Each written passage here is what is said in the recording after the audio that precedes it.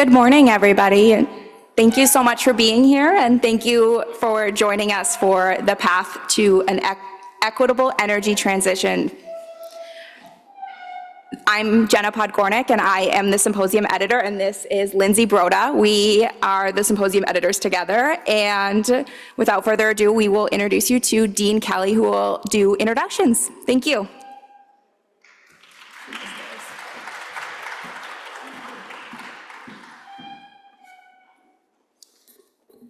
Well, thank you, and thank you so much for coming to this important symposium, The Path to an Equitable Energy Transition. Just want to say a few thank yous and get us kicked off here. So first of all, a thank you to all of the student editors of the Journal of Law and Public Policy. They did a fantastic job organizing this symposium on this topic. They have a lot of work ahead of themselves, too, on publishing the symposium. In particular, I want to give a shout out to Editor-in-Chief Anissa Omar and the two symposium editors that we have today, Lindsay Broda and Jenna Podgornick. So please give it up for all of the students.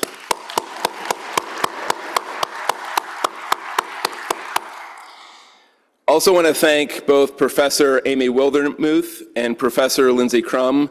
They did many, many hours of thinking about the program along with the students to make sure we had top-notch speakers from all sectors, the academia, nonprofits, business, government.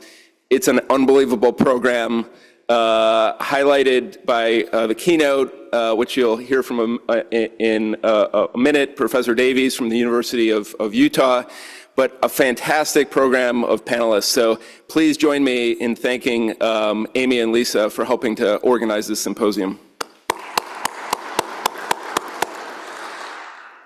And last but not least, thanks to all of you for coming. I know everybody has busy schedules, but on an important topic like energy transition and how to think about the future of energy in this country, in this world, in this state, to take the time out to think through the important issues, we just thank you for being here. A couple just notes. I think one of the areas that makes energy law and environmental law so fascinating is the intersection of so many different policy considerations and competing interests. So there's obviously a huge scientific component to what's going on. There's a huge regulatory component. The issues with the legal issues from administrative law to environmental law, the different sectors that need to come together to think about solutions, whether it's folks who are doing building and construction, which is very important, whether it's folks who are on the energy transmission side, the different types of energy, maybe most obviously as we transition from certain types of energy to others. So you have issues of economics, law, politics, sustainability, and science. That's what makes this topic so exciting. And it's also a super timely topic in the sense that right now, there are periods in history where there are not shifts in thought about different energy sources and different modes of transmission. This is not one of those. It's one of the leading topics, whether you're looking on law journals, whether you're looking on ripped from the headlines in the papers, whether you're thinking about political debates and policy debates. This topic is at the forefront. I want to highlight, before I introduce Anissa to get us started, just want to highlight a few things and a few, over the years, examples of interest that I've come across. Part of my background is in property law and real estate, and sometimes real estate investors, developers, et cetera, aren't known necessarily for being the most environmentally conscious. Some are, but some are not. I want to point to a recent project, though, that actually illustrates, I think, is a nice example of real estate coming together with energy transition and thinking about equitable energy transitions. Some of you may know about the project. It was highlighted actually on 60 Minutes shortly after Hurricane Katrina. and it's the Babcock Ranch development, right? So Babcock Ranch is in Southwest Florida. It's actually a huge new development, but very environmentally conscious. It's known as the first solar town in the United States. So first of all, when they were thinking about building this large master planned community, and again, oftentimes you don't think of those as being necessarily consistent with environmental goals, but they were very, very interested in stewardship. So actually 90% of the land was put aside as environmentally sensitive. The remaining 10% of the land they're using to develop, it's actually larger than the acreage of the island of Manhattan. So a huge potential area for development, but 90% was put aside as environmentally sensitive. On top of that, it's 100% solar. So in thinking through this new innovative town, 100% solar. And the reason why it was featured on 60 Minutes was because when Hurricane Katrina came through, it was basically one of the only places in Southwest Florida that did not lose power. So if you're interested more in that, please check it out. So that's kind of on the big scale. On the small scale, just want to point out another company that I became familiar with over the years called Mission Energy. And what they try to do is work with nonprofits to think about solar and other solutions. And there's a St. Thomas connection there because the co-CEO of that is actually, if you go down the hallway, there's a portrait of the Roundhorse family. The son, Jeff Roundhorse, is very connected to St. Thomas's family, and he's at the forefront of thinking through these issues with his company and energy transition, with a specific focus actually on helping religious nonprofits think about how to better use their facilities. So I know there are lots of topics to come in thinking about the regulation of all this, the governance, law, and public policy. So again, thank you very much for coming, and I'd like to call forward our editor-in-chief of the journal, Anissa Omar. Anissa.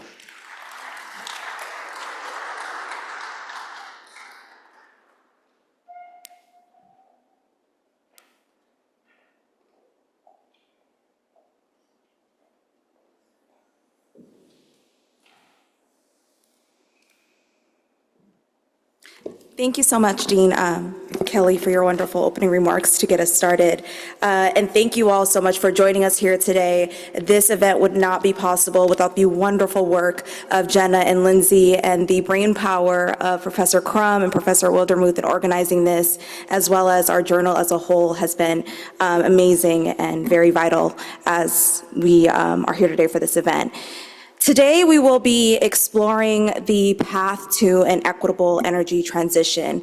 And with the increasingly visible impacts of climate change, pressure continues to mount to transition, and ever more quickly the fossil fuels and ever more quickly from the fossil fuels to renewable energy. While such transition is critical to mitigating the worst impacts of climate change, as with climate change itself, the transition to renewable energy has its own social, economic, and health impacts that our wonderful panelists and keynote speakers here will be exploring. We'll be discussing maybe the potentials of a better approach to handle the issues in regards to energy transition, and we will center and discuss the principles of equity, of inclusivity, and of justice when it comes to long-term sustainability. Today's symposium is made possible with the wonderful support of the Minnesota State Bar Association, the Public Utility Section, who will be joining us here for lunch and discussing the amazing work that their organization as a whole is doing here in the Twin Cities and in Minnesota as a whole. With that, I will be introducing our amazing keynote speaker, Professor Lincoln Davies, who is an internationally recognized expert in energy law and policy. He has written extensively on laws that promote renewable energy, as well as on the clean energy transition. His most recent work focuses on the development and governance of electricity markets in the United States. His research has been sponsored by the U.S. Department of Energy, the South Korean government, the Brookings Institution, the Alfred P. Sloan Foundation, the Heising Simmons Foundation, among many others. He is the co-author of one of the nation's leading energy law textbooks. In 2012, he was named the McCloy Fellowship in Environmental Policy, and in 2024, the Elizabeth Yvette Distinguished Fellow at the University of Sydney Law School. He serves on the faculty at the University of Utah as Shea Quinney College of Law, where he is the Executive Director for Energy, Resource, and Environment Programs, and co-director of the Wallace Stegner Center for Land, Resources, and the Environment. Without further ado, please help me welcome Professor Lincoln Davies.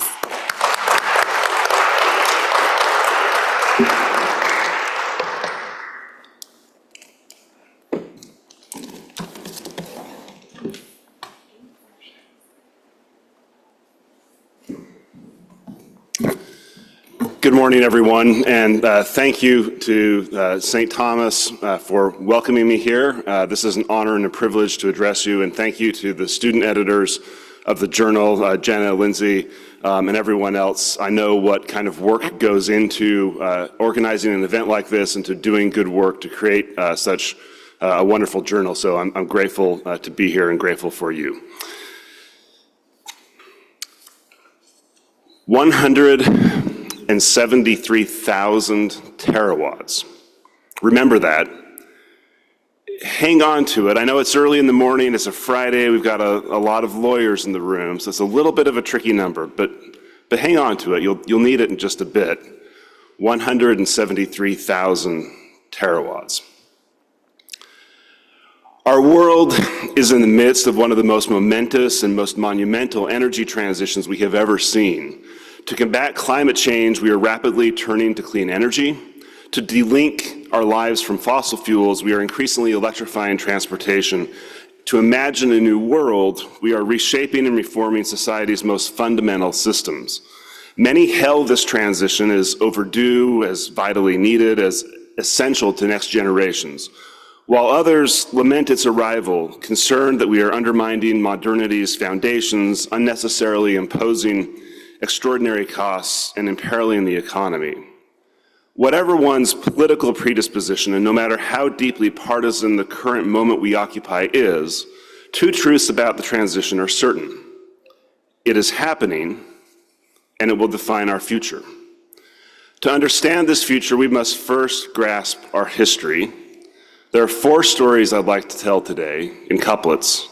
Let's begin. Transport yourself with me about 1,200 miles from here and 240 years ago to 257 Pearl Street in the heart of New York City's financial district. The year is 1882, it's September 4th, a warm day, summer-like, just a brief spat of rain, almost 82 degrees. Nearby, the newly constructed Brooklyn Bridge glistens. Outside, horse-drawn carriages clip-clop up and down the streets, avoiding pedestrians, moving businessmen from one meeting to the next.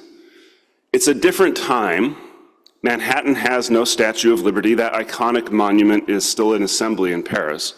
23 years prior, in Pennsylvania, the first commercial oil well began operation. The incandescent light bulb is not yet 3 years old. Most people light their homes with gas lamps or well oil or candles. Across the nation, for many, when the sun sets, darkness falls and the day is effectively at an end. In Manhattan, it's late in the afternoon, almost 3 o'clock. The mastermind behind 257 Pearl Street is the Wizard of Menlo Park himself, Thomas Alva Edison. Centuries later, Edison is often lionized, but the reality is more complex. Edison is an iconoclast, a paradox, the embodiment of contradiction. As a child, his school teacher called him, quote, a little addled. By age 39, he was a millionaire. One of his first experiments burned his father's barn to the ground, leading young Edison to be whipped in the public square. His later experiments led to 1,093 patents, making him history's most prolific inventor.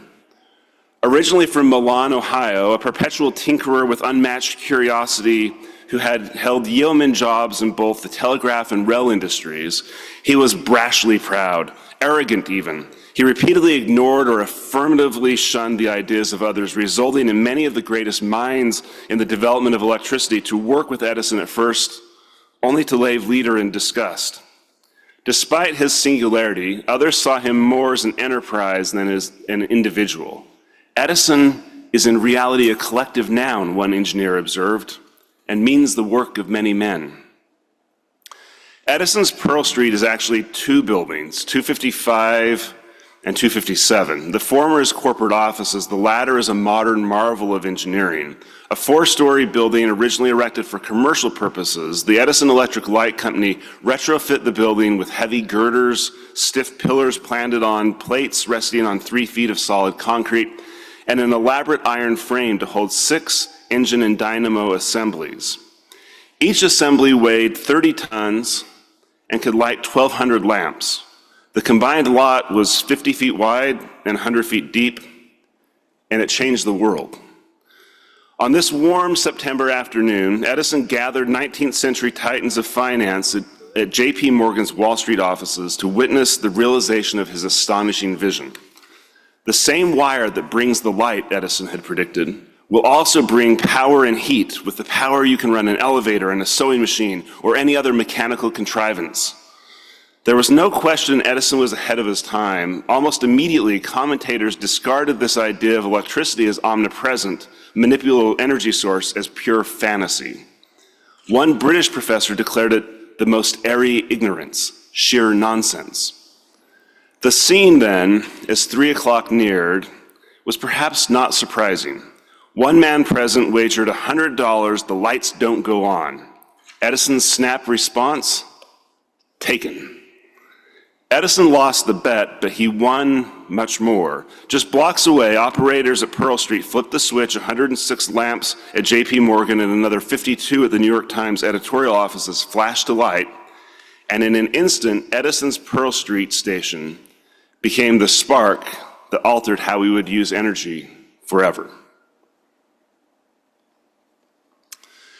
Everyone knows Edison.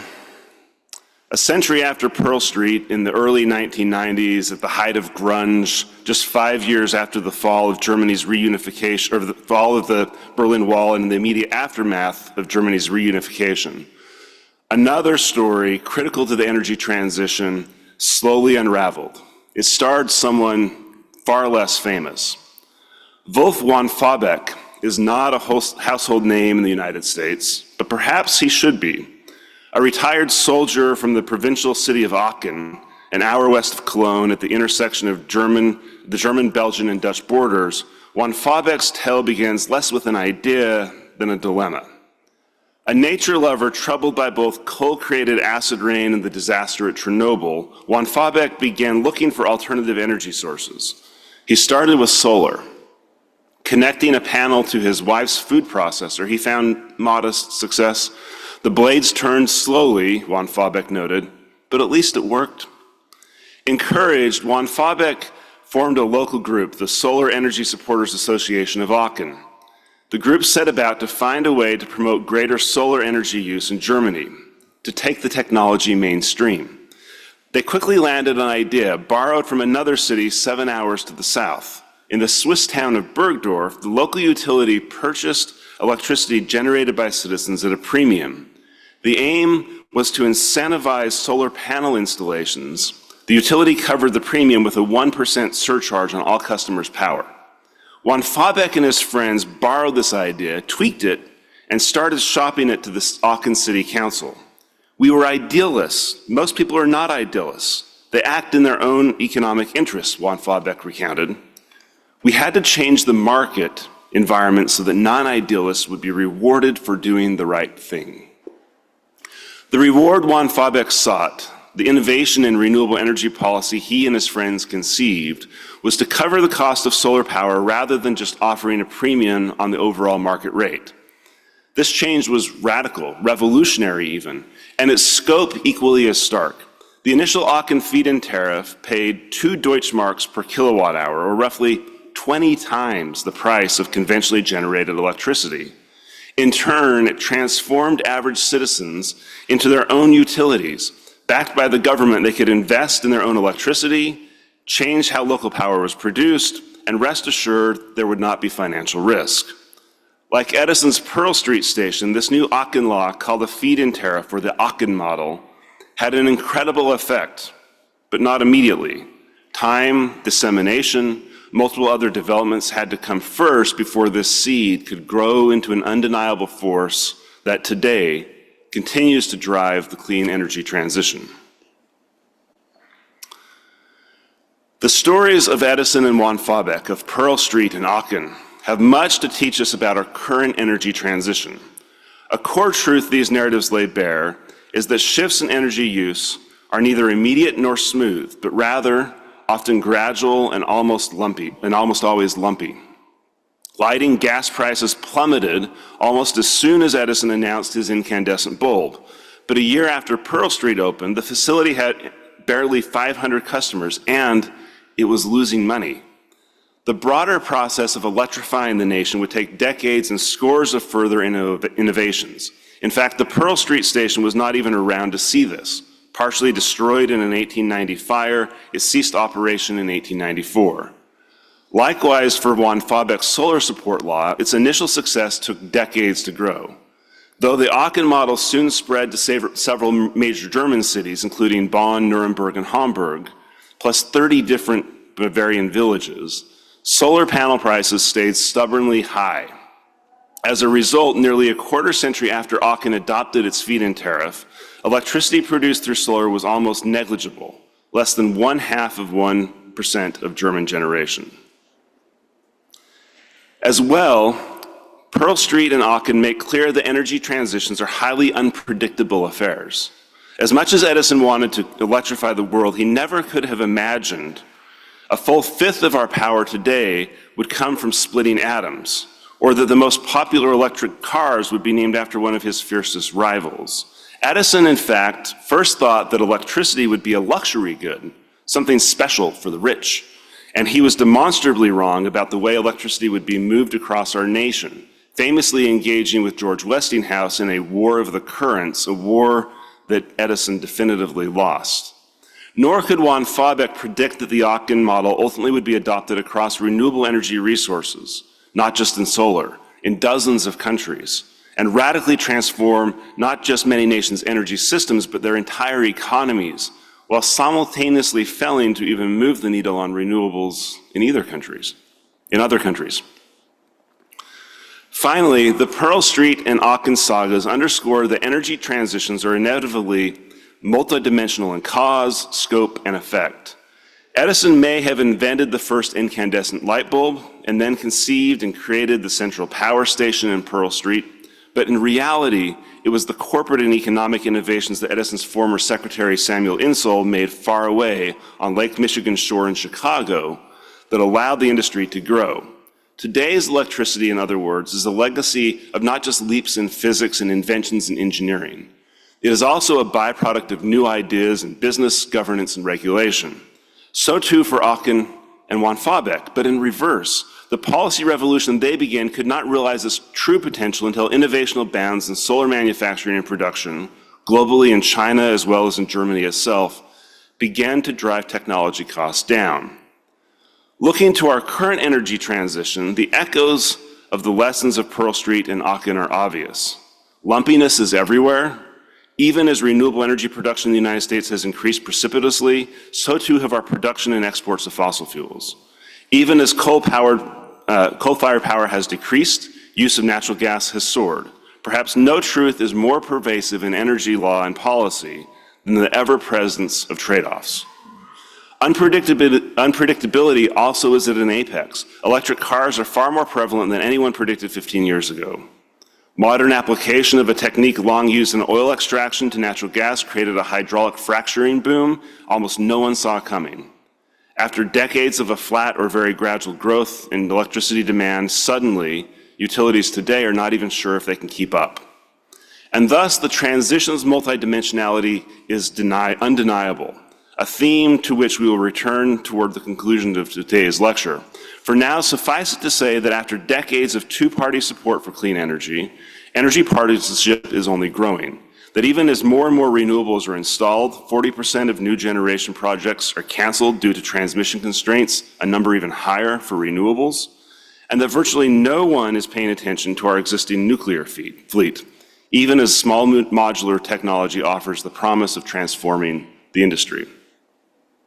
What then Pearl Street and Aachen leave us with is far fewer easy answers than difficult questions. Can we move to 100% clean electricity? If electricity is the linchpin in the clean energy transition, can and will vehicle fleets follow? How virtuous can the circle of creating energy used to make the infrastructure for these sectors of our economy become? Is clean energy just a climate mitigation strategy, or is its greater weight in its ability to help us adapt to climate change? Do the massive energy shifts we are undergoing add up to a transition, or are they a revolution? Or, as some fear, neither?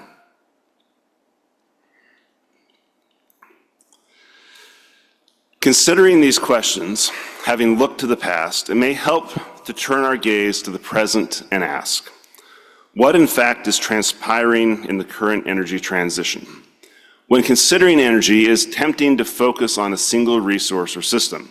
This is a temptation we must resist, not only because it risks myopia, but because energy resources and systems are so deeply interrelated, interwoven, and interconnected. A more useful approach is to consider the energy transition from the perspective of three primary systems that comprise this ecosystem: electricity, transportation, and end use in industry, business, and homes. Assessing the transition from this perspective reveals a more complex and more complicated societal shift than we might glean from daily headlines. To date, electricity has shown both the most promise and the most success, and that success is only gaining momentum. A quarter of a century ago, the nation produced 88% of its electricity from fossil fuels and nuclear, and 53% from coal alone. Natural gas, a much cleaner energy source than coal, and one the federal government once banned from electricity production, comprised only 14% of our electricity generation. Renewables were stagnant, little was being added to the system, and almost all the production came from large hydroelectricity facilities. Today, this image has been turned on its head. In just 25 years, coal-fired electricity has shrunk to a mere 16% of generation, and natural gas has effectively supplanted it, comprising 43% in 2023. At the same time, renewables have soared. They now make up 21% of the United States' overall production, a staggering rise by any measure. More vitally, virtually all the electricity sector's momentum is in this direction. A dirty secret of all energy transitions is that path dependency necessarily slows turnover. Infrastructure's long lifespan matters. Nonetheless, almost all new electricity generation being installed in the United States is clean. In 2023, 88%, and planned for this year, 96%.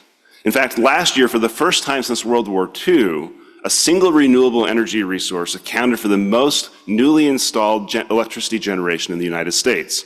The winner 80 years ago, hydroelectricity. Last year, solar. The transportation sector, like electricity, also has reason to boast.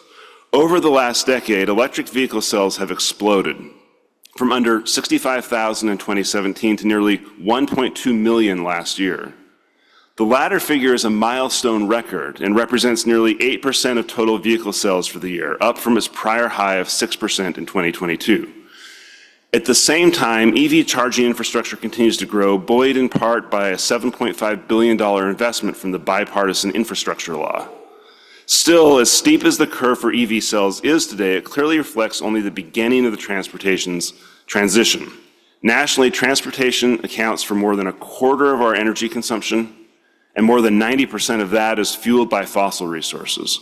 Gasoline alone comprises more than half of our transport energy consumption, and we remain a long way from powering airplanes with anything other than petroleum products. Where we lag farther still is in other end use. Fossil fuels continue to make up half or more of energy consumption in the residential and commercial sectors, and that is before taking electricity use into account, which of course comes in part from fossil resources. Industry fares even worse. In 2022, a full 78% of its primary energy consumption came from fossil fuels, in addition to a secondary reliance on those resources through electricity. More notable, those figures are stagnant.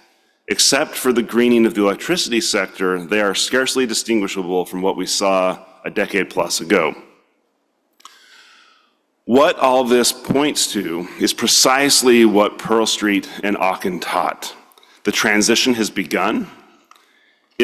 But it is lumpy, not smooth. Its speed and scale are unpredictable and nonlinear, and what is driving it is as complex and multivariate as the shape of the transition itself. Understanding how that shape might change and reform in coming years, then, is perhaps as vital to knowing its current contours. To that end, let us consider two final stories. When you think of green energy, many Americans quickly default to coloring the map in blue and red. This week, this year, but perhaps mostly this week, we have sometimes slipped into this kind of thinking. It's an easy thing to do. It is also a mistake. Last year, four of the top 5 wind-producing states were jurisdictions that voted for the Republican presidential candidate in 2020 and 2024. These 4 traditionally red states, just these 4, also accounted for nearly half the nation's wind energy production in 2023. Top of the list, by a massive margin, Texas. In fact, in 2022, Texas's nearly 19,000 wind turbines generated roughly 114 terawatt hours of electricity, accounting for more than 26% of all U.S. wind-sourced electricity. Texas was also the first state in the union to hit 10,000 megawatts of installed wind generation, and in 2022, and until 2020, it remained the only state in the union with that much wind power on the grid. Wind's benefits in the Lone Star State are real. In 2022, 26,135 wind energy jobs with an average annual income of $110,000. And in 2021, $1.7 billion in gross domestic product from the industry. How is this possible? How can a state known since the mid-1800s for its oil and gas production, a state that is home to a full 2/3 of the nation's petrochemical jobs, lead the United States in wind power? Let me tell you a secret. It's not just that everything is bigger in Texas.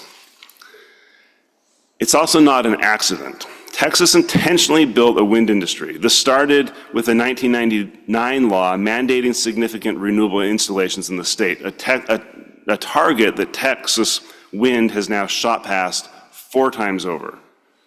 6 years later, in 2005, Texas adopted another law that aimed at easing construction of large transmission lines to move power from West Texas and the state's panhandle to where wind resources are greater, to Texas's massive cities where people live and industry demands energy. And this worked. The state has built over 3,000 miles of these highly efficient transmission lines in its competitive renewable energy zones, while other jurisdictions have remained bogged down in local resistance and bureaucratic lethargy. Another key in Texas, government didn't let politics get in the way of good policy. As former President George W. Bush, who was governor of Texas in 1999 when the law passed, recounted, "One day I said to Pat Wood, 'We lack wind, go get smart on it.' Now that's not very Shakespearean, but he caught my drift." This small gubernatorial push wasn't all that wind needed to grow in Texas, but it undoubtedly mattered.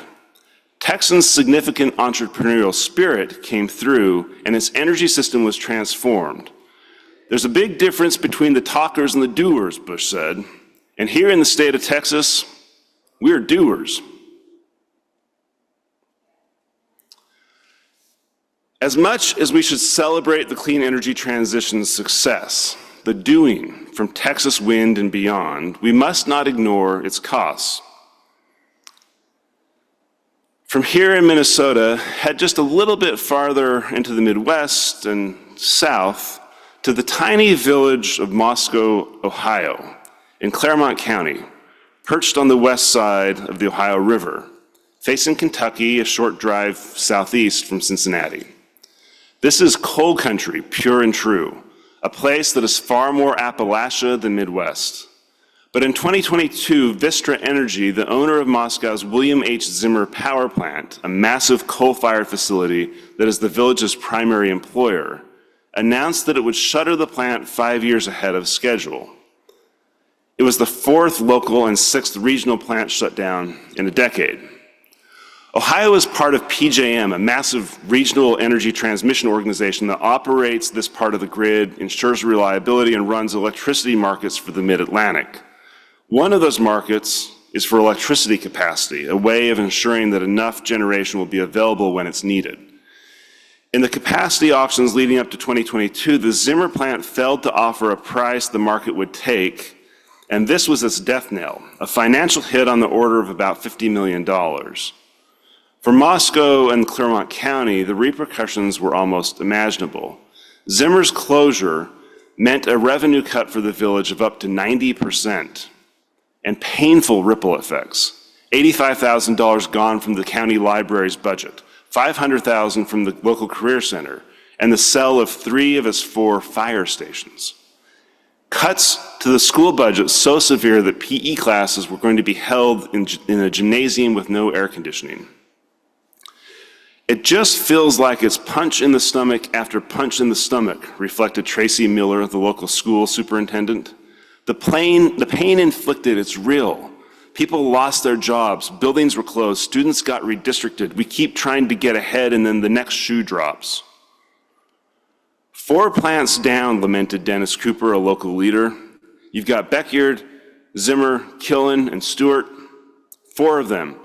And there's 150 workers at each one of them. You do the math. The Moscow village mayor, Tim Suter, was just as pointed. We live and die with the facility next door, basically. It's sad, devastating. People need to understand that.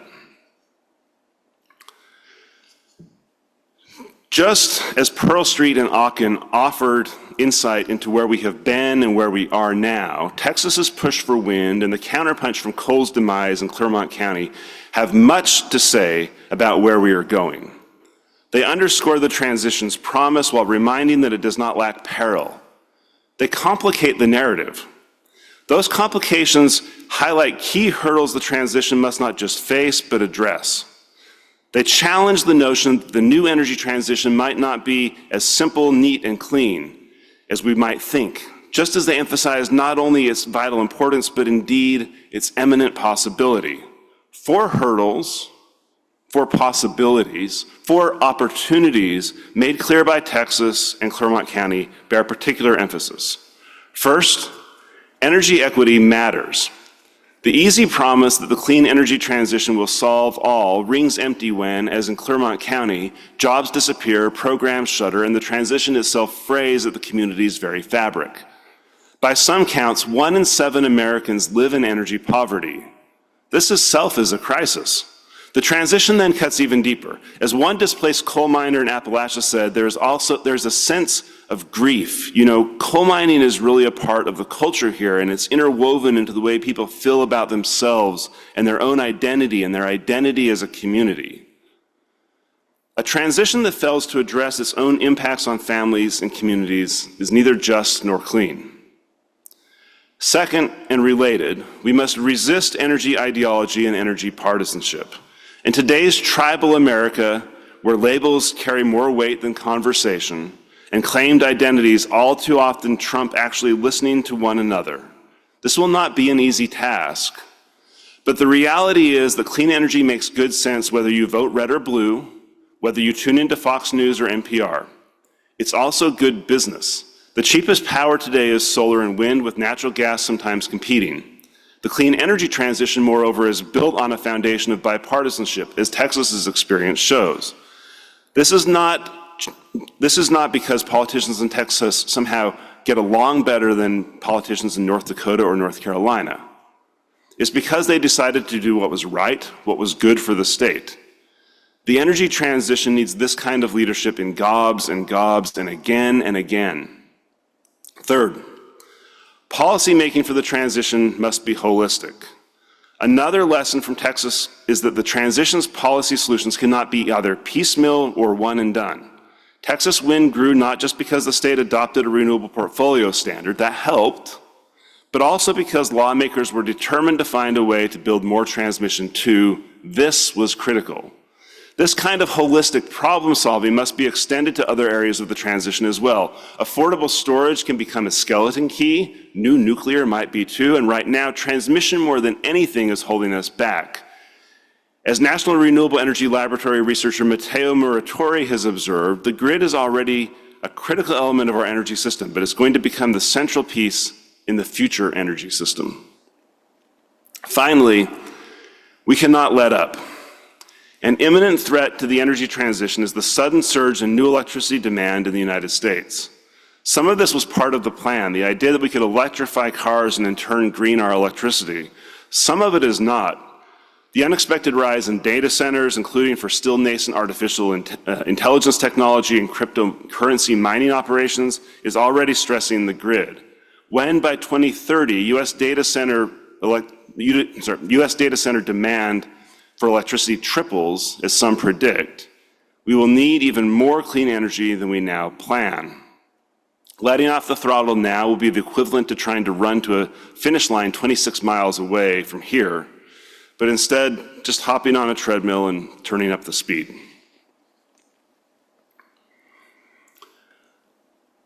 Four summers ago, as July edged into August and autumn inched onto the horizon, in the swirling turmoil of the global COVID-19 pandemic and the nation's reckoning with racial injustice after George Floyd's murder, I called my mother.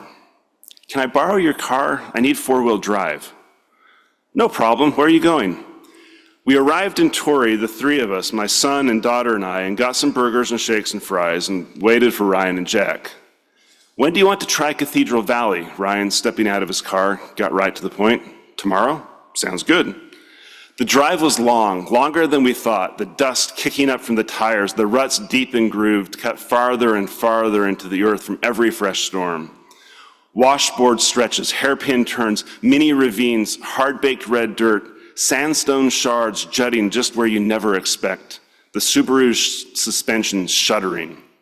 So hot. 106 on the dashboard thermometer. Is the AC broken? Crack the windows. Nope. A literal oven outside. Kids asleep in the back seat, mouths agape, music blaring. Nirvana? Pumpkins? Death Cab. The National. The Chicks, that for sure. Natalie Maine's voice, straight from God. Conversations in and out, familiar and easy, suspended like dust, glittering in the angled white sun. Sports. Can the Jazz rebuild? Will it take the Cubs 71 years to win again? Politics, no comment. Food, how do we get more Bayless? Kids, potential colleges, running, no more marathons, swimming, triathlons, old ideas, new observations, reworn debates. Do you know the one between Paul Ehrlich and Julian Simon, this fight over whether the world is collapsing or humans are an infinite resource? Seems relevant to climate change in our energy system. Or is it the other way around? Gun it, engine revving, 40, 45, 50, huge streaming clouds of dust, no one around, no one for almost an hour. Too fast? Finally, around a bend, the road open and wide and wide and wide. Cathedral Valley, we've made it. Wake the kids, check the sign, drive the short turn-off road left. I get out. We talked about this for weeks. We weren't sure we could make it. Life is always fragile, and for so long that summer, it felt it. I look, and the kids are scrambling up the base. The temple of the moon looms heavy above, the temple of the sun behind. Carter and Jack's laughs echoing off the sandstone, some stupid joke. Cambria's high-pitched little girly girl sassy squeak, "Wait for me, guys."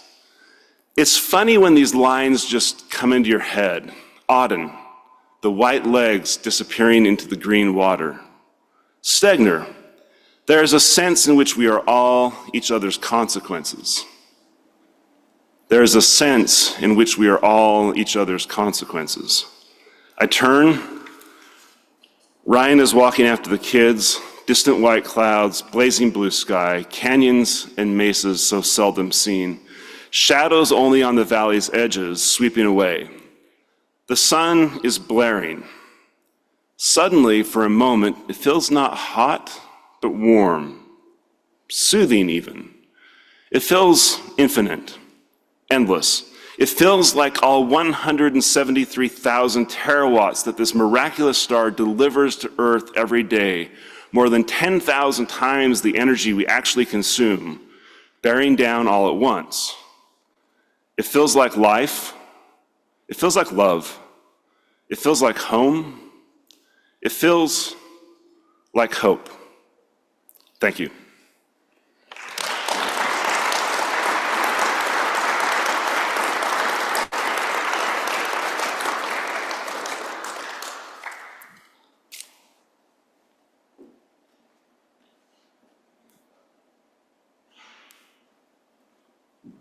So Jenna, are we doing questions? I'm happy to do questions, but if we need to move on, it's also fine. Yes, we do have time for a few questions Okay, if the audience great. has any.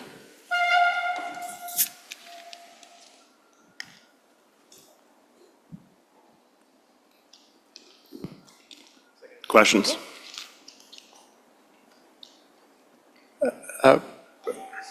Professor Davies, could you talk a little bit more about the changes the state of Texas made to sort of facilitate the development of all that transmission?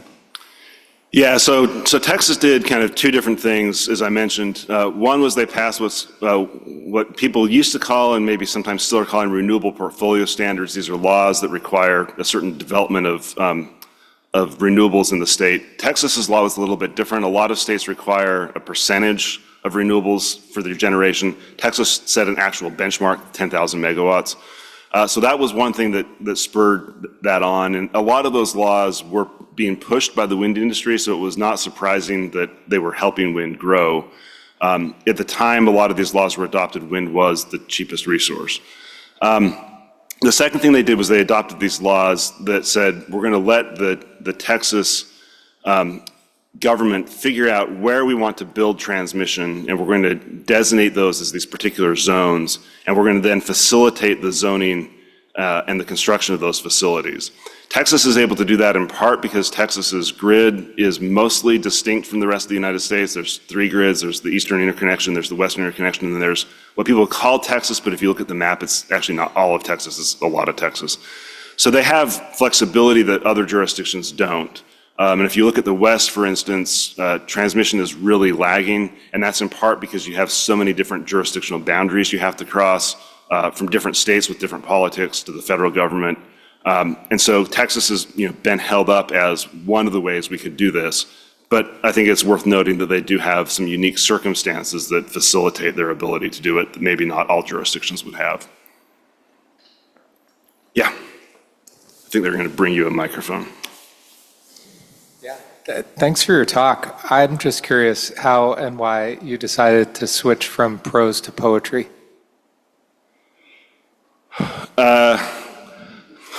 It's a great question. I work at the University of Utah, where Wallace Stegner had taught for a long time. The center where I work, or that I help run, is the Wallace Stegner Center. I was in Ohio for 5 years, and Utah is home. It's where I was born and raised. And so as I come back, I've been reading more Stegner, and I guess he's in my head. Maybe he ought to be in more of our heads.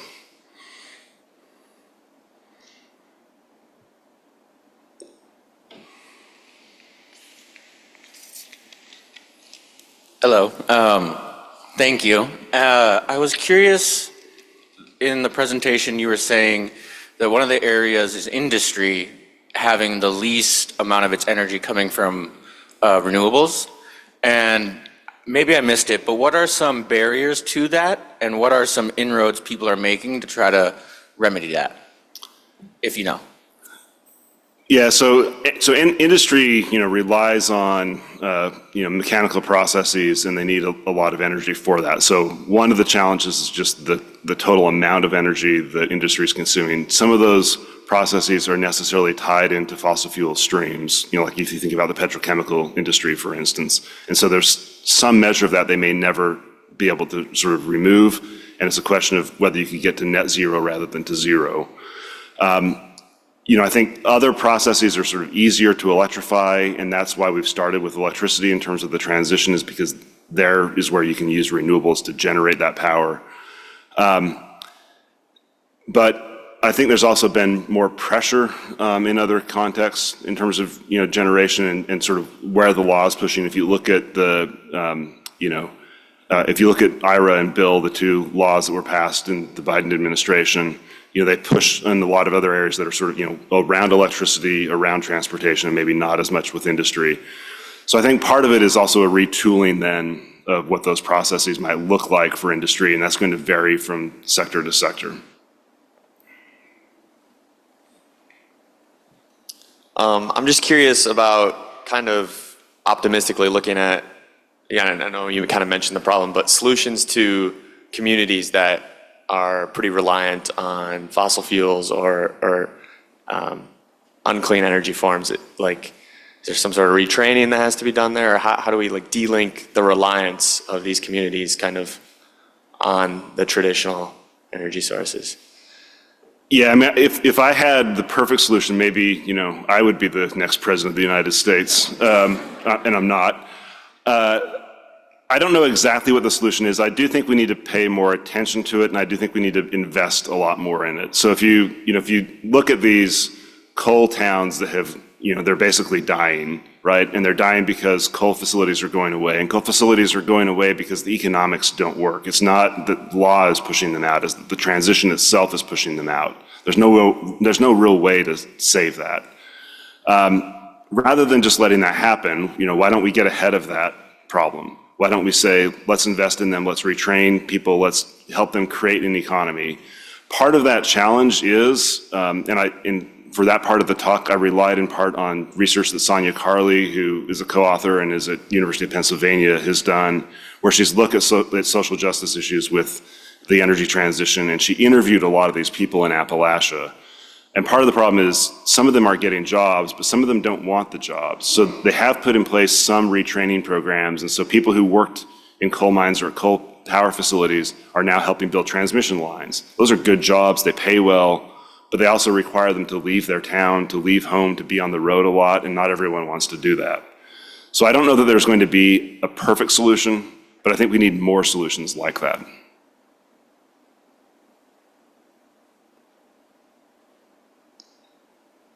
All right, well, thank you all so much.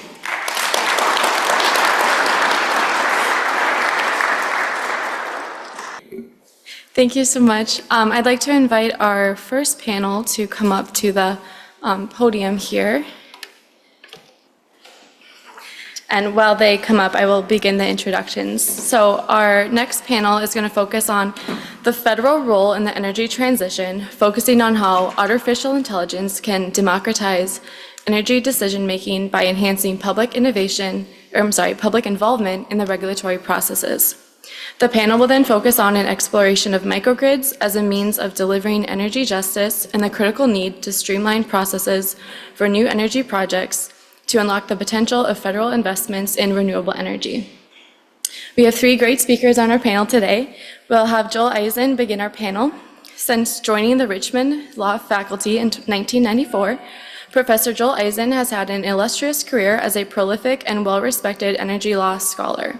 He is a co-author of a widely adopted textbook on energy law, energy, economics, and the environment, and the author of the comprehensive book, Advanced Introduction to Law and Renewable Energy. He has also authored numerous books, book chapters, treatises, and law review articles on electric utility regulation and clean and renewable energy topics. His scholarship has appeared in journals at Harvard, UCLA, Duke, Florida, Notre Dame, George Washington, Utah, Fordham, Illinois, Wake Forest, UC Davis, and William & Mary Law Schools, among other venues. In recognition of his contributions to scholarship, the University of Richmond granted him its Distinguished Scholar Award in 2022. Vermont Law School named him its Distinguished Energy Scholar in 2019, and Richmond Law named him the inaugural Austin Owen Research Fellow for 2013 to 2018. His article, Residential Renewable Energy, By Whom?, was honored as one of the top 4 environmental law articles of 2011. In addition to courses in energy law, he teaches courses in federal administrative law and environmental law and policy. Professor Eisen is a graduate of the Stanford Law School and the Massachusetts Institute of Technology.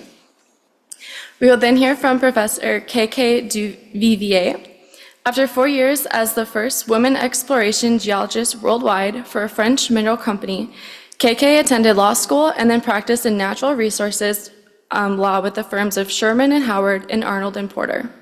She later worked as an assistant city attorney for the city and county of Denver and as the reporter of decisions for the Colorado Court of Appeals. Professor Duvivier began teaching full-time at the University of Colorado School of Law in 1990 and joined the faculty at DU in 2000 and is currently the John A. Carver Chair in Natural Resources Law. Professor Duvivier served as the director of DU's lawyering process and its environmental and natural resources law programs.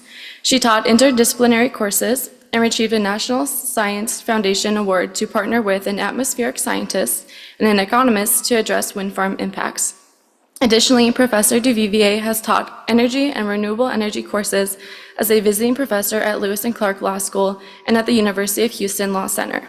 She currently coordinates the Colorado Solar and Storage Coalition while also serving on the International Advisory Board of the Sustainable Development Strategies Group. And last but not least for this panel will be James Coleman. James Coleman is a professor at the University of Minnesota Law School and a senior fellow at the American Enterprise Institute. He specializes in North American energy infrastructure, transport, and trade. He teaches energy law, contract law, and international energy development. Before joining Minnesota, Professor Coleman taught at Southern Methodist University's Dedman School of Law, the University of Calgary's Law and Business Schools, and Harvard Law School. Professor Coleman received 2 degrees from Harvard University, a JD, and a BA in biology.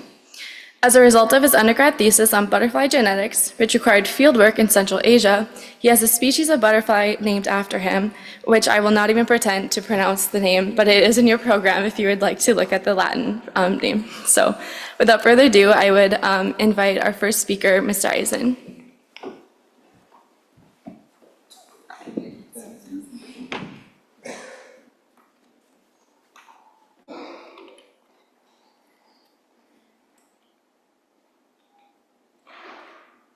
All right, good morning. Thanks for having me here. Thanks to our symposium editors for doing an amazing job bringing this all together. I know what this takes. It's pretty amazing. And thanks to Lincoln for an awesome keynote. All right, I have a question for those in the audience. Now, Lincoln went by this pretty quickly in his speech. You might have heard this and you might remember it. If you've heard the words artificial intelligence and energy. How many of you have heard those words in the same sentence? A show of hands right now. A lot of you, okay? Now, what have you heard? I know what you've heard. You've heard that data center growth is going to demand a lot more energy. Where's it going to come from? Hopefully it's going to come from clean energy, but that's not what I'm here to talk about today. There are people who are working really hard right now to solve that problem. That's not what I'm here to talk about. This is a project that I'm doing with Professor Heather Payne at the school that Lincoln just came from, Ohio State Law. And it's called Artificial Intelligence and Energy Democracy. And what we're trying to do is use AI for good. Use AI for good. Use AI to empower people called interveners, and I'm going to describe who they are, to intervene, to take part in the regulatory proceedings of state public utility commissions. All right, now you've all heard this. You've all heard that as the use of AI soars, its energy demand is going to as well. Generative AI requires a lot of electricity, and electricity demand is going to go up, in some cases a lot. By some indications, all of this nation's growth in the demand for electricity in the last 2 years is from data centers. So yeah, it is a problem. All right. The headlines, you've all seen the headlines, all right? we have a looming challenge here that we need to meet. Right.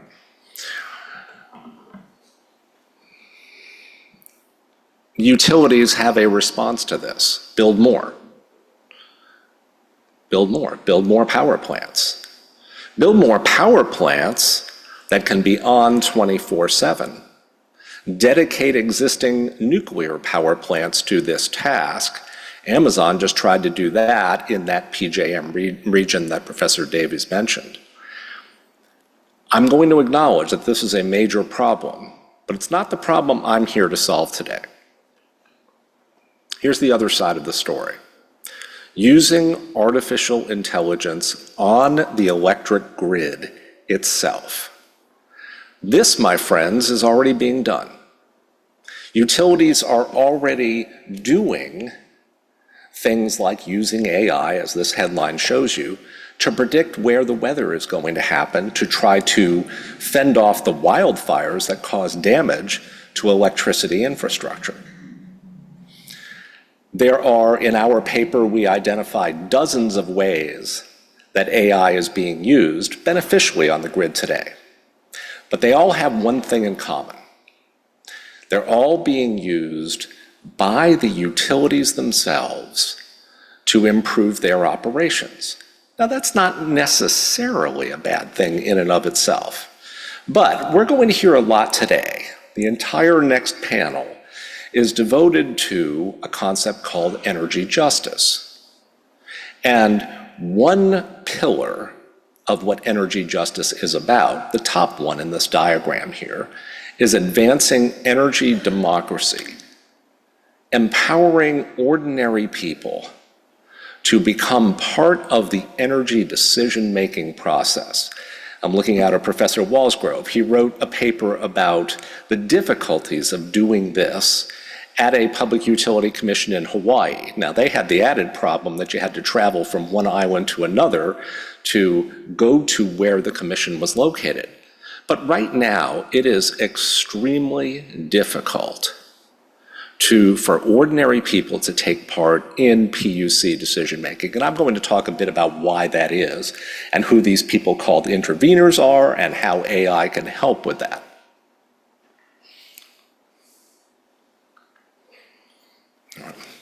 We talk about a concept called procedural justice. When we talk about advancing energy democracy, part of what we talk about is helping people take part in the decision-making process. And here's where these entities called public utility commissions come in. And again, I'm assuming for many of you who are students who are on this journal that you have no idea what I'm talking about.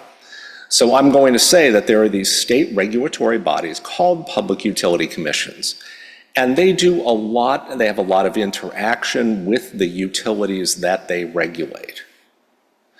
For one, they have rate cases, proceedings where the utilities come to them and say, we would like to build a power plant and we want the public to pay for it. What if a utility decided, emboldened in the wake of this week's events, that what it wanted to do was build more natural gas-powered plants and fewer green energy plants? What it would do is go for approval to its state commission for the license, if you will, to build that plant. And here's where we think AI can come in. Right now, if you wanted to go to the Virginia State Corporation Commission, that's my home state's public utility commission, to challenge an application by a utility to build a new power plant, it would be extraordinarily difficult for you to do so. This is a snapshot on the right of one page of what's called the docket, the place where all of the papers and filings are compiled for any individual rate case. And as you can see, it's difficult to read, has PDF attachments. You wouldn't necessarily know what you were looking at. And what we would like to do is use AI to help people who want to understand what this is and do something about it to take part in proceedings. I could speak about using AI to empower anybody in this room. But instead, we have focused on people called interveners. Those of you who've taken civil procedure, you probably know what intervention is. Intervening means you ask the commission to take part in the proceeding as a full party. And one of the reasons that we have chosen to focus on interveners is that they have the rights of a full party. They have the rights to call witnesses, to conduct discovery, and to make proposals of their own. What they can do, if they are empowered to do so, is challenge the assumptions that the utility makes. The utility says the new power plant will cost X millions of dollars. Maybe we can challenge that. Maybe we can say that's not the amount of money we should be spending on this kind of power plant right now. In fact, maybe what they could do is suggest an alternative proposal. Instead of building a natural gas power plant, let's rely upon renewable energy. If you have the right as a party to intervene, you have a seat at the table. You have the ability to make all of these presentations.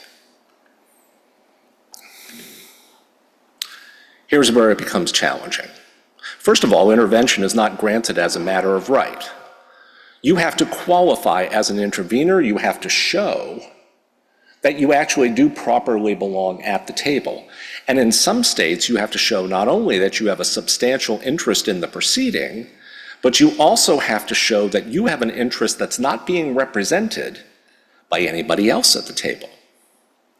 You also run across what we call an information asymmetry. This is a picture right here of the legal department of Dominion Energy, the major utility in my home state of Virginia. There are 3 people in this picture who I taught. Right? Look how many people there are. Look how many people there are here. Right?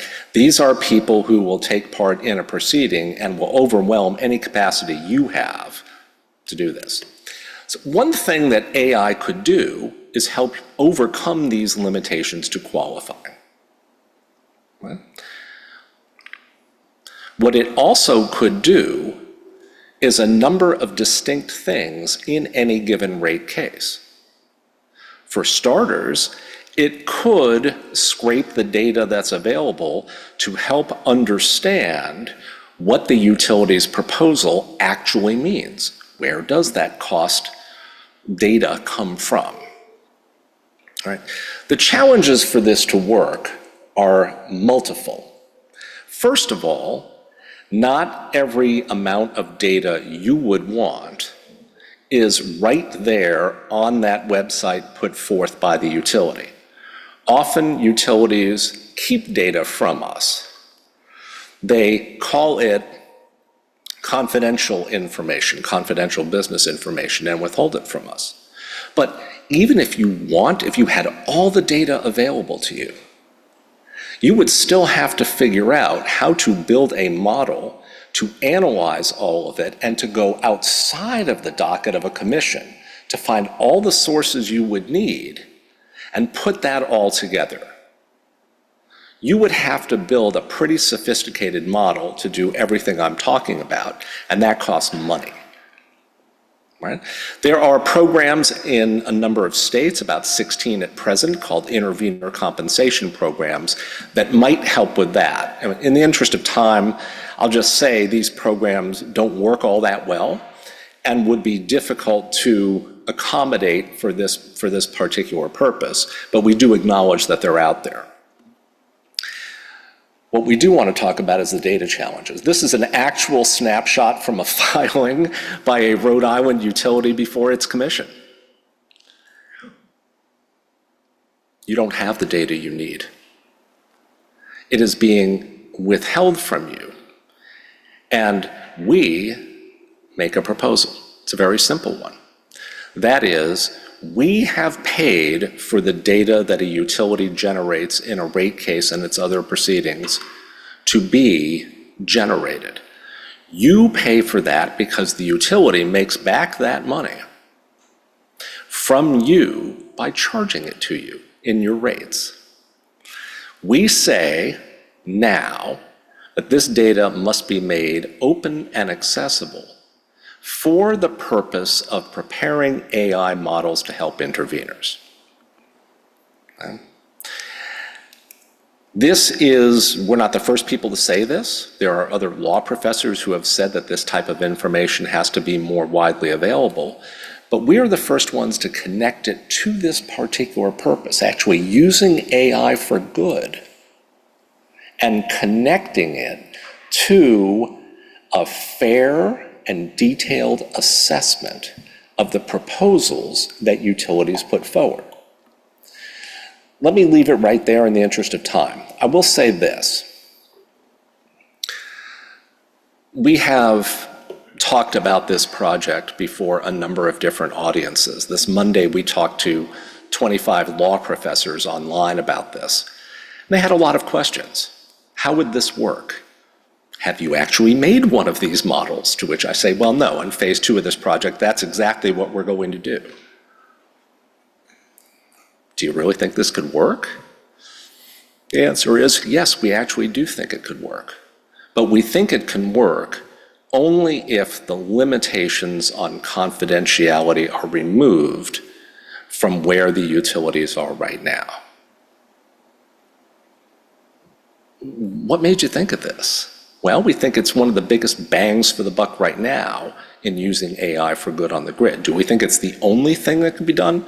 Of course not. You all might have different ideas. But we look forward to further conversation about this. And believe me, I've entertained numerous questions about this idea over the last couple of months, and I'm more than willing to continue the conversation with you here today. Thank you very much.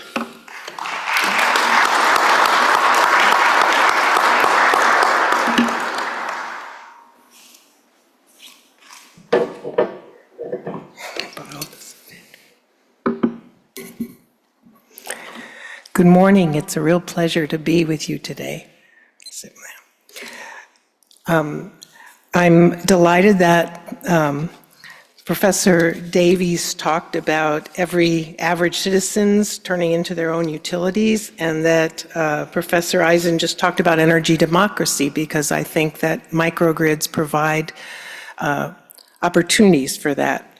So what I'm going to talk about today is, how many people have heard of microgrids?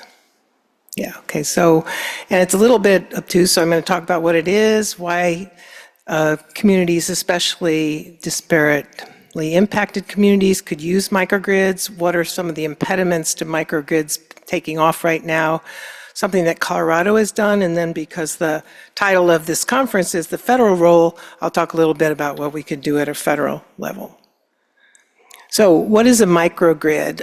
As Professor Davies was talking about with the origins of our system, we've had unidirectional or one-way power, right? We had the station at Pearl Street that used coal to generate, and sometimes those early ones were hydropower, but used a large facility, and then they either through transmission lines or distribution lines sent it to the customer. What I'm talking about is, going the wrong way, so we had, generation, transmission, and then distribution. What a microgrid is bidirectional power. So basically, now that we have the power to generate our own electricity on our rooftops, also there could be other sources, wind power in different locations, that it can go in different directions. You don't just have a centralized plant. And then one key thing right now for the microgrids is the microgrid controller that I show there in the center that regulates those loads and that generation so that you could work within an island. So those are a couple of the things that are part of the definition right now of a microgrid. And we're going to see increased potential for microgrids in that as we adopt electric vehicles, we're carrying around storage. So we don't need to buy a Tesla Powerwall. We could have our car be part of the storage. So again, I'm not going to focus too much for the sake of time, but I can get back if anyone has questions about the definition of a microgrid. But as I said, it's bidirectional power. Usually right now with the controller, there is some talk of technologies that would eliminate the need for the controller and the ability to island off from the grid. So here's some just examples of microgrids in the United States.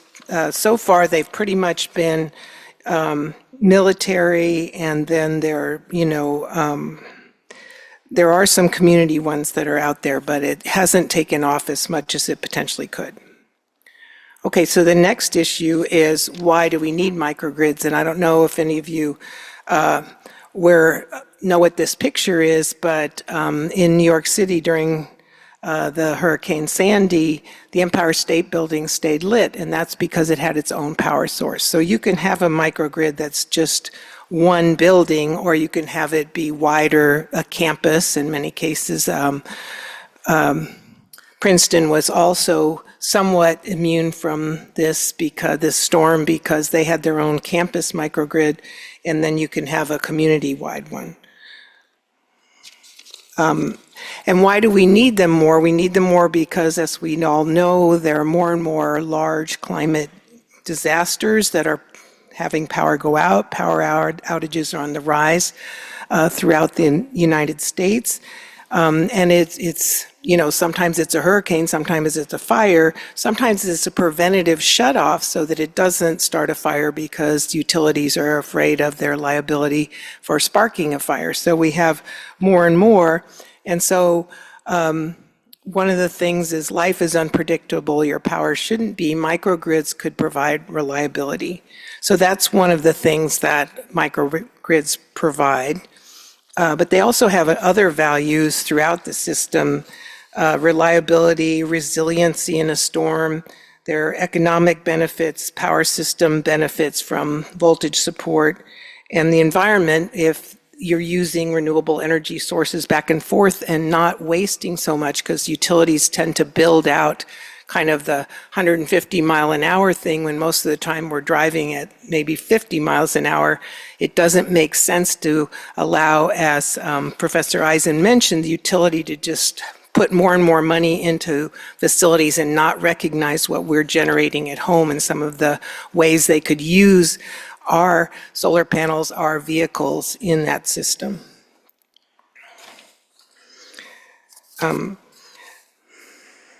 So you don't need to look at Colorado specifically. What are some of the impediments to microgrids? Some of you may have been aware in some of the equity issues that in California when they had the shutoffs, so there weren't fires, people weren't being evacuated, but large parts of the Bay Area and San Francisco had no power because the utility was doing these preventative shutoffs. Well, the people who could afford a Tesla Powerwall still had chilled wine to drink, whereas other people could not run their medical equipment. Actually, recently in Boulder, we had a preemptive shutoff, and some elderly person was stuck in one of those chairs that they need to have electric lift, so they were just stuck in their chair for a day. So there are serious issues of people who can't get what they need when the power goes off. And as we more and more electrify, we're more and more dependent on electricity. So a lot of people in California bought gas or diesel powered generators. Well, that's terrible for a number of reasons, right? The CO2 emissions, the air pollution that they generate, the noise that they give off. So alternatively, hopefully we'll go more toward renewable things like the Tesla Powerwall, or as I said, our vehicles. So the problem though is the cost. People who can't afford a Tesla Powerwall that was about $30,000 at that time. Now maybe it's down to $11,000. But vehicles, electric vehicles, are pretty expensive still. So what are some of the impediments? There that the utilities cost is one impediment, but another one is the entrenched monopoly investor-owned utilities don't want to give up any of their territory. They want to keep going with the system they have, that they build out huge infrastructure and get a guaranteed rate of return on it, and they don't want to use ours. So they have brought lawsuits against, in the past, for instance, in this situation, a third-party solar leasing company, because solar was pretty expensive to start, and they said, oh, well, now you're acting as utility in our exclusive franchise district, and you can't do that. And another problem is that utilities are some of the largest lobbying powers. Sometimes they're right up there next to petroleum companies, right? So utilities have a lot of money, and as, again, Professor Eisen showed you, they have a lot of personnel. I have some of my students representing our utility in Colorado, so they've got an army of people to do what they want. Colorado did a report on microgrids, so there's statutes there, and they identified a number of issues. Again, for the sake of time, I won't go into each of those in detail, but I'll start with saying that Colorado did pass a statute for a microgrid roadmap. Often in our legislature, I have a renewable energy law class where my students do draft legislation. And what we've heard from legislators who come in and work with my students in that class is that it's much easier to get a study bill or something like that passed, and then you have more information to try to actually bring legislation that'll go forward. So they've done that in Colorado. We had a study bill on microgrids, and we're still working on the report. But basically, they wanted to improve grid resilience and reliability for individual customers, provide microgrid infrastructure in locations where extending distribution infrastructure is not practical, because other people are going to be talking more today about transmission. And they can operate independently from the grid when there's electric outage. So again, here's the statute. And because this session is focusing on energy justice, one of the bigger issues is trying to identify what community should be protected by this, right? So disproportionately impacted communities are ones that we want to provide maybe more protection, because, as I mentioned before, they can't afford to just buy their own Ford F-150 or their Tesla Powerwall. We're working right now. I don't have the final report. It won't come out till December, but I have been involved in the process in Colorado, and I'm impressed with some of the things that they did to try to figure out what areas or what communities should be protected. And most of that was outlined in the statute. So it wasn't just based on income or traditionally disproportionately impacted communities. So one of the first things was to look at, I will go here, to infrastructure vulnerabilities and grid planning. So they're looking at the electricity infrastructure. That's one of the filters that they looked at to decide which communities to support. They looked at communities that are more going to be impacted by climate. And I think these are criteria that, again, I'm going to advocate that the federal government might consider as well, so that we are considering a number of factors. So who will be more impacted by climate disasters? Then we look at socioeconomic things. So what proportion of their electric bill, what proportion of their home income is the electric bill, communities that have been historically discriminated against, things like that. And then finally, utility reliability metrics. So is there less reliability? And not too surprisingly, in Colorado, we have these more rural communities in the state. Up along the Front Range, we have, a lot of infrastructure, we have a lot of wealth, but out in the more rural parts of Colorado, there's more need for the microgrids. And just to also point out that the U.S. has this federal climate and economic justice screening tool. So if you weren't aware of this already, there is available online this screening tool where you can look at different factors. So just the example here, I have some of their income and other criteria on the right there that you could filter out, but they don't look at all the factors that Colorado did, such as grid planning or climate variability specifically. Okay. So the next thing was, because I'm talking about community microgrids, the first thing was to figure out which communities should be given the resources. The other was, okay, what resources, right? So is it a fire station? Is it a hospital? Where should these be? And so we look at FEMA definition of what is a critical resource. And then in Colorado, they looked at additional things, and they allow the community to have some input on what they are. So this process that I think the Colorado Energy Office laid out is very helpful. It basically has community-led discussion of what we decide are our critical infrastructure areas. So I guess I'm somewhat advocating an approach like Colorado's. We haven't finished the process. There are things to be done.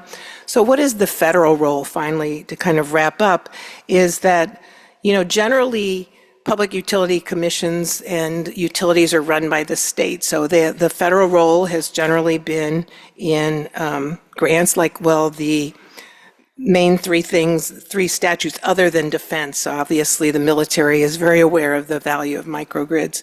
But the Consolidated Appropriations Act, the Infrastructure Investment and Jobs Act, and then the Inflation Reduction Act are three actual bills that have passed. So generally, there are grants to different groups. This is in the Consolidated Appropriations Act.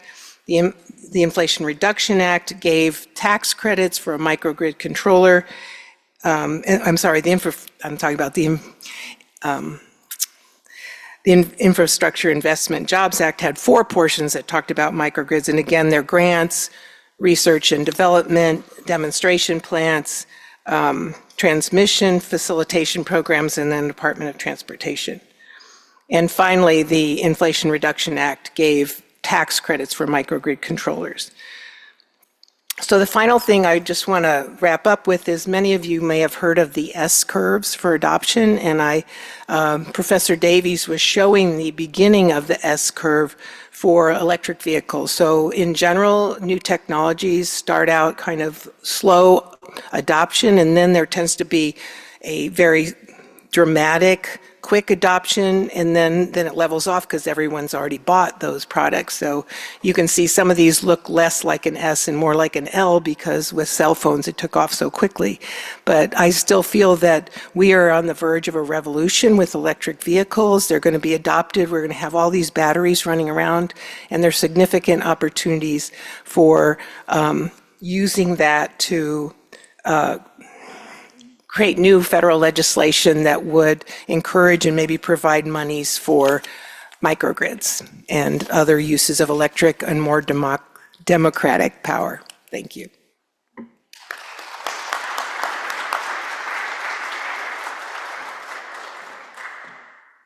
Well, it's so wonderful to be here with these amazing panelists, such cool proposals, and in this beautiful space. So I'm going to talk a little bit about some of the degree of difficulty of the energy future that we're trying to build, the energy transition. I'll sort of establish some of the basics of what we're trying to do, then look at some of the challenges we face, both legally and technically, and think about how we might start to address them. I'll post a version of these slides at what I can still only call Twitter at Energy Law Prof after this. So yeah, let's start by thinking about there's two big aspects of what people often call the energy transition or the move that we're seeing in energy. One is increasing reliance on electricity rather than fuels for end uses. So you can imagine, as we said, electric vehicles rather than vehicles that run on gasoline or diesel. And you could think about, heat pumps in your house rather than using natural gas heating in your house or heating oil as we have in much of the US Northeast. So that's the first step is, more reliance on electricity. And then the second step, of course, is cleaning up the electricity system so that more and more of our electricity comes from sources that result in less pollution. So let's start Seeing if this will work for me, great. I'll talk about why those new energy sources are particularly dependent on new infrastructure. I'll talk about some of the challenges the U.S. will have to face as it moves to more dependence on electricity and renewables, as well as potentially natural gas or more of that electricity. And then I'll talk about some of the things that we're doing to provide funding for infrastructure, as well as some of the roadblocks we're seeing and how we might address them. So, First question, if we're moving to more dependence on electricity for all these uses that have historically depended on fuels like cars, like home heating, and if we're going to need a lot more electricity for things like crypto, for things like artificial intelligence, where is all that electricity coming from? Well, in the United States, it's actually relatively simple. So if you look at this chart, it's showing you the percentage of electricity that comes from different sources over time. And what you'll see is that basically 2/5 of our electricity comes from our biggest source of electricity, which is natural gas. And then you see that 1/5 each comes from coal, from nuclear, and from renewables. And renewables includes both solar and wind, that are mostly the things that we're installing now, as well as hydro, which was one of our big first sources of electricity. Now you'll also note from this chart that the ones that are on the rise are natural gas and renewables. And so if you were to this is from 2020, it ends. If you were fast forward to 2023, you would see those trends continue. So you'd be up to about 43% of natural gas, up to about 23%, 22% of renewables, and you would see coal actually dropping down to 16%. Because that's the other thing you see on this chart, is less and less use of coal over time. Now, of course, this is proceeding at different rate across the country. So we'll take a look in a second.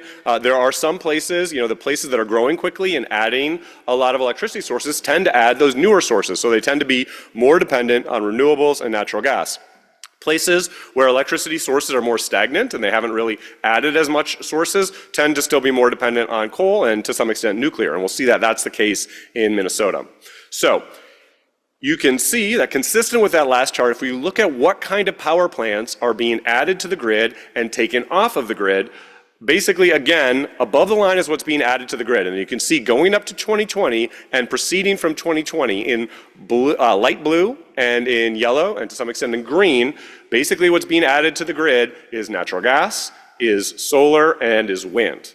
And then if you look at what's being shut down below the line, what you see is a lot of black, which is coal, a lot of coal power plants shutting down, and to some extent in the future, a fair amount of nuclear. And there's a sort of open question about whether we will really shut down those nuclear power plants or whether we want to keep them running longer, given that they provide zero carbon electricity, and we may need a lot more electricity going forward. Now, what I'd like to talk about for a second here is why this trend that we see. It's a big trend in the electricity sector towards more dependence on solar and wind, and on natural gas, why in some ways those sources go really well together, but in some ways they create big challenges and big needs for infrastructure. So let's go to the next slide. Now you see here what I was talking about, where electricity in Minnesota is a little bit, because we don't really add a lot of electricity here, those trends haven't moved as quickly in Minnesota. We do have more than average renewable, more than average, so those traditional sources like nuclear and coal, and we don't quite, although natural gas is trending up, we don't use as much natural gas as the country as a whole. Now, when I say that solar and wind and natural gas in some ways work well together, some ways not. Let's first talk about how they work well together. So this is a picture of the California electricity grid on a particular day, March 26, 2017. Nothing went wrong that day. And basically what you're seeing is how much power is demanded by the overall height of the chart from midnight to midnight, and where that power is coming from with those colors. And so what you're seeing is that basically, as you might expect, after midnight, people are going to sleep. There's less and less electricity used. Electricity usage rises during the day, and then it often reaches a peak in those early evening hours when everybody's getting home from work. They're flipping on the television, maybe turning on the air conditioning, maybe plugging in an electric vehicle. Now, that's actually the curves around the whole country would vary very much geographically, but that's probably the most typical curve around the US. More use during the day, especially a lot of use in those early evening hours. Now, where does that electricity come from? Well, you see that huge amount of yellow and green that comes on the grid during the middle of the day. That's solar power coming on the grid. And you can see that one of the advantages of natural gas and solar and wind is that when that solar and wind comes on the graph, natural gas has a unique ability to ramp up and down to, accommodate that solar by providing less power. It's more, the power from natural gas plants is more like from your accelerator on your car, where you can just get more or less of it. A lot of other plants are sort of either on or off, and then of course there's plants like solar and wind that you can't choose when they go on. It depends when there is solar and wind available. And that's so important because of a fundamental challenge of the electricity system, which is that you always have to exactly balance how much power is being demanded by millions of users every time they flip on a light bulb or plug in their laptop or plug in their electric vehicle or turn up the electric heat with the power that's being provided by thousands of power sources. If those ever fall out of balance, it's very bad, and we'll talk about that in a second. So, now that chart that you saw with California, with most of the solar coming during the middle of the day, probably something you might have been aware of. Obviously, solar likely to provide power during the middle of the day, and natural gas is able to ramp down and then ramp up when necessary. I want you to notice one more thing about that, which is that when power is most needed in California, there's no solar available, unfortunately, because that's those early evening hours just after the sun has gone down. Now, this chart is showing you that variance in solar over the day. On top right, you can see, as you might imagine, that wave of solar power goes across the US from east to west during the middle of the day. I think what fewer people might be aware of is that there's also a diurnal, a daily pattern to wind power over the course of the day. And you can see it washing across the country from east to west, but this time it's in the early morning hours before dawn. And unfortunately, that's often when, unless you're in an agriculture community, that's often when you least need electricity during those periods of time. And so unfortunately, neither source is particularly powerful during those peak power consumption evening hours. Now, one reason, one general way that you could think about the electricity system and the energy system is that if you want energy to be reliable and affordable and secure, basically what you need to be able to do is affordably transport and store energy. You need to be able to send it to where it's needed, from places that are producing energy to places that need energy, and you need to be able to store it for use when necessary. And so if there's a shortage of energy production at any time, you can rely on that stored up energy. Now, unfortunately, one trade-off and difficulty we find in the energy system is that our cleaner sources of energy, like coal and oil, are much easier to transport by multiple sources, by rail, by truck, by pipeline. In the case of oil, you can send it by water, et cetera. Whereas so those are dirtier sources of energy, obviously, and then our cleaner sources of energy, like natural gas, like electricity, much more dependent on infrastructure to transport. So you need those transmission lines that Professor Davies was talking about. You need, and it's also very expensive to store. So one thing that has changed over time, if you looked at that electricity graph in California, that was from 2017. Nowadays, you'd see a lot more battery storage coming on the system, helping assist power during those early evening hours when you need it, but it's still only a couple % of the grid. So that is ultimately not fundamentally, it's just much more expensive to store electricity than some of those sources. So as an example, we in the Government Strategic Petroleum Reserve store about a month of oil. We don't have anything similar for natural gas or electricity. And even if you looked at all private stores of electricity, we don't have a month of storage or a week or a day or an hour. We have about half an hour. So that's why you have to always balance what is being provided with what is being demanded. Okay, now that of course created huge problems in Texas during Winter Storm Uri. We've seen similar problems during Elliott, and this is where it's that in some ways, although electricity and natural gas and renewable electricity work well together, they can also create problems. So this is the first 2 weeks of February in 2021 when just before the Texas storm hit. And what you can see is the Texas grid operating as it's supposed to in that first week, where at times in red, wind is providing the most power on the grid. At times when wind isn't available, in orange, natural gas is providing the most power. But then in that second week of February, it got very cold. And you can see that at first, that meant, of course, wind dropped off. Often there's not much wind when it's so cold. And in addition, natural gas ramped up to meet that missing demand as people needed electricity to heat their house.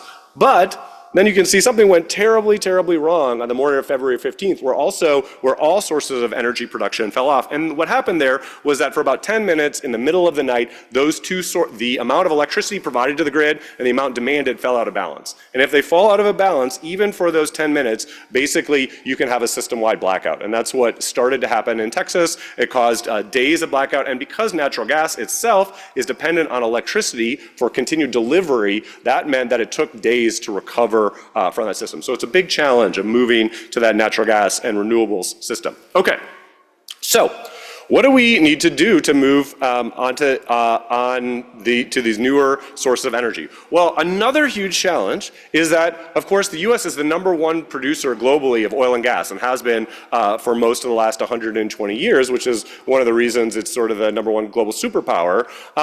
Unfortunately, we're not in the top 10 producers of most of the important commodities for transition, such as cobalt and lithium. So this open question of how much can we increase mining of those sources so we're not dependent on unfriendly supply chains. On the right side of this graph, you can see that especially on the bottom right, that most of the supply chains for all the minerals that we need for the clean energy transition go through China. That's what's showing where even if the mining isn't done there, a lot of the companies that do it in countries around the world is done there. And in fact, if you look at where the processing happens, a lot of it is taking place in China. And just this is illustrative. You can see that basically all parts of the electric vehicle supply chain tend to be dominated by China. You can see the percentages there. Okay, so how do we build sort of new mineral supply chains as well as the new infrastructure that we need in terms of new transmission lines, et cetera?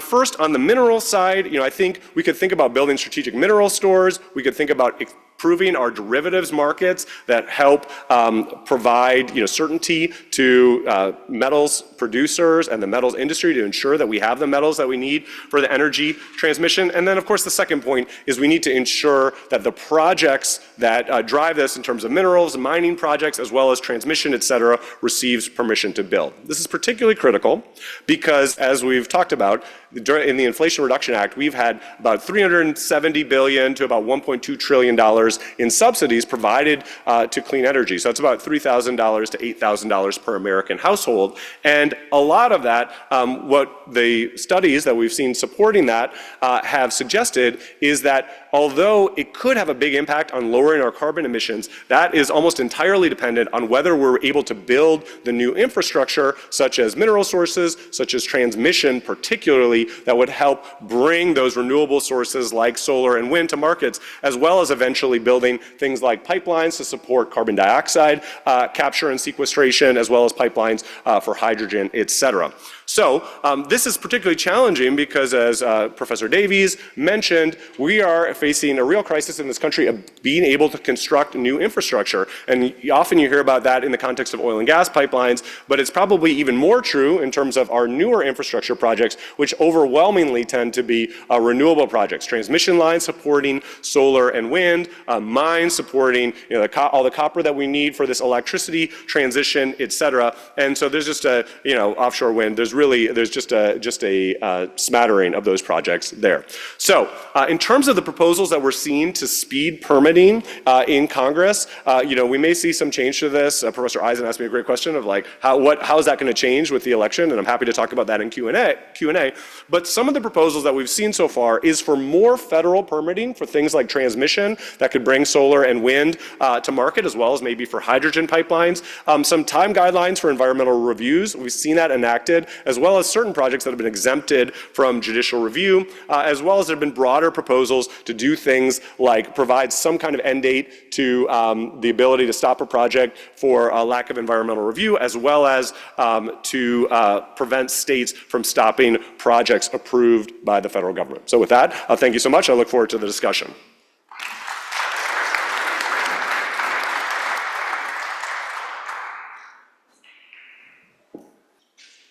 I have a question for Professor Eisen. So here in Minnesota, we get all that data, we sign the agreements, and I work for an organization that often intervenes, so we don't have that problem either. Everyone's allowed to intervene pretty much at the PUC. The question I have for you is, have you thought about using AI to figure out how to make the PUC commissioners decide the way we want them to do? You can give them all the data they want, and sometimes they decide the wrong way, in my view. So can we do that? Have you thought about that? Oh, that's a wonderful question, and we've run across this. Obviously, there are organizations, national environmental groups that intervene routinely in commissions. By the way, not all commissions are the same. The landscape you describe is not the landscape that is pervasive in Virginia. One thing we've thought about, and I guess it's sort of an extension of what we're after here, is to empower the PUC itself, to empower them with the idea to do faster review at the staff level of projects. I would say also one thing we are going to clarify as this project moves forward is that when we talk about who the interveners are, we have in mind both the type of organization that routinely does it like you, and ordinary folks who want to get a hold of the issues and haven't done it before. And I think one of the reasons we think about that, as we say in the paper, is you can't be everywhere. And even if, and sometimes environmental organizations are constrained by their mandates to intervene in particular ways and in particular proceedings, so there's still a lot of benefit to be thinking about empowering ordinary people on the ground to do this. So we're thinking about how to empower the PUCs. We're thinking about how to empower frequent interveners, but we're also thinking about empowering people who would want to become interveners. And I have a lot to say. I was thinking about the microgrid presentation. A lot to say about if you were an ordinary citizen would-be intervener, you've got a lot of work to do to think about how to propose a system of microgrids as an alternative to a power plant. But we can get into that later.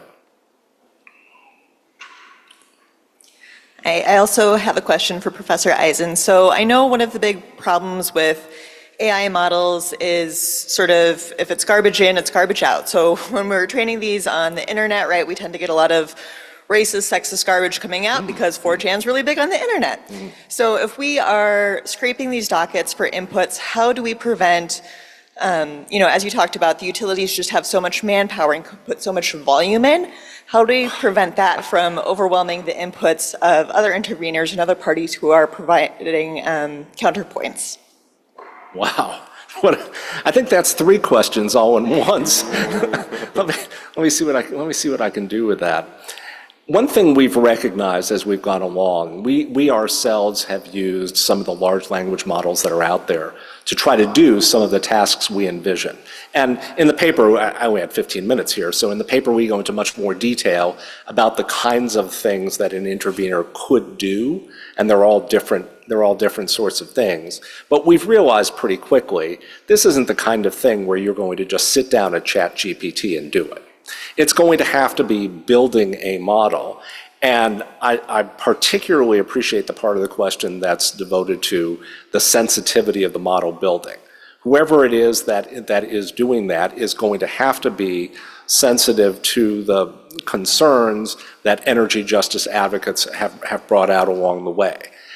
I guess what I would say to that part of the question is stay tuned, because we haven't done this yet. I have a team at the University of Richmond that's going to do this. We're actually going to try to build a model and see if we can do the tasks that we've thought about doing. So I guess on that part of it, whether the model itself can do what we want to do, stay tuned. On the part of it that's attuned to the sensitivities of the model, I mean, that's in our framing, much of that's going to have to be a function of who builds this model. In terms of the utilities' pushback on this, well, we anticipate that it would be substantial, and much of this is simply any state-run program that would provide would-be interveners with the funding to do this is likely to encourage pushback from that army of lobbyists and lawyers that utilities have. I've testified before the Virginia State Legislature, and Dominion Energy has 34 registered lobbyists at the Virginia General Assembly, and it's a 3-month part-time legislature where everything gets done quickly. You have to be extraordinarily nimble to fight back against that.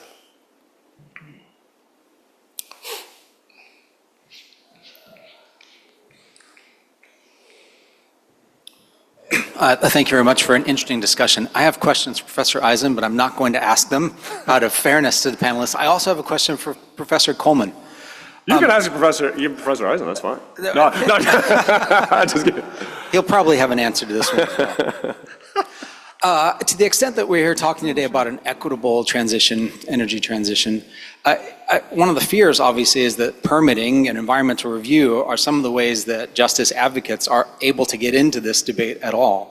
And so I'm curious, some of those solutions about speeding the review process, what are the safeguards we can build in to make sure there's still some sort of, avenue for justice advocates?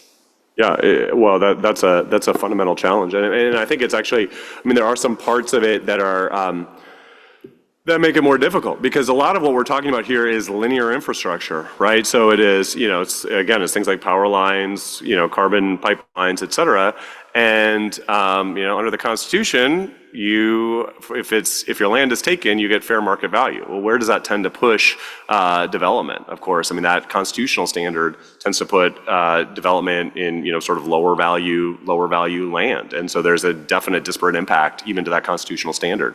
So I don't think unfortunately there are some tensions that we can't. There is no magic resolution. Although the closest thing to magic I know is AI. So maybe if we allow the interveners there are a huge emphasis in environmental law for decades has been capacity building in terms of allowing, ensuring, procedural justice in those areas, because it's not that the government, we hope that the government isn't simply ignoring those, and I have to say that, for all the cynicism, my experience of government isn't that it ignores those, but it often, facing different things, it might give, at times short shrift to, important concerns. But I do think there is also a trade-off, which is, if we want a cleaner energy system, one thing is we could just use a lot less energy. I don't personally see that happening, given all the trends that we're talking about, and given the importance that all citizens place on economic growth, right? And so then the question becomes, okay, well, how do we clean up the energy system? And you can't shut down existing polluting parts of the energy system until you build new ones. And so I think there is an inherent trade-off that's really difficult, and I would never want us to see us go to the bad. My grandmother grew up in the Rondo neighborhood, majority African American neighborhood in St. Paul. It was destroyed by 94 when it came through, and that was clearly. We have huge benefits from the interstate highway system because we built it, but there was short shrift was given to a huge number of impacts on disadvantaged populations across our country, and we'd like not to repeat that with this new energy infrastructure. I'd like to jump in too with a response to that. As Professor Davies mentioned, there were communities built around coal and built around other things. So there are community benefits to some of these projects. And one of the things, I'm active in Citizens Climate Lobby, which has been lobbying for permitting reform. And one of the things that we've been talking to our representative about is community benefit agreements. So somewhat, as I was showing in Colorado with the microgrids, trying to get community involvement up front to figure out ways for these projects not to just leave them with devastation, but to get some benefit out of it. And hopefully, that system might help. It'll take more time, but it might be one way of dealing with equitable issues. Let me, I'm sorry, there's a hand up in the back, but let me jump in on that as well. When we talk about streamlining review, often we're talking about many things, but one of the things we're talking about is time. And we are almost certainly going to be shortening the time window for the people I'm talking about to jump in and either support or oppose a project. And I think that makes it even more imperative that we think about the sort of capacity building that we talk about in our paper. I'm not taking a position on permitting reform itself. It's not my particular sandbox. But what I do see is that if we are shortening the time, shortening the types of considerations that arise in the process, that makes it even more imperative to answer the sorts of questions you all have already been bringing to me about how this actually gets done.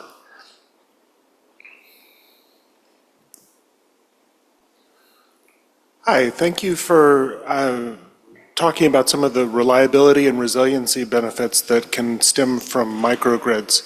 I think you also pointed out some of the clean energy benefits that can sometimes come from microgrids as well, depending on where their generation source comes from.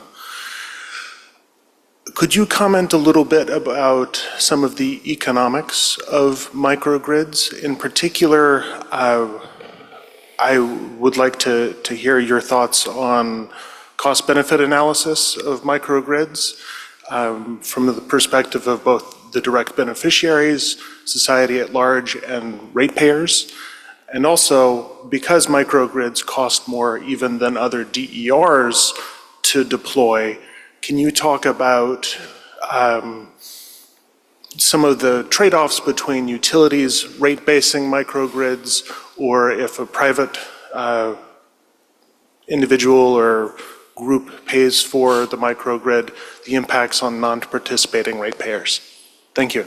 Yeah, and I do have to say that I'm not an expert on the economics, but I know that as we were already pointing out that solar is getting increasingly low cost, one of the lowest cost sources, and that with the incentives in the Inflation Reduction Act for electric vehicles, there'll be more and more electric vehicles. So if those resources are already there, then it's just how it's regulated. And I'm actually involved with people that say if prosumers, like the customers, were able to get the real value of what their vehicles' backup reliability, their battery use is worth, then they could buy an electric vehicle. In Colorado, we have some of the best incentives in the country, and your vehicle could be paid off within a year, and you're start making money on your car if you got some utility feedback. So they're grid-connected microgrids. They're independent, and I think the independent ones, those are a special case. I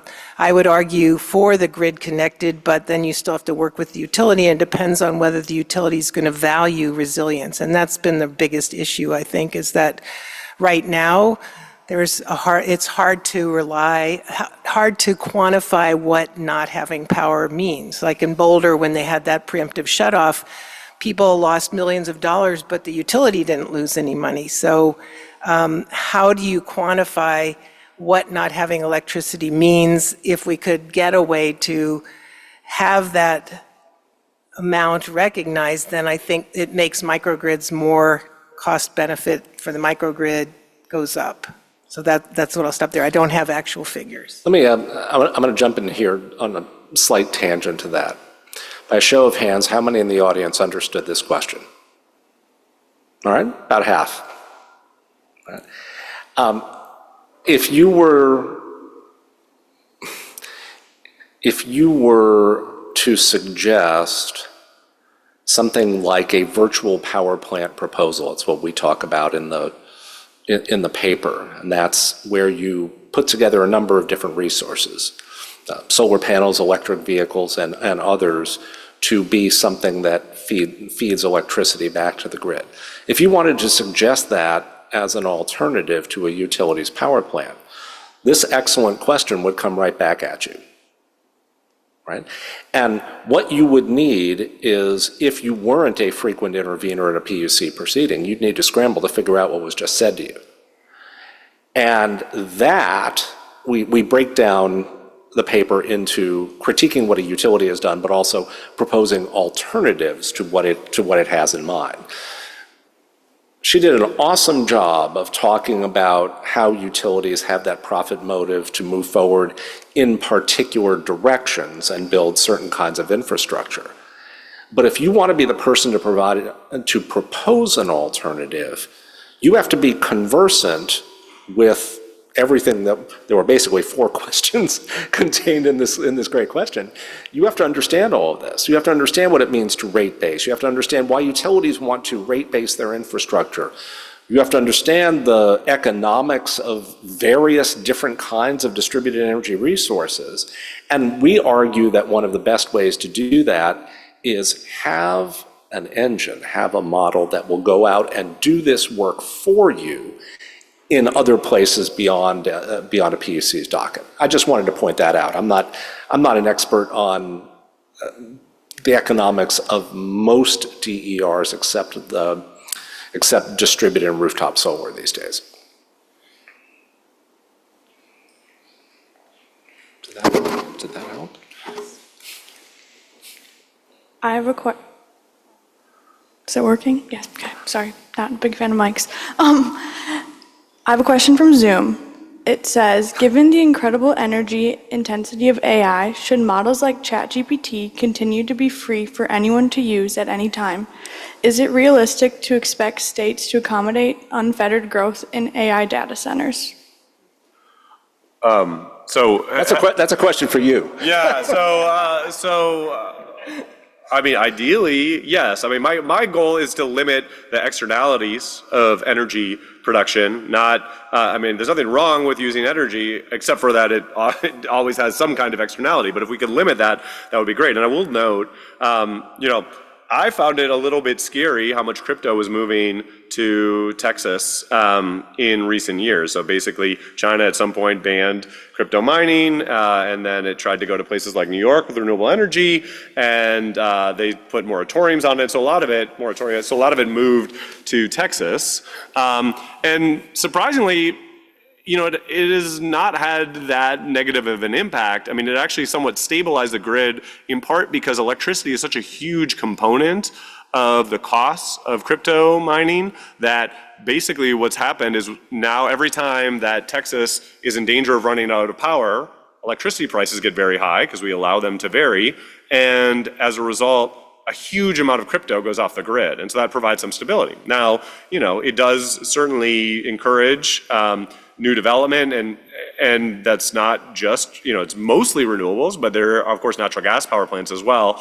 But I mean, the scale of renewable, the industry that's developed in Texas because of all the electricity demand going to it, which, by the way, is bigger than we've seen anywhere in this country since World War II, right, is very impressive. I mean, this summer, there was more solar and wind being installed in Texas than in every other state combined, which is kind of mind-blowing. So I do think, solar and wind, they do have land impacts. There definitely are environmental impacts, but I would say they have lower environmental impacts than a lot of our traditional sources, certainly in terms of carbon. I think the goal would be to do it without. Now, I have a concern about AI, which is that currently AI, there's two problems. One is, I've heard from a lot of folks that just the returns, or at least given their investors, imperative that they get into AI training, that basically they don't think that much about electricity prices. And in fact, some of the deals that we've seen them make for long-term electricity prices are at very, very high prices. And so that's a little bit concerning because it suggests that maybe unlike crypto, they won't be price sensitive and come off the grid when we most need electricity. There's also a concern that right now, most of the AI use is for training the models, but eventually more and more of it will be pushed out to consumers. There'll be inference that consumers are doing. And of course, consumer electricity use is much, much harder. So, I mean, I don't really think that AI, the use from you or me, we're not heavy AI. I mean, I don't know, maybe you are a heavy AI user, but for most people that I meet, they are not such heavy AI user that I think they need to really, foreground the, electricity and externality costs of that. But I do think there's a long-term issue that is going to be more and more pressing to the extent that we find it difficult to control the externalities of further energy production. Let me take a crack at that question, which I think it's really two questions when we think about it. I hope I'm going to be responsive to the person on Zoom with this. And thanks for having somebody on Zoom who's asking us a question. It's really, that's pretty cool. One is the availability of AI and the availability of AI to everybody in this room and to the utilities themselves and people who are in the electricity ecosystem. That's one part of this. The second part of this is how we're going to pay for it in where we've concentrated in terms of how to satisfy that increasing electricity demand. And let me take that second. I think you can see where I probably sit on the first question, which is, I'm talking to you about a project where we're trying to empower ordinary people to use AI. The last thing I'd want to do was make it prohibitively expensive to do so. The second part of this is worrisome in a couple of different directions. Last week, the Federal Energy Regulatory Commission rejected a deal by Amazon, some people in this room may have heard about this, to basically, I'll just say it in the friendliest sort of way, hijack electricity from the northeastern and mid-Atlantic regional grid, and particularly from a nuclear power plant in Pennsylvania, to use exclusively at its data centers. And okay, that's a little bit overboard, but there were concerns that the commission expressed about reliability and resilience, and in particular, whether that data center would commit to staying to the amount of power it actually was contractually committing to draw, whether it was going to go out on the regional grid and take more power from other people like, say, me, because I live in the territory of that regional grid. This is a real problem. And it's a problem that this idea of trying to have bespoke electricity for the data centers themselves is not going away anytime soon. And it's going to be very difficult to solve in the near term. The second problem there, of course, is that if we have continually increasing demand, we're going to need more infrastructure to satisfy it. So I see that second part of the Zoom participants' question as particularly thorny and difficult in the near and long term. There's another one. Are you familiar with the virtual utility development in Germany participating in the wholesale market? I am. I'll bet, Lincoln, I think you are. If we're talking about virtual utility development in Germany, I would imagine that's virtual power plants in Germany.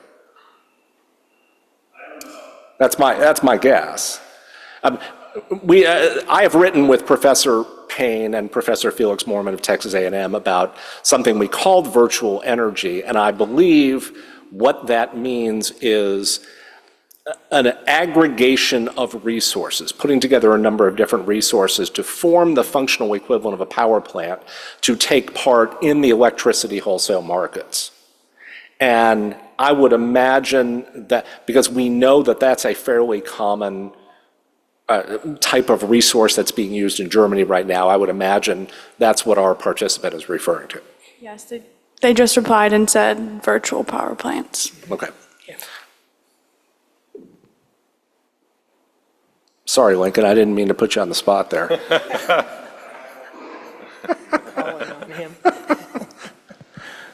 This can be forever who wants to answer, but if we are increasingly moving towards renewable energies that kind of rely on storage and increasing our reliability on lithium and cobalt, are we moving the problem, or is there some sort of way that we can, I know there's like hydro pumping or alternative like storage methods for energy, but that might not be as efficient.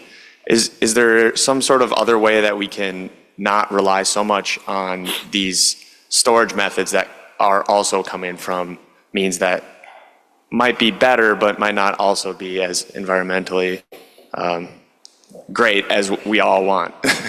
I love that question. Can I start? Yeah, please. Yes. Please. My son works for a startup that's working on a battery that just uses carbon. So it uses solar. It's called Antora.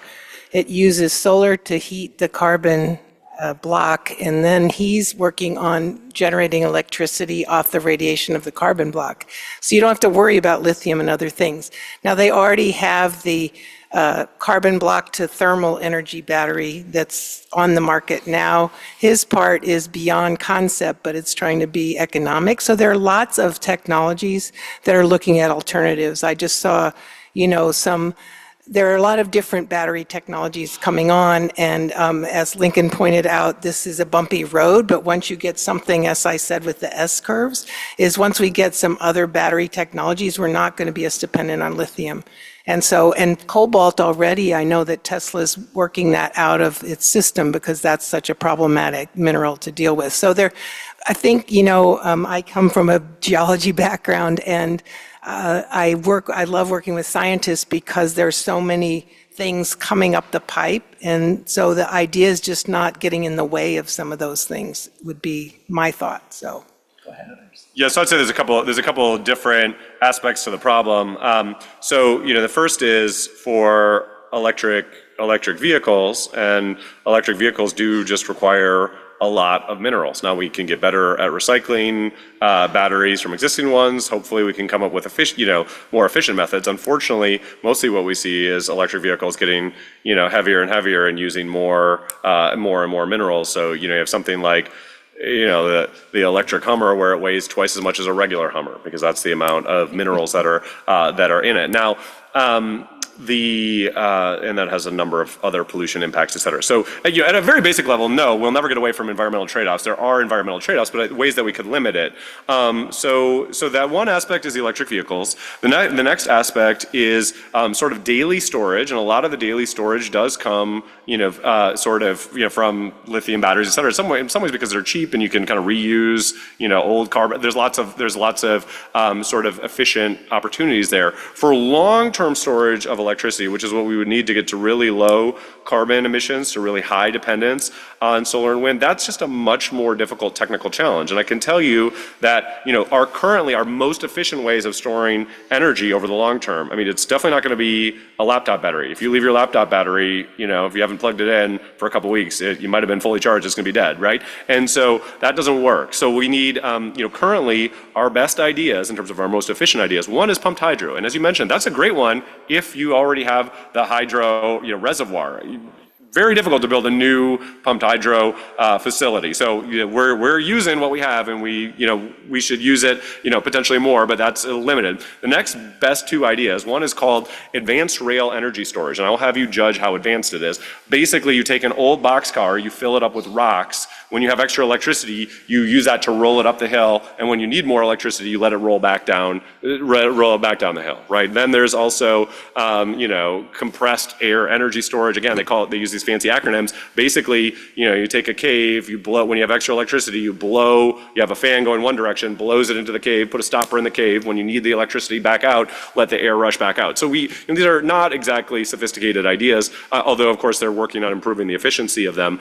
So really, I think for that long-term storage, it's going to take several technological breakthroughs, and no one technology is likely to solve all of the problem, but we have things like iron air batteries, et cetera, that we're working on to try and develop that. And I want to jump back in, is that my son's company his will be long-term storage of thermal and electricity. And I just read an article yesterday that China has vehicles with charges with lithium batteries that are 1,000 miles, and that the U.S. is working on similar technology. So again, this area is just advancing at an incredible pace. Yeah. Thank you.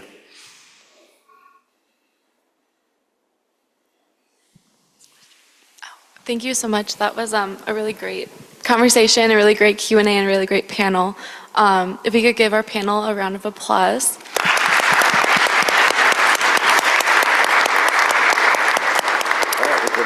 We're going to take a short break. We'll begin our second panel at 11:05.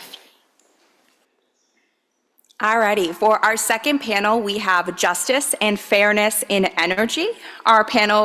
This panel will address the critical issues related to justice and fairness, tackling the pressing issues of how energy transition impacts marginalized communities. This includes ensuring equitable access to energy resources for tribal nations, exploring restorative energy justice through specific examples like Hawaii's renewable initiatives, and examining dynamics of utility-scale clean energy products in rural areas, which often mirror past exploitative practices.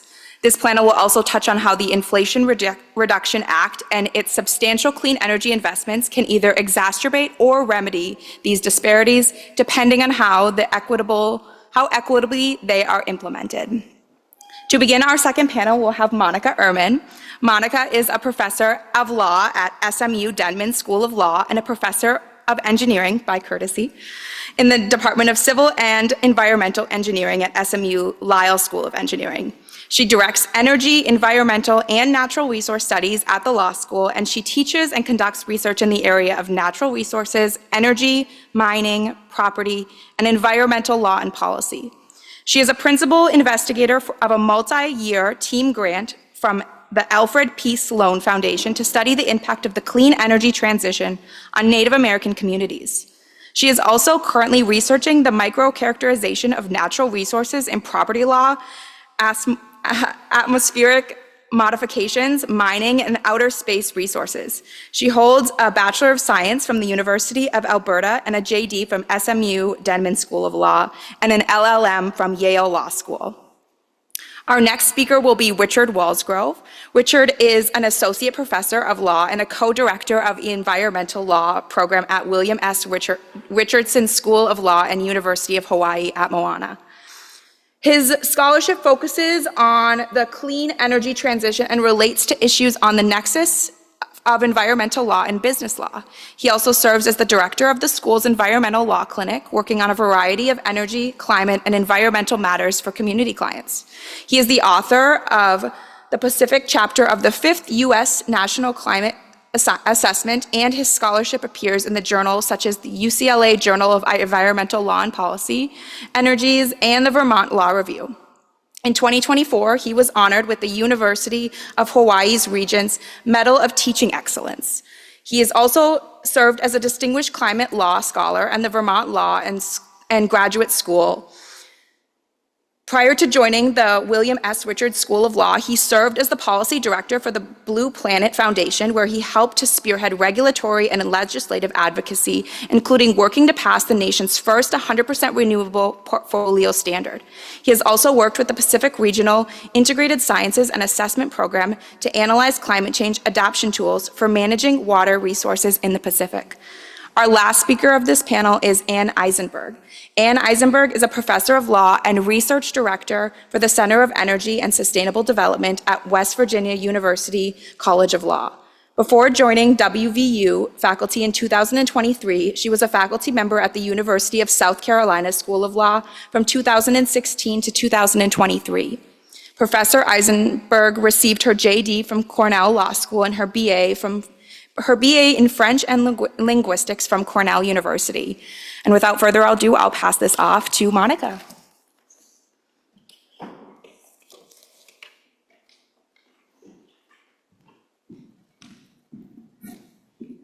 Hi, everyone. Can you guys hear me okay? All right. First, I wanted to say thank you so much to Jenna and to Lindsay, to everyone on the journal, and to Professor Wildermuth for this phenomenal invitation. I'm really excited to be here, and the students, you've just done such a phenomenal job, so congratulations to all of you. I know you will sleep better tonight. And it's so wonderful to be here back in Minnesota. My parents lived here for 17 years. I did a clerkship at Robbins. It's just a beautiful city, and I'm staying with family, so it's a really wonderful kind of opportunity to come home. And speaking of coming home, the conversation around equitable energy transition is coming home to tribal nations, where it has resided for centuries in the sort of intimacy of tribal nations and natural resources and land. Over the centuries, through upheaval, through trauma and turmoil, there has emerged and always was a resilience and a spirit of indigenous populations, and there are modern efforts to sort of take charge of their own energy futures. The way we would take charge of any kind of future is going to come through sovereignty. So a core theme of the work and of this presentation in particular is what is energy sovereignty? Can energy sovereignty be achieved without true sovereignty, general sovereignty?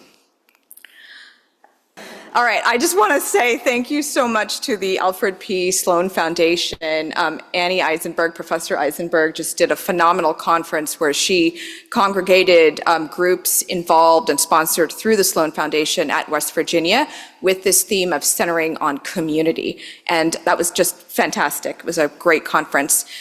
We responded to a call for letters of inquiry in this area of looking about just energy transition transition.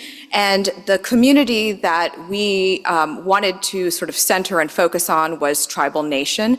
This is a multidisciplinary, multi-institutional, you can see the number of universities that we are partnering with, in addition to a phenomenal co-PI, Daniel Ramey, at Resources for the Future, and Dr. Andrew Curley, who is at University of Arizona, in addition to a number of really wonderful collaborators.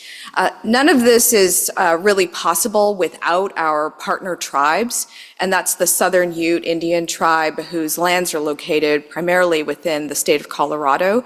We have some reach out to other tribes as well, and I'll update a little bit later in this presentation. What I wanted to sort of talk about is what was the question? And in thinking about what our question was, it kind of leads to the first challenge, right? The question then is coming from those institutions who you saw above, and we decided, well, what question would be of interest to the community? Now, ideally, in community-centered research, the community comes with the question.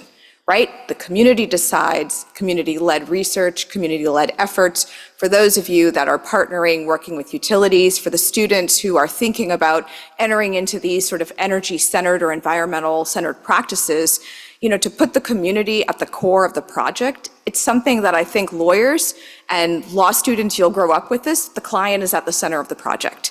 And you're beholden to the desire, the needs, and the ultimate goals of the clients. And in thinking about the community, there needs to probably be a refocus on the community as our client.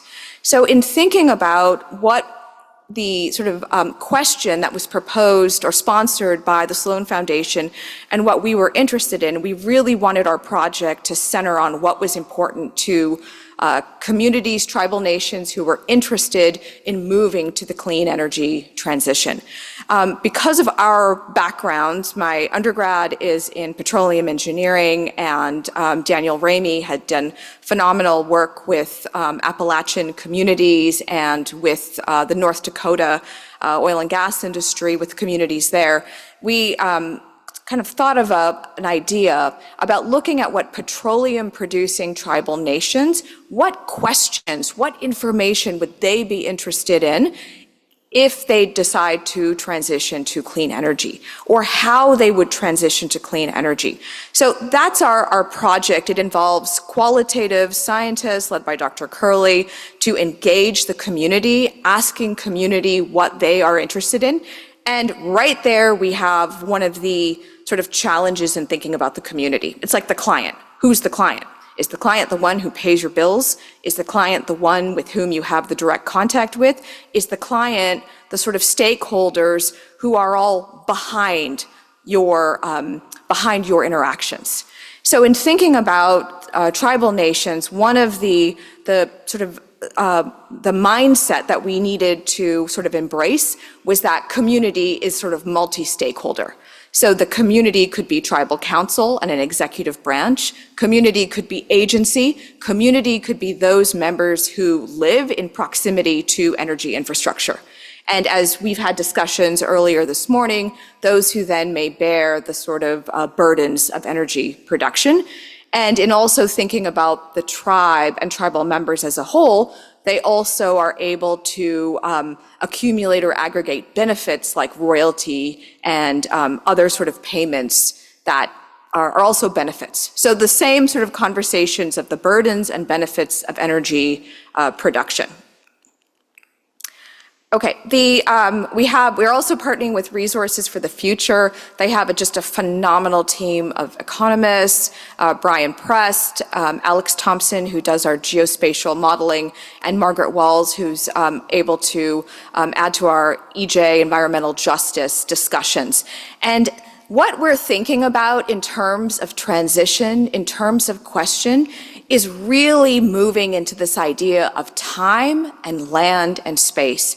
And I think that Professor Davies did such a beautiful job, as he always does, even when he was former dean of The Ohio State University. His leadership, his thoughtfulness, I think it came through so clear. His poetry comes through so clear in the opening keynote about what are these discussions. And I loved that he started with land and with time. So these are some of the other sort of partners. This is our tribal council, who I just wanted to say huge gratitude to the council and to Graham Stanke and the Southern Ute Growth Fund the Southern Ute Department of Energy, but also to the Growth Fund under which this agency resides.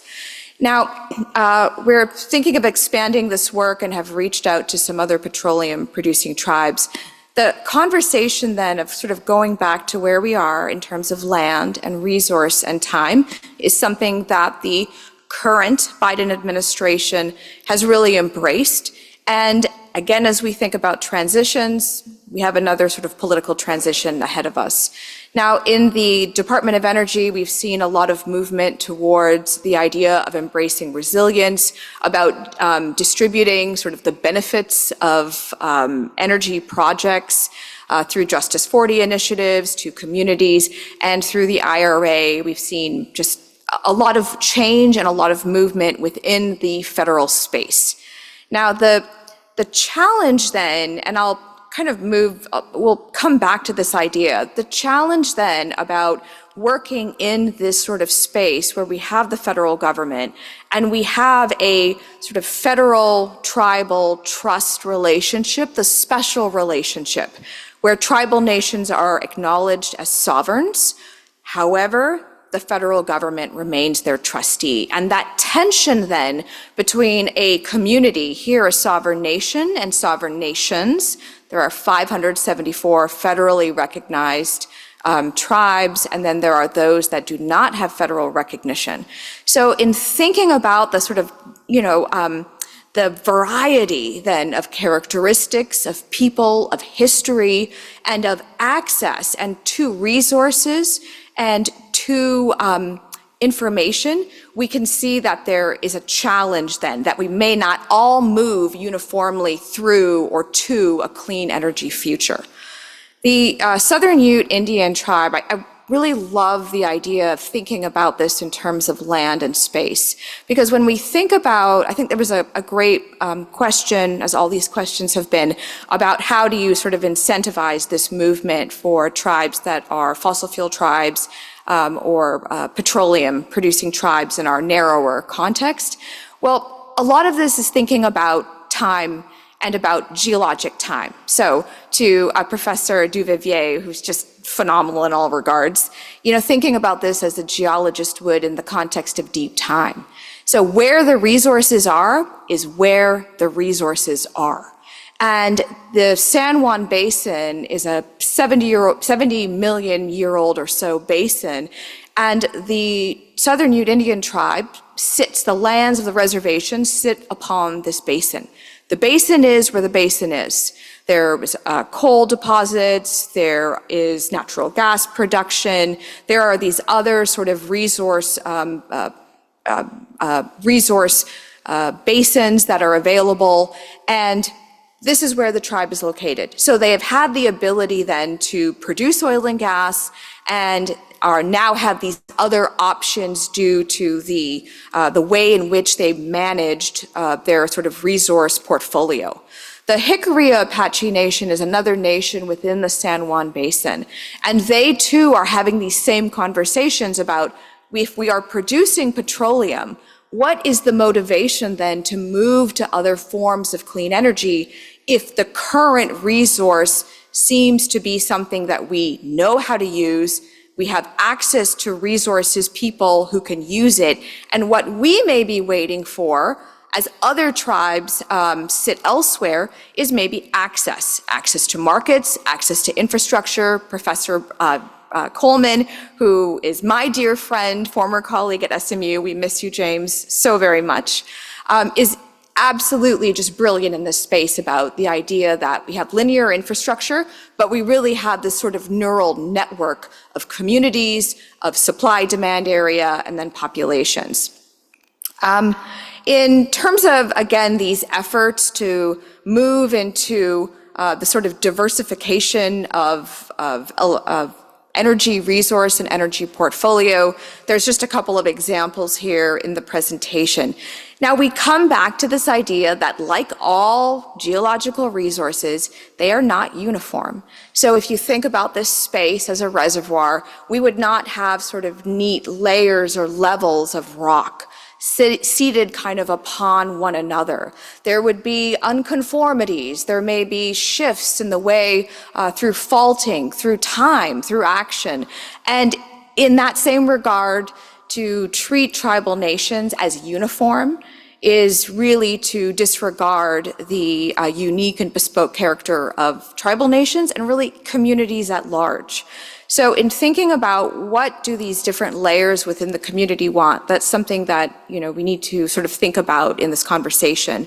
So there are, of course, examples where tribal nations have become and are involved in the siting, particularly of energy projects, but also just in their use. So in thinking about the lands in which these resources may lay, some lands may be off limit for cultural purposes, for those purposes, sacred lands, or just historical context. Just as any community here may not want to live next to some sort of energy production facility. So there's a recognitional effort then that is present in all of these conversations.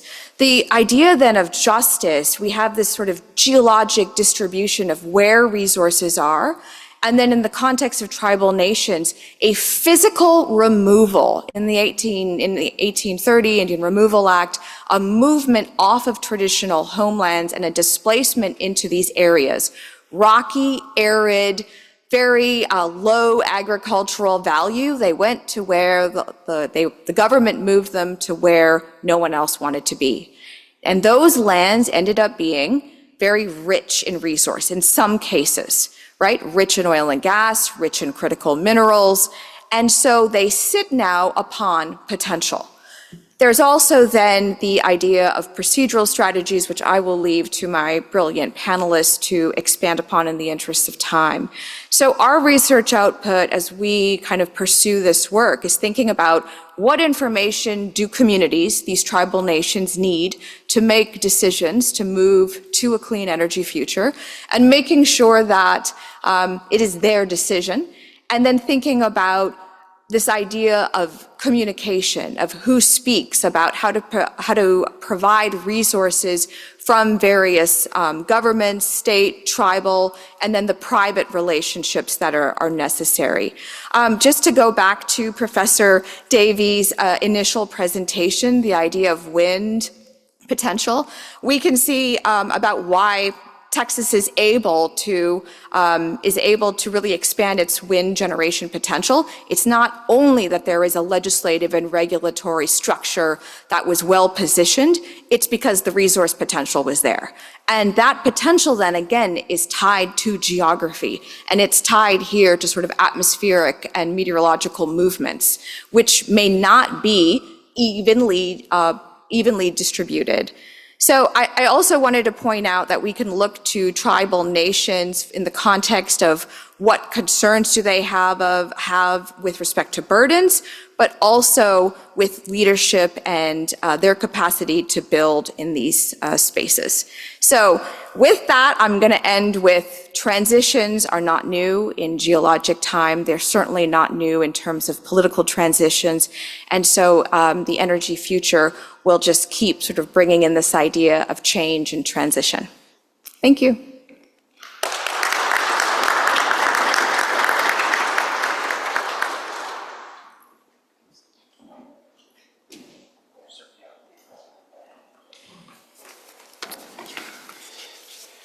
I don't know about all of you, but the idea of thinking about things in geologic time does a lot to settle my anxiety.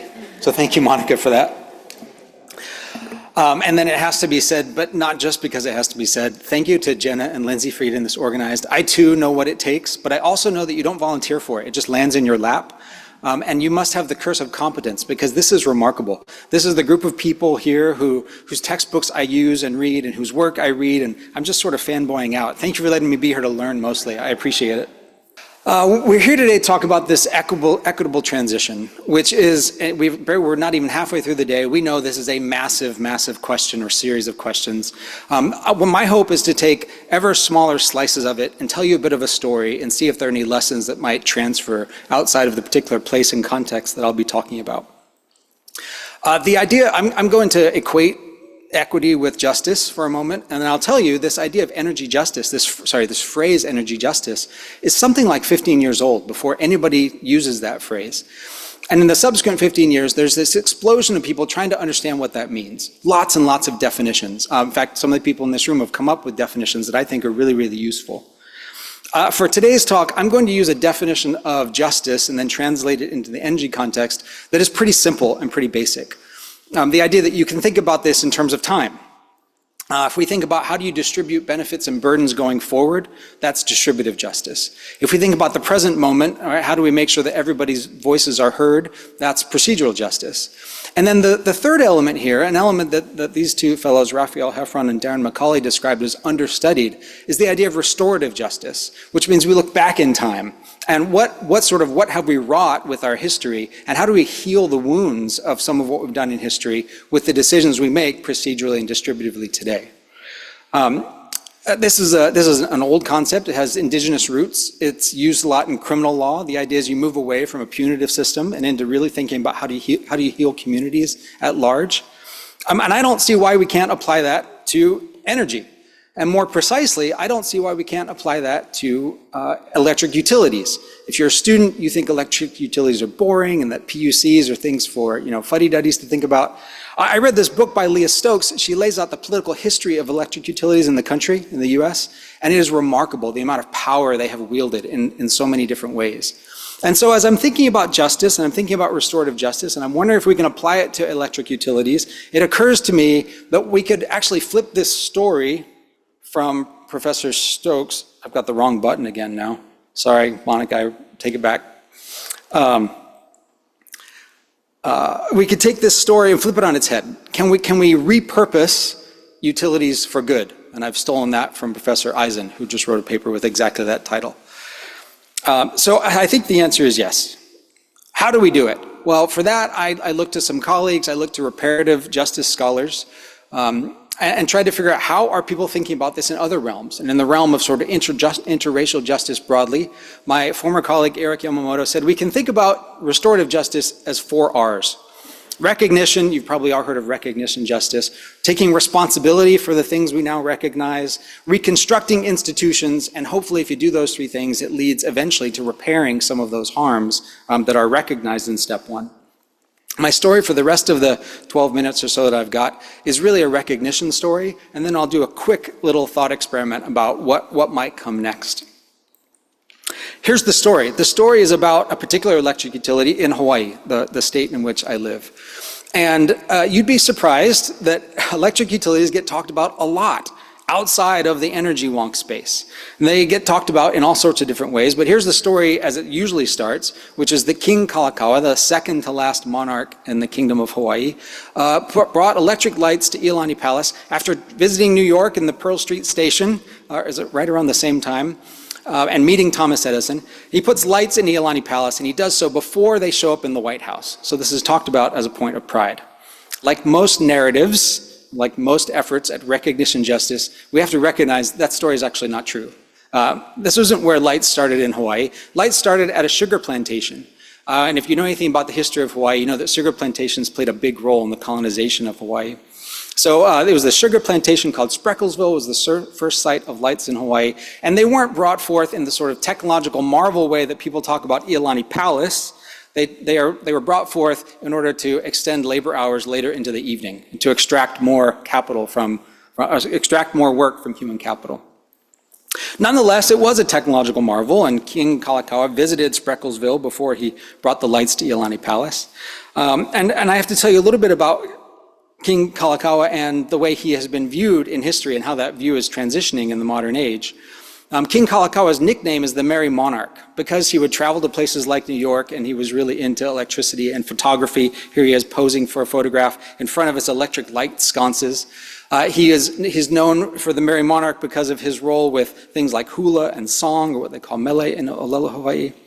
And that Merry Monarch moniker comes from the newspaper accounts at the time, which were really, they were pushed by Western sugar interests, and they were trying to strip him of power, to say this is not a responsible leader, he's our merry monarch, and maybe he's good for hula, but nothing else. Well, King Kalakaua was not ignorant of that, and if you read modern indigenous scholars in Hawaii looking back at this era of history, they say, you know what, when the lights show up at Iolani Palace, there's more going on. This was actually a Jubilee celebration. It was 2 weeks. It was 2 weeks of hula, dancing, which had been actually banned under missionary rule before King Kalakaua decides to reaffirm cultural sovereignty here at his palace. There's storytelling, there's lots going on, and for the energy nerds like me, he's got lights there at the same time. So what's really happening here? Is it really King Kalakaua and the Merry Monarch having this passing fancy and the latest technology? Or is this about a responsible leader who is in a reciprocal relationship with the people that he's been appointed king by, and he's viewing electricity as really a public good and a way that he can improve the lot in life for his subjects? I'd argue the latter is actually a much more accurate narrative than the former. It also fits my story here, so I'm sticking with it.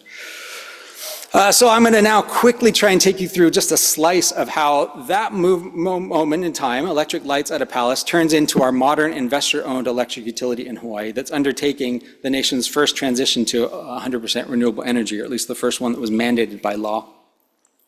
The first power plant in Hawaii that was powering more than just a single property was renewable. It was a hydropower plant. It was turned on here with, Kalakaua wasn't there, but his Minister of the Interior, Lauren Thurston, whose name will come up again in my story in a moment, flip on the lights going all the way down into Honolulu, downtown Honolulu, for the public to use. If there are regulators or utility folks in the room, here's how they metered electricity back then. Somebody would walk around the streets at night and count how many lights were on each hour in each house, and that's how they would tally up the bill at the end of the day. But it was a public power project. This was very much King Kalakaua's vision. I'm going to build a public power project. Shortly thereafter, he passes away. He passes away when he's not in Hawaii anymore, and rule passes to his sister, Queen Liliuokalani, who ends up being the last monarch. She's wearing black in this photo. She actually wore black for the entirety of her short rule.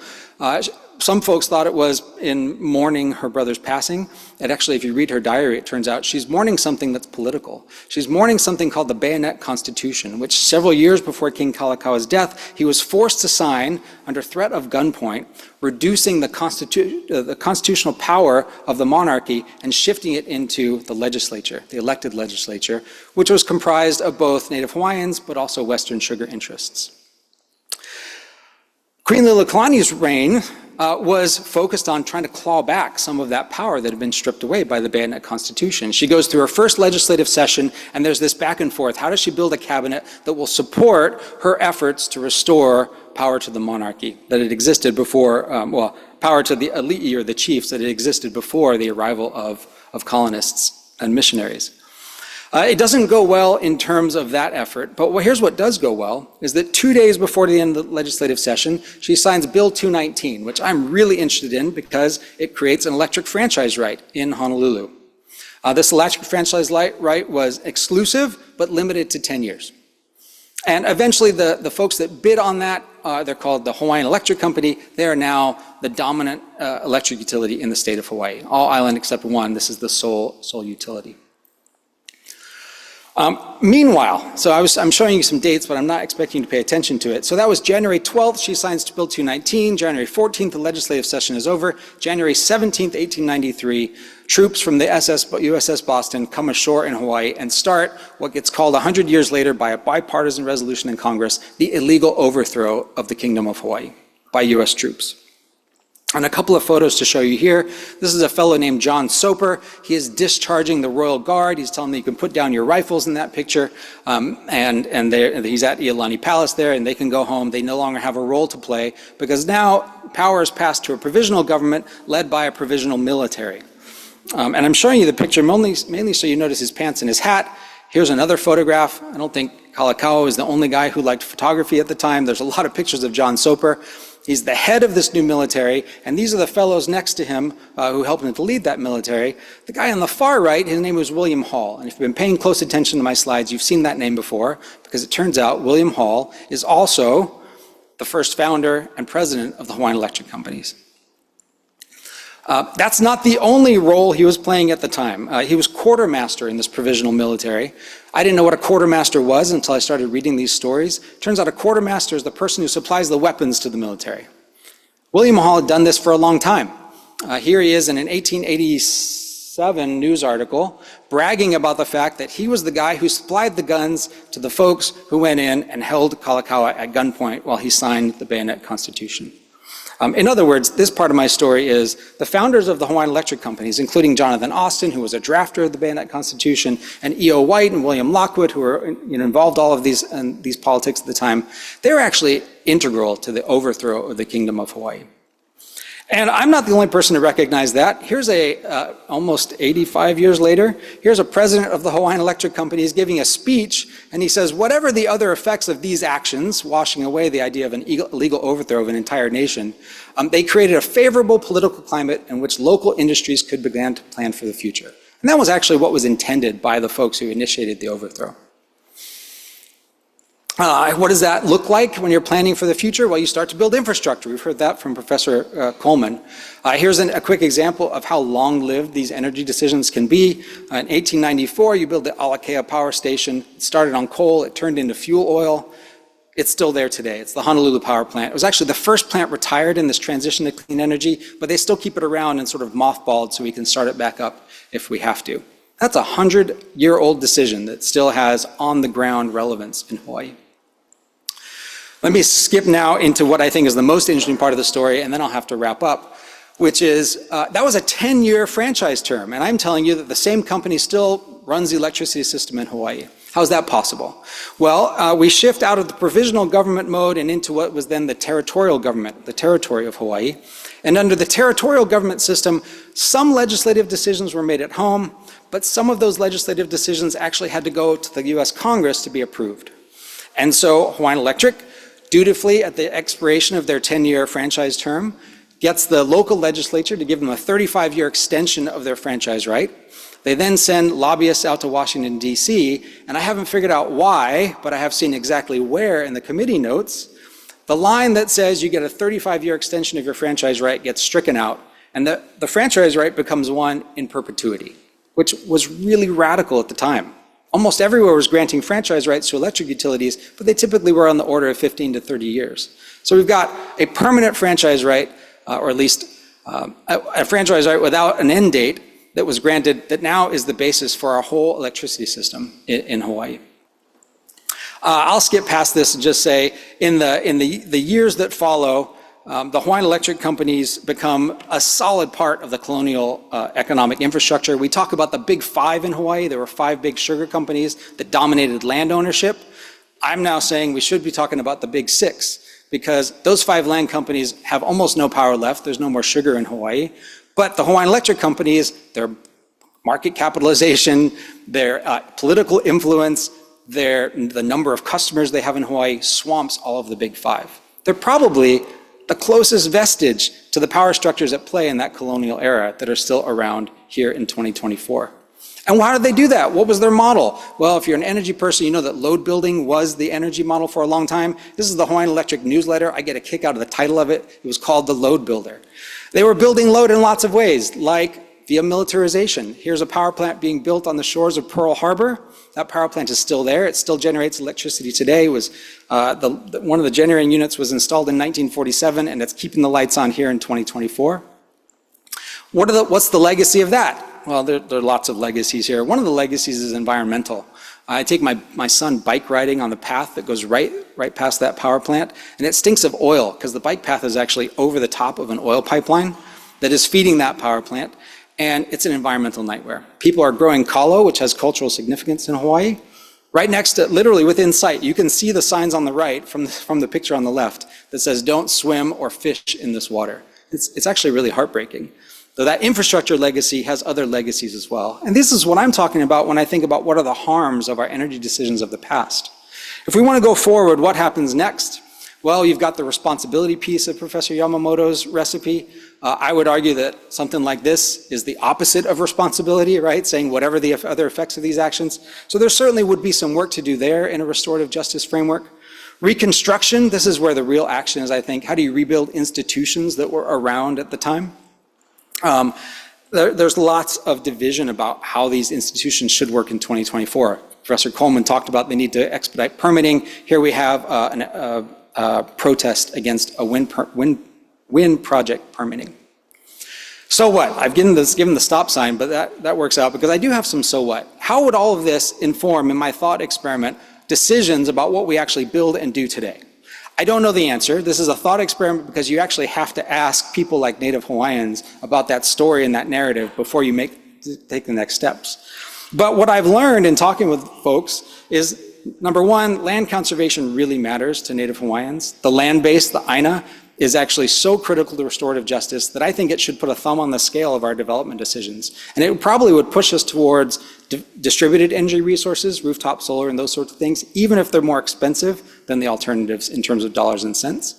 And the second one, perhaps the obvious takeaway would be, let's rethink the public power option. We are wholly tied to this investor-owned utility model in Hawaii, but perhaps Kalakaaua's public power vision is something we should reconsider. Whether that's owning a utility or owning infrastructure, I don't think really matters at this stage, but we have no options at the moment. And in my view, these would be the kinds of questions you ask if you're trying to inject restorative justice into energy planning. Thanks very much.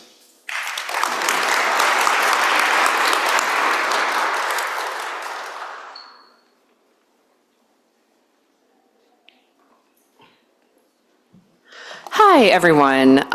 So first off, I want to echo the thanks and the congratulations to the symposium organizers. This has been a fantastic event with a really great lineup, so I'm so appreciative of the chance to be here. I'm going to be picking up on a few threads that have come up a few times today. If I do put the sunglasses on, I promise I'm not trying to be a diva. I have just slight light sensitivity, so just flagging that, not trying to be rude. I tell my students when they're giving presentations, you should not wear sunglasses, right? Okay, but so yeah, I'm gonna be picking up on a few threads that have come up a few times today, primarily on this question of where does the infrastructure go, according to what rationale, and who decides. I'm going to be talking about rural communities, and I emphasize that there is a lot of overlap between sort of rural considerations and tribal and indigenous considerations. So I just want to highlight that there's some commonality there. I'll also flag that I'm going to borrow the term thought experiment. This is a pretty theoretical set of remarks I have, so I act like a law professor and I teach law classes, but I'm about to say stuff that's going to sound a lot more like critical geography, if you will.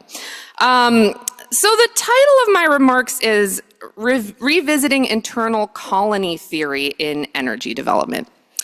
And to do that task of revisiting internal colony theory in energy development, I want to talk a bit today about what the clean energy transition means for the urban-rural divide. So I will start with defining the urban-rural divide, which entails patterns over the past few decades of the economic and political divergence in the United States between larger cities and smaller and more remote cities and towns and remote regions. That means that the urban-rural divide refers to this phenomenon that many regions of rural America have gotten depopulated and have struggled economically since the late 20th century, while wealth and resources and people have increasingly been concentrated in larger cities. And during that same time, we've also seen patterns of cities becoming centers of political liberalism, and the countryside becoming increasingly conservative, though I suspect that the elections this week might complicate our understanding of those political patterns just a little bit more. But in other words, I want to do a little exploration of the implications of the clean energy transition for our modern patterns of development, which include deep patterns of economic inequality that often fall along geographic lines. And overlapping with that, I want to explore the implications of the clean energy transition for our modern patterns of resource production and consumption more generally. And to do that, I first want to point out a fact that I think is widely accepted among certain environmental scientists, which is that Western lifestyles or global North lifestyles writ large, the lifestyles that many of us have embraced in the United States, are not particularly sustainable. So we're talking about energy today, but I also want to flag that our energy production and consumption patterns mirror our production and consumption patterns in other contexts, where we also consume more than most other people on Earth. To quote a representative from the Sierra Club, our per capita use of energy, metals, minerals, forest products, fish, grains, meat, and even fresh water dwarfs that of people living in the developing world. And when you have unsustainability, you also have injustice. And I don't have time to dig into that claim completely. So before I continue, I just want to pose the question of whether large modern cities are as sustainable as we are often told they are. For example, I hear often that the sustainable future looks more like Manhattan than it does, let's say, the town of Lewisburg, West Virginia, population 3,700. And we could spend a lot of time debating the question of the desirability of different human development patterns. But in the environmental law world, we do not often think about how urbanization has gone hand in hand with industrialization. And that's the same industrialization that has gone hand in hand with global warming and climate change. And both urbanization and industrialization in the United States require a constant flow of resources from other places to facilitate those high levels of consumption that I just described. Another way to put that is that American cities thrive and survive on resource expropriation and on outsourcing production costs and environmental hazards to distant, invisible places, whether within the United States or outside of it. Much like the natural world, our social systems and our consumption and economic systems are interconnected in ways that we do not necessarily often pay full attention to. And so the question I want to ask today is, can you have big cities, our supposedly sustainable cities with their robust, low emissions, public transportation systems and walkable streets, can you have these cities without resource expropriation and extraction from other localities? I'm increasingly concerned that the answer to this is no. Modern large cities are largely dependent on imports. And when people measure metrics of urban sustainability, they often do not include in their calculations the vast problematic supply chains around the world and domestically that make urban living in the global north possible. And those invisible, distant production processes that facilitate urban living include renewable energy production. And so here is my argument on the implications of the clean energy transition for the urban-rural divide. Renewable energy, just like fossil fuel energy, is a resource. And where our legal systems enable private companies to dominate rural localities into giving up that resource, primarily for the benefit of distant urban consumers, that is a form of resource expropriation. And it's not as bad of a form of resource expropriation as it was with, say, hydraulic fracturing for oil and gas, or decades of devastating coal mining. But it still raises profound environmental and ethical tensions that I think need to be explored more. In other words, if we look at this issue of the clean energy transition from the narrow lens of trying to decarbonize the grid as quickly as possible, which I understand is urgent and even essential, we are operating from this problematic assumption about urban sustainability and the sustainability of our modern style of living. when we should be looking at the clean energy transition and climate change more broadly as an opportunity to do a bit of societal reckoning and even redesign towards something that will be more sustainable long-term. In other words, as much as decarbonizing the grid is a daunting feat that is essential to accomplish, decarbonizing the grid is likely actually going to be a short-term Band-Aid in and of itself because we're not dealing with the broken food system, the throwaway culture, the water scarcity issue, the million other materials that need to be extracted from the earth to sustain urbanization and modernity, and the problematic state of our other forms of infrastructure. So I want to talk about revisiting something called internal colony theory, which is an idea from mid-century Appalachian studies that says that Central Appalachia was essentially treated like a colony through the way that external interests dominated it for resources during the 20th century and beyond. And those resources largely account for the urbanization and economic development of the East Coast of the United States. And I think this theory is relevant to the ongoing conversation on the clean energy transition and the urban-rural divide. There's a lot of attention right now on rural resistance to the clean energy transition. Utility-scale wind and solar farms and related infrastructure like transmission lines take up a lot of space. That means that developers have been looking at rural regions to try to site their projects, which has spurred conversations about preemption and permit reform to stop rural locals from blocking these projects. So we're experiencing this ongoing renewable energy boom that early commentators as of this week seem to think is going to survive a second Trump administration. And much of that boom is happening in rural America.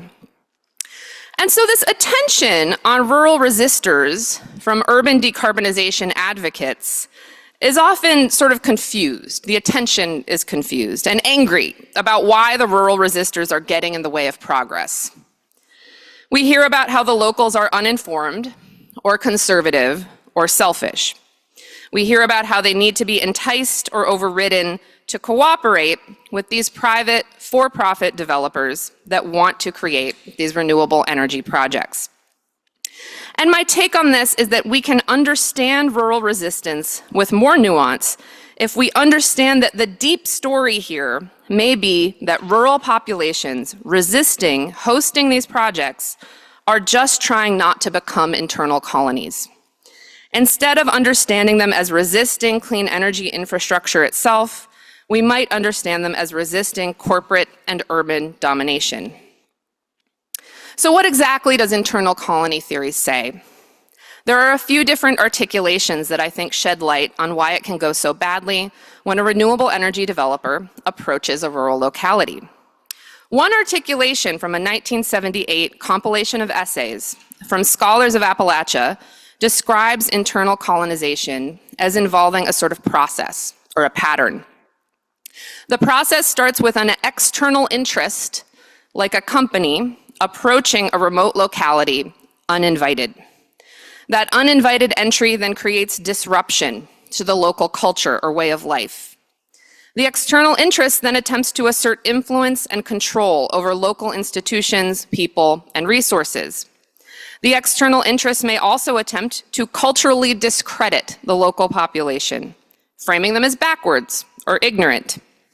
The external interest justifies its actions based on notions of progress or fealty to broader society's needs. And the external interest may recruit more privileged locals to help discredit and subjugate other locals in the interest of dominating the local resources. And so I emphasize the process that I just described of a company basically approaching a town and taking it over in the hopes of getting their resources is taken from a book on 20th century Appalachian coal development. But it could equally describe what it has looked like in towns all across the country when a wind or solar developer has shown up.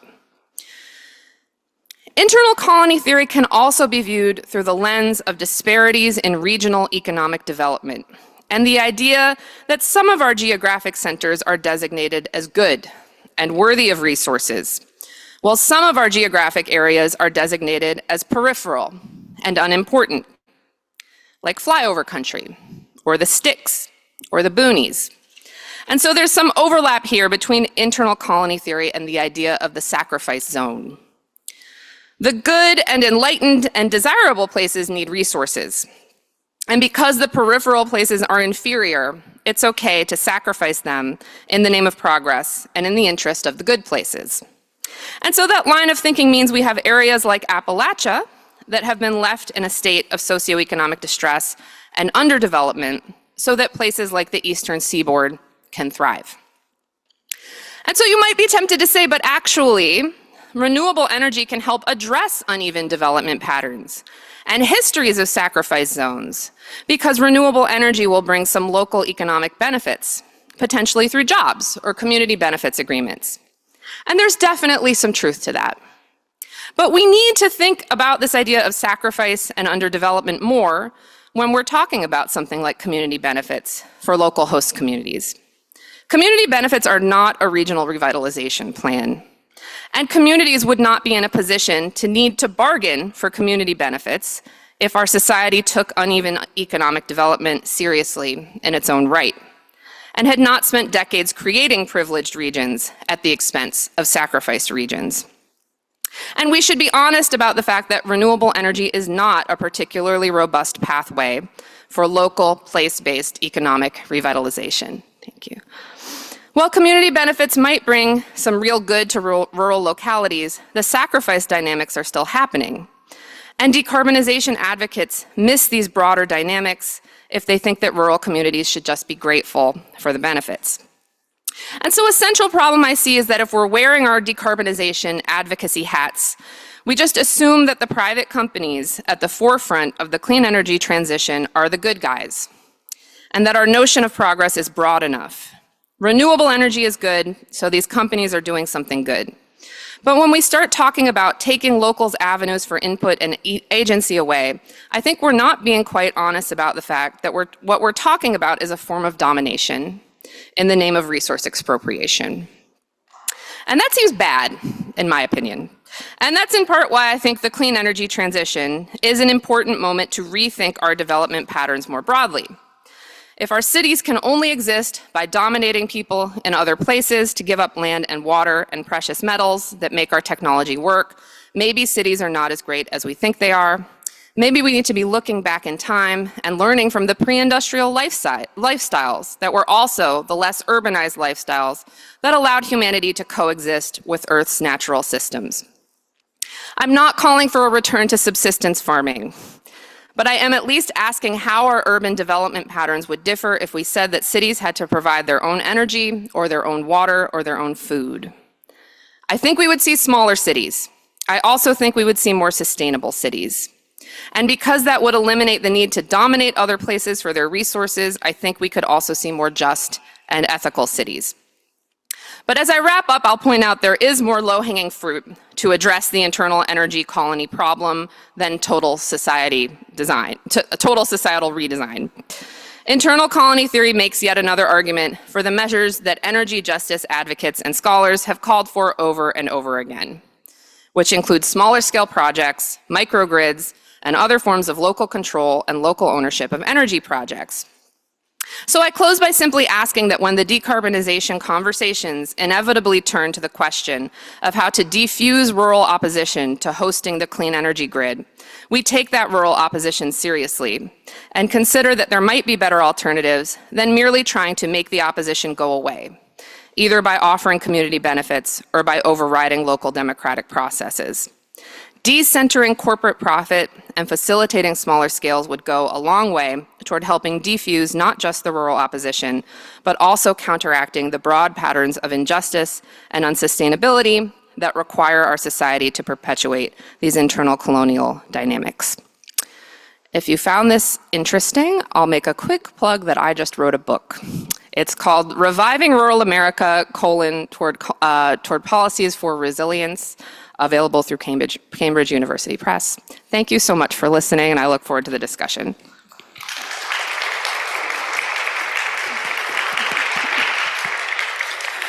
Thank you, panelists. We'll open the floor for questions, so if anyone has a question.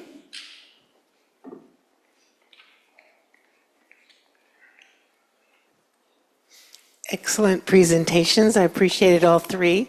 This question, though, is for Monica.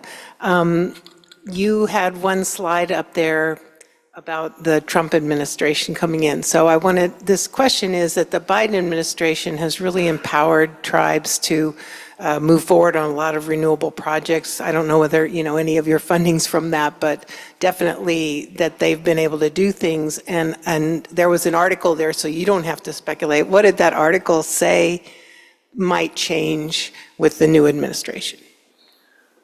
Well, KK, I think that's an excellent question, and I think the answer is nobody knows at this point. So there's reluctance, or I should say, people think that the IRA is not going to be rolled back, that there's just going to be too much opposition to sort of investment that has benefited all parties, all people, all states. And I shouldn't say all states, but most states. So rolling back those types of legislation where there was investment into infrastructure and community, where it benefited everyone's constituents, that's going to be really difficult to roll back. There may be a prioritization then on fossil fuel industry. And so the market for oil and gas stocks, it rose after the election. I should also say too that I sit on the board of a publicly traded oil and gas company, and my comments do not necessarily represent those of the company. So there are thoughts then that this incoming Trump administration is going to refocus on fossil fuel interests. I think there's just too much difficulty, though, on whether or not that will or will not impact renewable energy industry, because Elon Musk of Tesla obviously has vested interest in the electric vehicle kind of distribution, manufacturing. And so whether or not that will, the sort of administration will tend towards maybe a self-select group of EV manufacturers, whether that will be kind of felt among all manufacturers, I have no answer to that. I don't know that anyone does, except that this is a second administration, and I think that gives a little bit of maybe comfort is not the right word, but there is a known that this second administration, at least, this is not a first administration. So the other thing I think, though, is really critical with respect to infrastructure, though, is that infrastructure is long-lived. I think Richard's, sort of recitation of power plants, nuclear power plants, even though permitting has really set nuclear industry and nuclear projects kind of back, the idea of there's so many hurdles and there's so much cost involved in these nuclear projects, the fact that nuclear is still supporting that sort of set fixed percentage of industry over decades really is a testament then to how long-lived infrastructure projects are. And I think with respect to infrastructure, with respect to energy development, generation, that volatility is not really anybody's friend. And so I'm going to say writ large, industry likes kind of a stability. There is a sort of predictive ability in whether or not an investment in today is going to generate some sort of return tomorrow. And that tomorrow might be decades, it might be a century, right? Who knows how long-lived these projects and resource potentials are.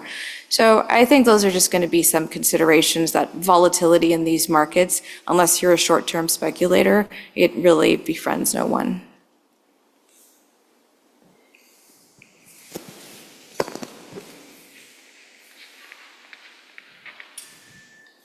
I agree, all three great presentations, and I've got questions for everyone, but let me just start with Professor Eisenberg.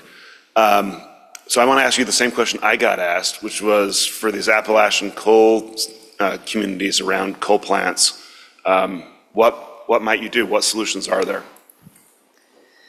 Yeah, I appreciated the response to that this morning, which was, if I knew, I get to be in charge next, right?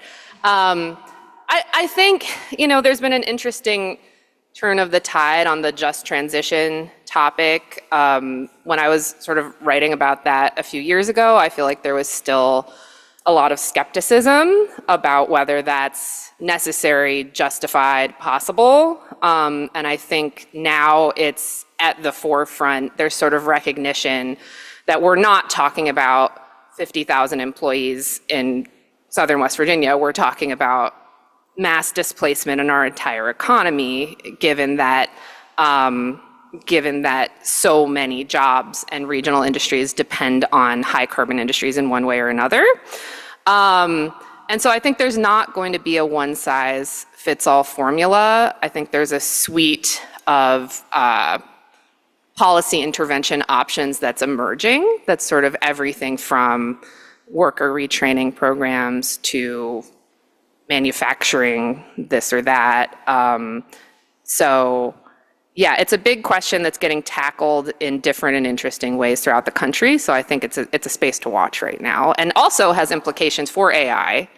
If there's going to be sort of further worker displacement, the sort of fossil work displacement might offer us lessons for future automation displacement. So that's a bit of an opportunity there. Lincoln, may I say something? You know, when you get those questions and you have these creeping thoughts in your head and you go, I shouldn't say that out loud, and then you decide you will say them out loud? That's where I am right now.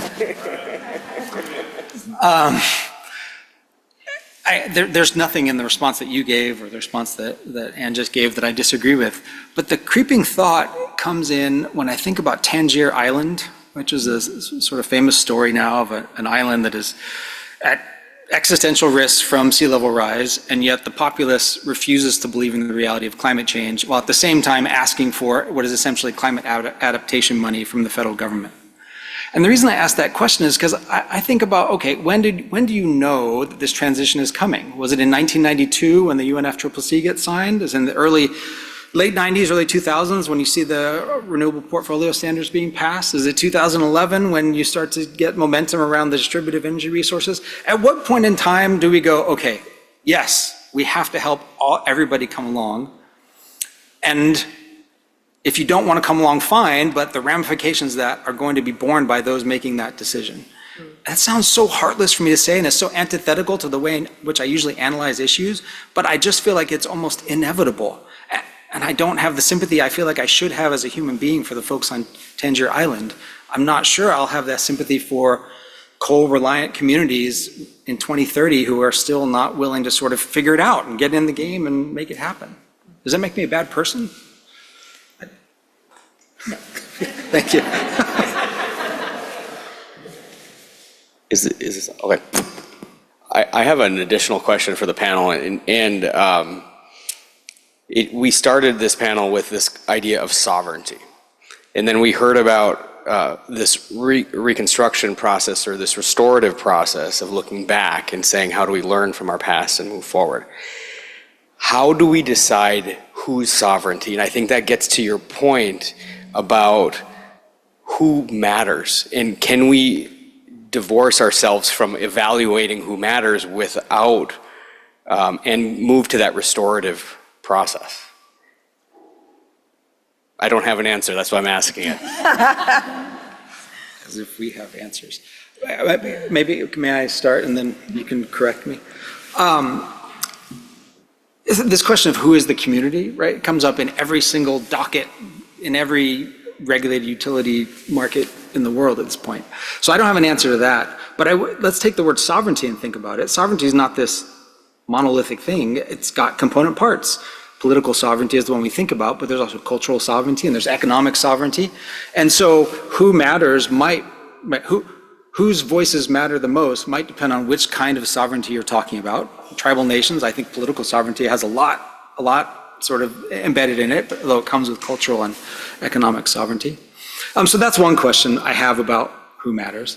The second is, I mean, if you're looking at through a reparative lens, the question is answered by who's been marginalized in the past, and let's try and unwind that. That might be the benefit of restorative justice, is it allows us to actually amplify those voices more than we otherwise might in an equitable framework. That's hard to swallow if you're part of the entrenched power structure, which in many respects, like I am in so many facets of my life. We have to just get comfortable with that. How do you do that in a way that then has perceived legitimacy? That might be the crux of your question, right? Because I'm sure you want decisions that everybody believes in and comes along with. And I think there is a risk to perceived legitimacy if we start to mess with sort of who matters in a sovereignty sense. That's the best I can do with the question at this stage. I think that's such a beautiful question. Just to add to, and Richard, you're such a good person in addition to a brilliant scholar, so you're never could be a bad person. But what a great question. I'm only going to think about like little pieces of it. So I teach energy negotiations and practiced in litigation and transaction work.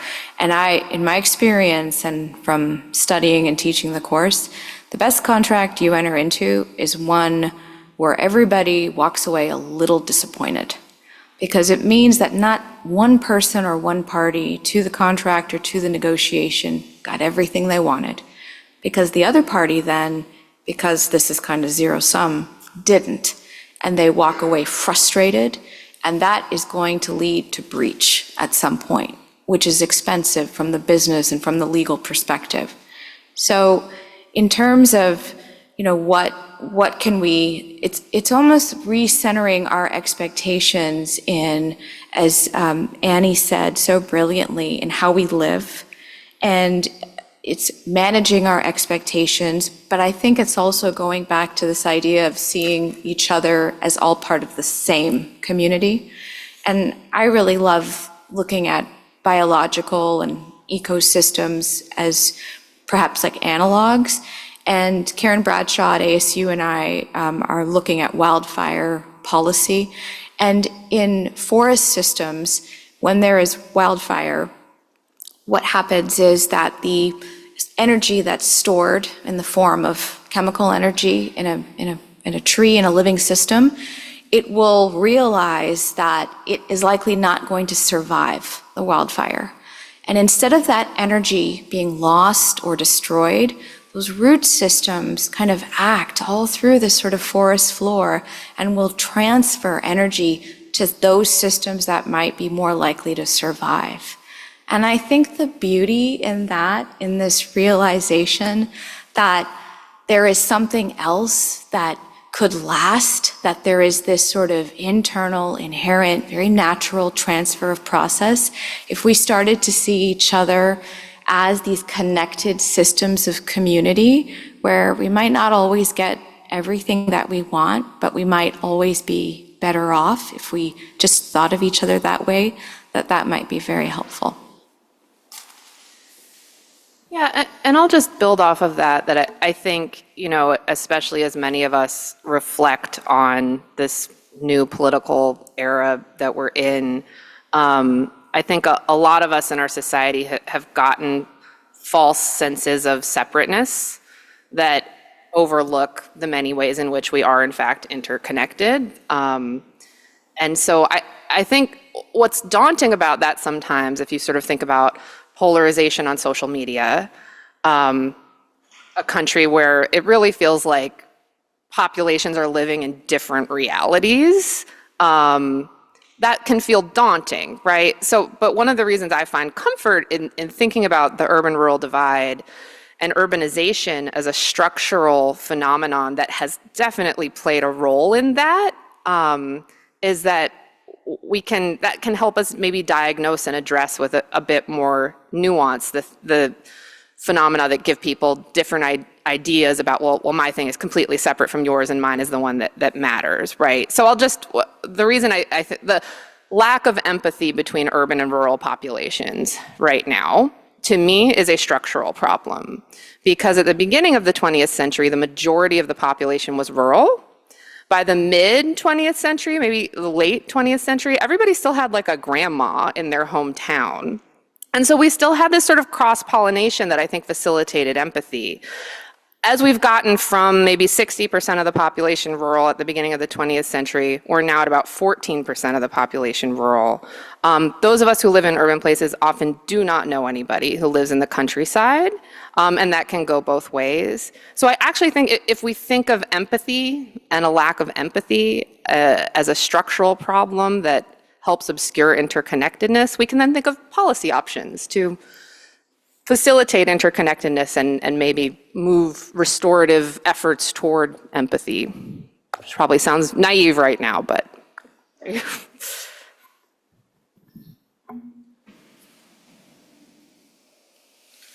Thank you so much, again, for that wonderful conversation in the Q&A. If we could give our panelists another round of applause.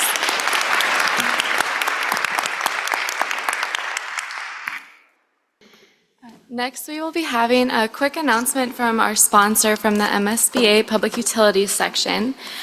Speaking for them is actually Austin Northagen, and he is not only an alumni from St. Thomas, but he was also on the Journal of Law and Public Policy, and he was a symposium editor during his 2022 to 2023 year. So please join me in welcoming Austin back.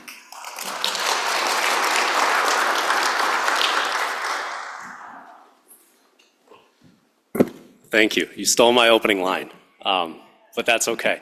I recognize the power I have as I'm the last person to speak before lunch, so I won't hold you too long, I promise. But thanks again for everybody for coming. Thank you for the Journal for hosting this. I think it's a really important topic. As mentioned, I graduated in 2023. This is my first job out of law school. I work at the Minnesota Public Utilities Commission, funded by a Department of Energy grant. It's been a tremendous opportunity, and I really encourage anyone who's interested in this field to get involved. I know I've had strangers tell me, like, we don't need any more attorneys. We don't need any more bad attorneys out there. But this is the field where we do. We need more attorneys. There are more interests, coming to the table. There are tribes, there are utilities, there are public interests, there's ratepayer advocates.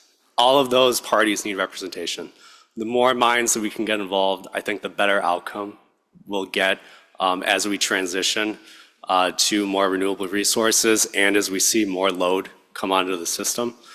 So if you're involved at all, please let me know. Professor Crum has my email address. Jenna and Lindsay have my email address. But the reason I am here is on behalf of the MSBA Council, the Public Utilities Council, and we are offering funding for a summer clerkship. So that can be used for a government entity, a nonprofit, or a not-for-profit agency or company.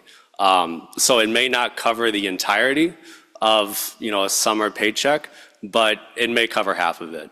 I had this clerkship my second year of law school. I worked for Citizens Utility Board, a ratepayer advocate, and that was my entry into this field, and it kind of got me hooked.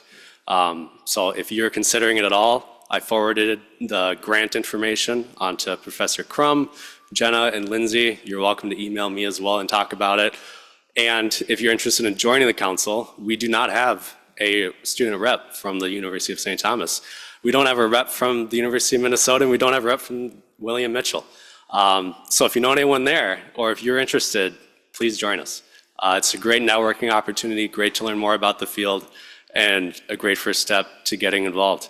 So with that, thank you, and enjoy lunch.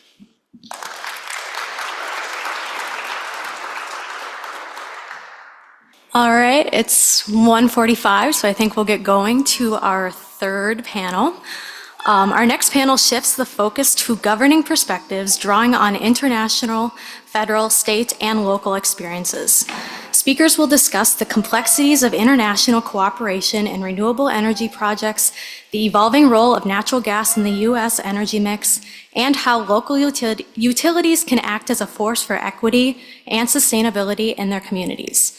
So I think I'll go ahead and introduce our speakers now if they want to come up and get settled, and I know we have one joining over Zoom. So our first speaker for this panel is Bernardo Needman. Bernardo is the chief advisor at the Danish Energy Agency with extensive expertise in renewable energy regulation and government-to-government cooperation across countries, including Colombia, Brazil, Ukraine, Ethiopia, Indonesia, Turkey, Mexico, South Korea, and Chile. Prior to joining the Danish Energy Agency, he was a partner at a law firm in Santiago de Chile, where he specialized in energy law and advised clients from over 20 countries on national and international litigation and transactions in the energy sector. Bernardo has also participated in high-level international forums and frequently serves as a guest lecturer on energy law at various universities across Europe. Bernardo holds an Advanced Master of Laws and an LLB.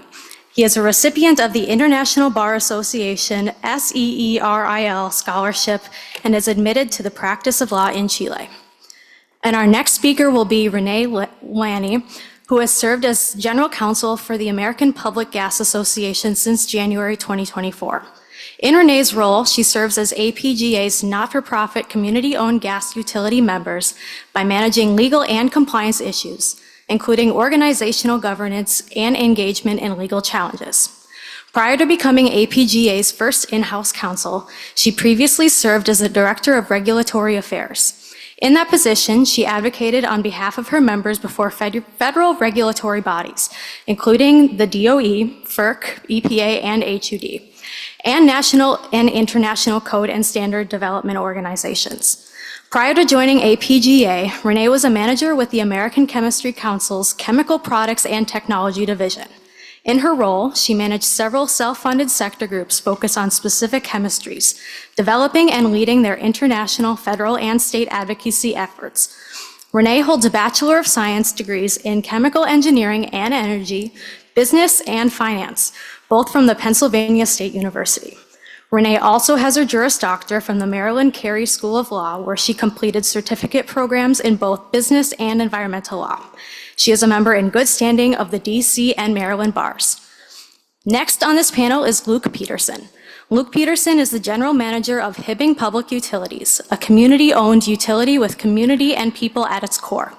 HPU's energy transition is grounded in northern Minnesota's natural resources, experience, and local pride, and serves a population of 16,000 on Minnesota's Iron Range with electric, water, gas, and district heating.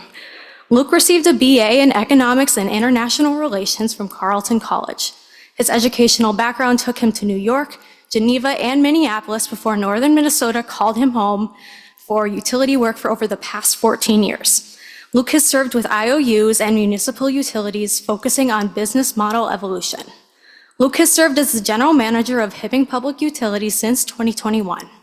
Under his leadership, HPU became the first utility in the nation to adopt a restorative utility development plan to lead resurgence of local economic growth with the utility's infrastructure committed to help build a more sustainable, prosperous, and resilient community in the future. Luke also serves on the board of American Public Gas Association, Utility 2030 Collaborative, Minnesota Municipal Utilities Association, Government Affairs Committee, and Hibbing Greyhound Bus Museum. And finally, for this panel, we will be transitioning to a Q&A session moderated, and joining this Q&A is Commissioner Hom. Commissioner Hom was appointed to the Public Utilities Commission by Governor Walz on January 3rd, 2024.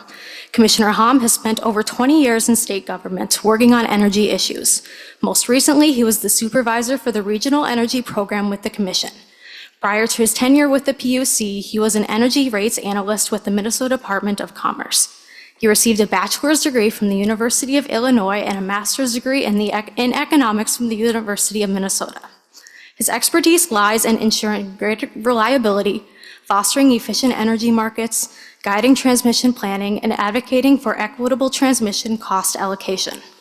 Commissioner Hom has defended Minnesota interests with the complex landscape of federally regulated regional transmission organizations and engaged in the MISO stakeholder process.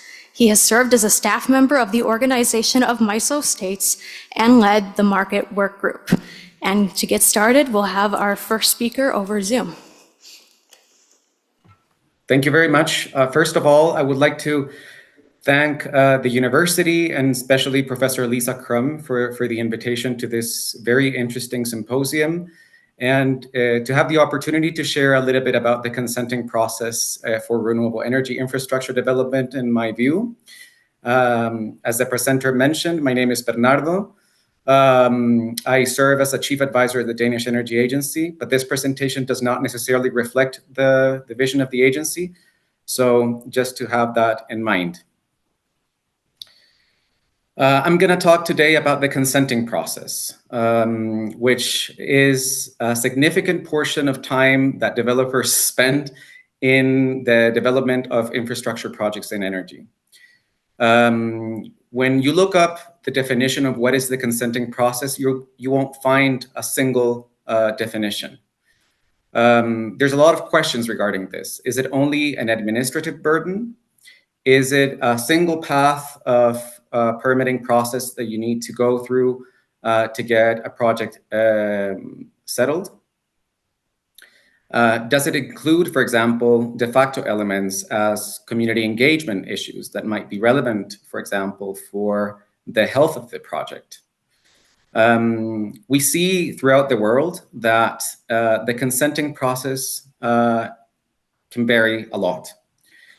For example, now I'm sitting in Guatemala talking to you, where I've been participating in the last couple of days in a symposium from the International Association for Impact Assessment, when we're talking about the implications of ILO 169 in different aspects of how do you engage with communities throughout the world. These elements are very, very important to consider when we're talking about the consenting process. It can mean permitting, but it also can mean a number of other elements that need to be considered in a project for the project to exist. And because we only have a few minutes, I want to catch your attention and put some ideas over the table, hopefully also for the Q&A. Some of the messages that I want to give you regarding the consenting process is that what gets in the board and in the paper at the end of the day matters. When we are trying to design a regulatory process, this is the way that we materialize democratic decision on how we live. So what we put in the board, and at the end of the day, what is in place in a regulation or in a piece of legislation, can signify, for example, that a community is flooded, or that there's a transmission line passing through what it used to be homes. So it's just to say that all of these elements, when we're developing regulation, matter in the day-to-day of many, many people. Besides the licensing requirements, the sectoral permits, and et cetera, we're also touching upon human rights instruments and domestic regulations that need to be followed in all of these projects. We see throughout the world that the regulations vary significantly from one jurisdiction to another. But the interesting thing is that the problems don't really vary. We have different communities in different parts of the world that are more sensitive to different issues, but more or less the same, the problems repeat, and repeat. And for that, I think international cooperation brings something. Consenting has very different methods, as I mentioned. For example, we have seen in Mexico that 18 different states regulate the right of indigenous consultation in their specific constitutions. We've seen, for example, in Denmark that we have enabled a one-stop shop system for the permitting process for offshore wind, which is being emulated in South Korea. We see that in Brazil, there's a start now with a marine spatial planning process that is led by federal authorities. In Indonesia, we see that there's a special regime for the national utility to develop infrastructure projects. And we see the reforms that are happening in New Zealand right now with new consent pathways, taking into consideration the new ESG requirements throughout the world. This is to say that all of these elements are weaved and constructed in very different ways. And And perhaps when we see these problems that replicate, in different states or in different parts of the world, we just need to be curious enough to go and find different solutions that are available there. I think we have, as regulators, we need to be humble enough to understand that maybe someone else also dealt with this problem, and maybe something is also, someone wrote about it, so understanding that we need to consult specialized literature and talk to academics and students is important for this regulatory process. I spoke about this experience that we have in Denmark with a one-stop shop, and I want to spend a few minutes here. Denmark has developed this one-stop shop permitting system for offshore wind. What does that entail? Some literature has suggested that the complexity of a process regarding the consent can be a major barrier for energy infrastructure. And a lot of these companies are spending millions and millions of dollars and time that are critical these days to deal with the consenting process. Evidence shows that the one-stop shop institutional arrangement can help avoid potential delays in the authorizations. Sometimes these authorizations are delayed because there is poor communication between different bodies, because the environmental agency doesn't know necessarily what is happening in the energy agency, or there is a specific element that it needs to be addressed by the transport authority, but these agencies in some jurisdictions don't communicate as much, and the developer does not know where the permitting is. So in Denmark, we found a solution that has worked for us, and that we are actually not exporting, but we're basically telling about to other countries. And we've had very, very good experiences of showing what this institutional arrangement can show. In practical terms, the Danish Energy Agency grants all 3 licenses that are required for offshore wind projects. And during the authorization process, the agency consults with other relevant authorities to ensure that the conditions are included in the permits. And that means that we have the face towards the developer, and behind the curtain, we consult with the Coastal Authority, Work and Environment Authority, with the TSO, the Ministry of Environment, and so on. That means also that the developer has a single point of contact throughout the entire life of the projects, since the beginning, from its inception all the way to the decommissioning process, with one entrance and one exit. This process has worked, as I mentioned, for Denmark, and also it has been already established in some other countries with some nuances.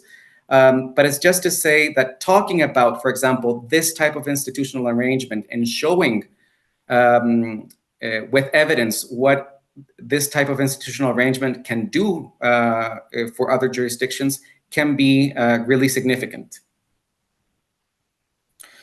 And just to finish, because I'm running out of time, I took this picture from a helicopter going through the Colombian jungle a couple of years ago.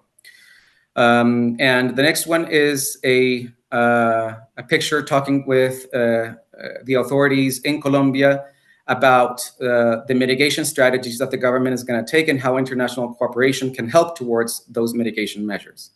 And of course, all of those measures were reported also in the Forum of the United Nations that deal with climate change. It's just to say that all of these single pieces are very intertwined, are very related to one another.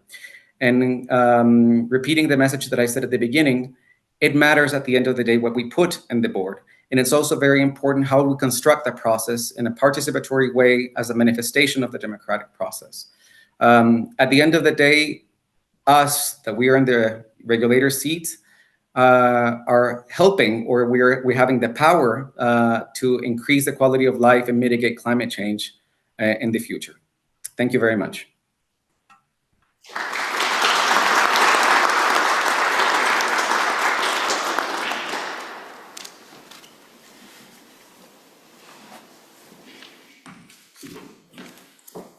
A little shorter. Okay, thank you. Good afternoon, everyone.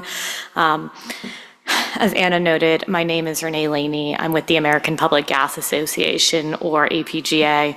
First, I wanted to thank the Journal again. Thank you for putting together this event today. Thank you for inviting me. Thank you, Luke and Lisa, for getting me to come out to Minnesota. Our membership has an annual conference every year, and it's actually a couple years ago we were in Minneapolis, and I will say there were some doubters in the crowd, but once they all left, they were I think they were shocked at how much they enjoyed Minneapolis, so not upset about coming back to this. And as I've told a couple people, because it is so fascinating and exciting, I found the sky bridges and learned the sky bridges, and I was like, oh, this is great. But for those of you who are not familiar with APGA, we are the National Trade Association for not-for-profit, community-owned natural gas utilities across the country. So what do they look like? They small but mighty group. There's about 1,000 of those type of utilities across the country. There's 32 in the state of Minnesota, such as Hibbing Public Utilities Commission, and collectively in the state, they serve about 90,000 customers across the country. It's about 5 million collectively. And a public utility commission can look anything from a city, a municipality owning it, a co-op. Some of the Navajo Nation, for instance, is one of our members. So anyone who owns the gas system and that's not an investor owned and the community is actually owning it and they're not for profit, that's kind of the group that we represent.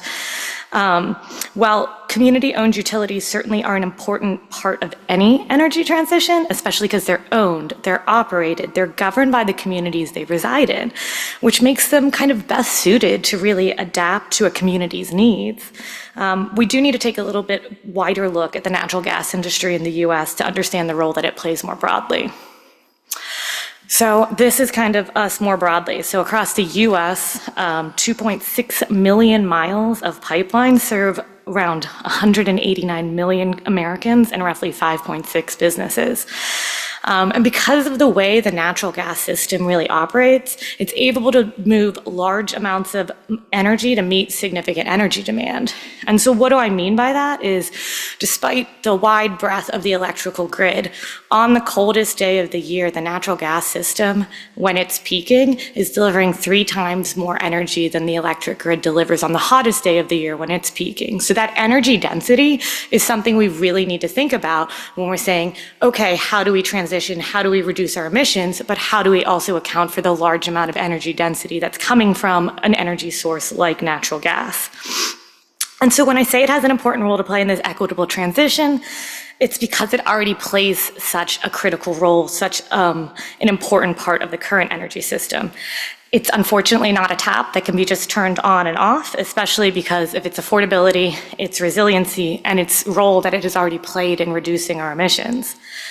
And to kind of provide a little bit more context, I like showing this map because it shows that all of the US climate zones. And so when we're talking about how to build energy systems to transition to meet the needs of our country, you can see from this map, and if we're not the top, I think we're tied for the top of number of climate zones within our country. It means we need to meet those climate zones for everything. What may work for Minnesota is not necessarily going to work for Florida, work for Alabama. And so when we talk about an equitable transition, that's going to also differ depending where you are in the country. And so just kind of jumping right into it, an important role natural gas can and has been playing recently in promoting equity is its affordability. This chart here, the Department of Energy puts it out every year. They calculate the costs for residential energy sources, and they base that off of what the Energy Information Administration, or the EIA's short-term energy outlook does. And you can see from that 13.38, that's dollars per million BTU, that's almost 3 times less costly than electricity. So these are nationwide averages. I can appreciate that. So it really depends on where you are living because utility values do vary across the world, but on average, natural gas has been more affordable than electricity. And so for a general residential user, this could mean a lot less energy burden for household utility bills. For Americans more broadly, cheaper energy is the backbone of cheaper goods. Methane, which is the main component of natural gas, it's an important feedstock for manufactured goods, including fertilizer, which plays into the ag sector and cost of food. It also tends to be the energy source of choice for many commercial and industrial sector participants. That ultimately means that consumers can reap the benefits of less input costs for agriculture and manufactured goods, resulting in cheaper goods. Still, energy burden continues to be a very significant issue in this country. It's why programs such as LIHEAP, the Low Income Energy Assistance Program, it's a federal program, and it's critical to help kind of move us through any type of energy transition. And that's been in place since the 70s. It's a program that needs to continue to be funded at the current levels or higher levels, just because we are seeing a lot of communities transitioning. And so we're finding more communities are really dealing with this energy burden and having consumers and residents who can't afford their energy bills, whether it be electricity, gas, or otherwise. And because Americans rely on these programs, it allows them to not have to make the difficult choice. Am I going to pay my utility bills, or am I going to buy that medicine I need, or am I going to heat my home in a safe way?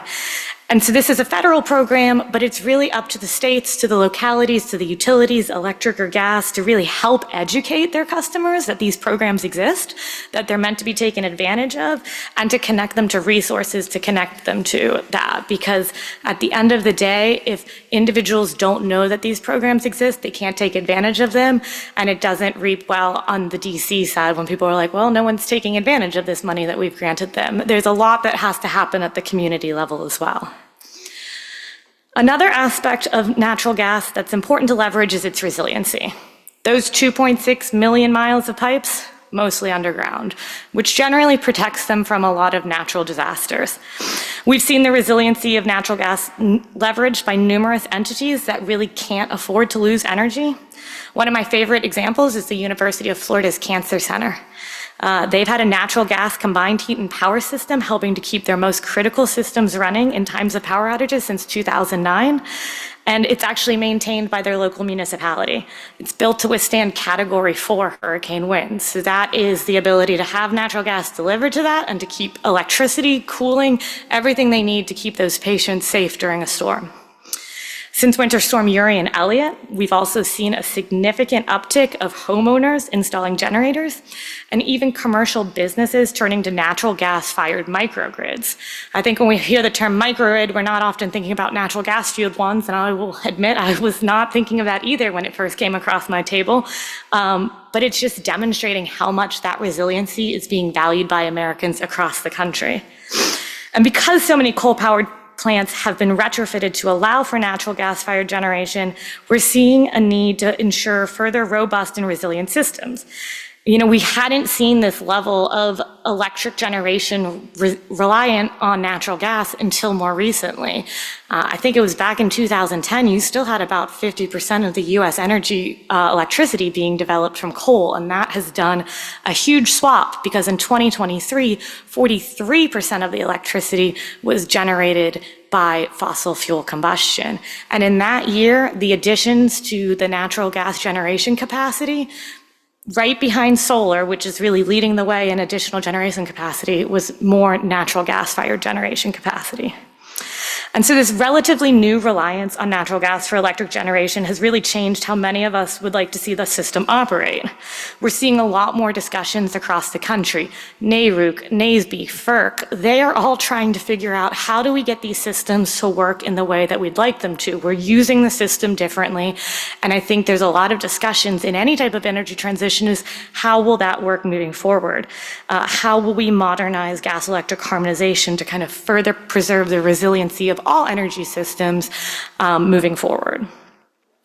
And then finally, while it might not be the energy source many think of for leading emissions reductions in this country, natural gas has actually been responsible for about 60% decrease in CO2 emissions from electric generation. So as discussed before, there's been a huge conversion of coal to natural gas generation plants, and that's not only added the complexities of the interconnectedness of our systems, but it's also played a major role in reducing emissions. The distribution sector, the group that I typically work with, those entities who are making sure natural gas gets to homes and businesses, the very last step, they've actually been, doing their best as well, and they've been able to reduce their emissions 70% since 1990. Still, improvement needs to be made across all sectors. Our industry has really invested in research to help further these goals. Of note, and I think I've chatted with this with a few of you, that's probably of interest to Minnesota, is a gas-fired heat pump technology, which is about to be commercialized. And so what that does, it's marrying an efficient fuel with an efficient delivery system with an extremely efficient appliance. And so for a state like Minnesota that goes to extreme cold temperatures in the winter and kind of hits that point of where current heat pump technology kind of taps out, that's a potential option to really leverage all aspects of the energy systems in a very efficient manner. We've also seen a huge uptick in renewable natural gas, or RNG projects. They capture what would have otherwise been methane released to the atmosphere at landfills, dairy farms, wastewater treatment plants, and they're able to either input it back into the system or use it for things such as transportation. If you're familiar with California and their low carbon fuel standard, which a number of states on the West Coast take part of, that's a huge input for there. Same goes for hydrogen mixture. I think that's a little bit more in its nascent stages. A lot of good research happening there, being completed both by industry, but also something that this current administration has spent a lot of money on through the Department of Energy and others. And then finally, even Congress has recognized the need to leverage this existing infrastructure to help minimize emissions. And so that's why they passed, as part of the bipartisan infrastructure law in 2021, a grant program for community-owned gas systems that helps them to replace legacy pipes, and it also helps those communities who are kind of on the front line of reducing their emissions purchase equipment that helps to minimize emissions in their day-to-day operations. And so just in conclusion, we think the natural gas continues to play this really critical role in the energy transition, but it's just that. It's part of the solution. All of the things it brings to the table, affordability, resiliency, emissions reductions, those are all things that need to be met by a diverse and robust, diversified mix of energy. And that's really what's going to help us move forward with any type of equitable energy transition, no matter what that looks like and what part of the country you're in. So, thank you.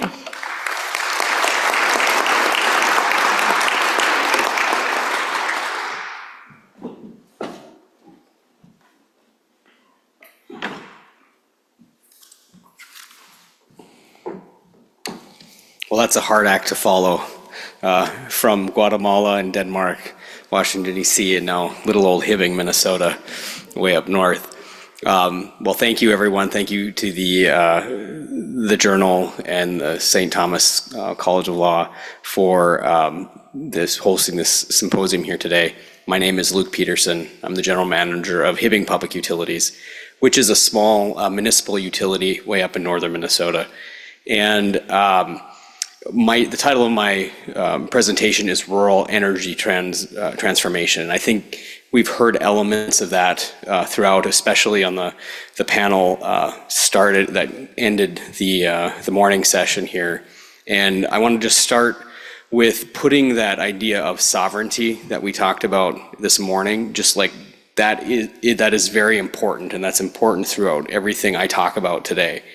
And the benefit of being from northern Minnesota, and specifically now from the city of Hibbing, is that this is a community that is very grounded. And what I mean grounded is we were born out of the ground. And what I'll say is, so let's put this idea of sovereignty, which is a very important, almost metaphysical concept, in the center of the table, but let's go deep for a little bit and deep into the earth. This picture right here shows the downtown of Hibbing, Minnesota. You can see the smokestacks just off in the center right of the slide there. That is what is known as the Hibbing Renewable Energy Center today.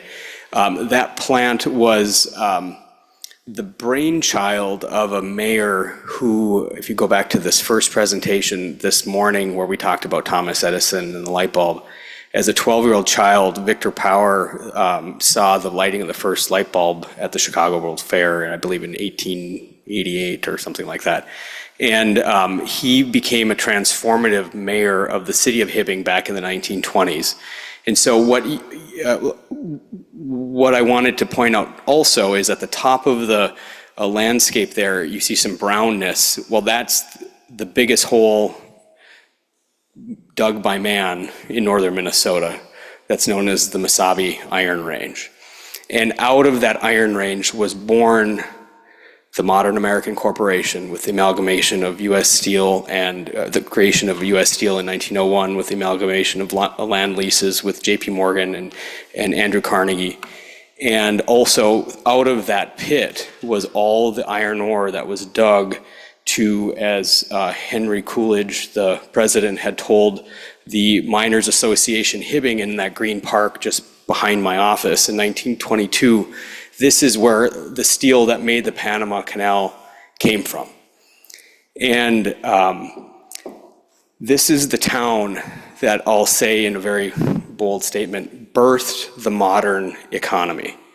And it had a legacy much further. And there's this gentleman behind me here who's been silent and on every panel yet. His name is Sir Thomas More, also in the Catholic canon, the patron saint of lawyers. He also wrote the book Utopia.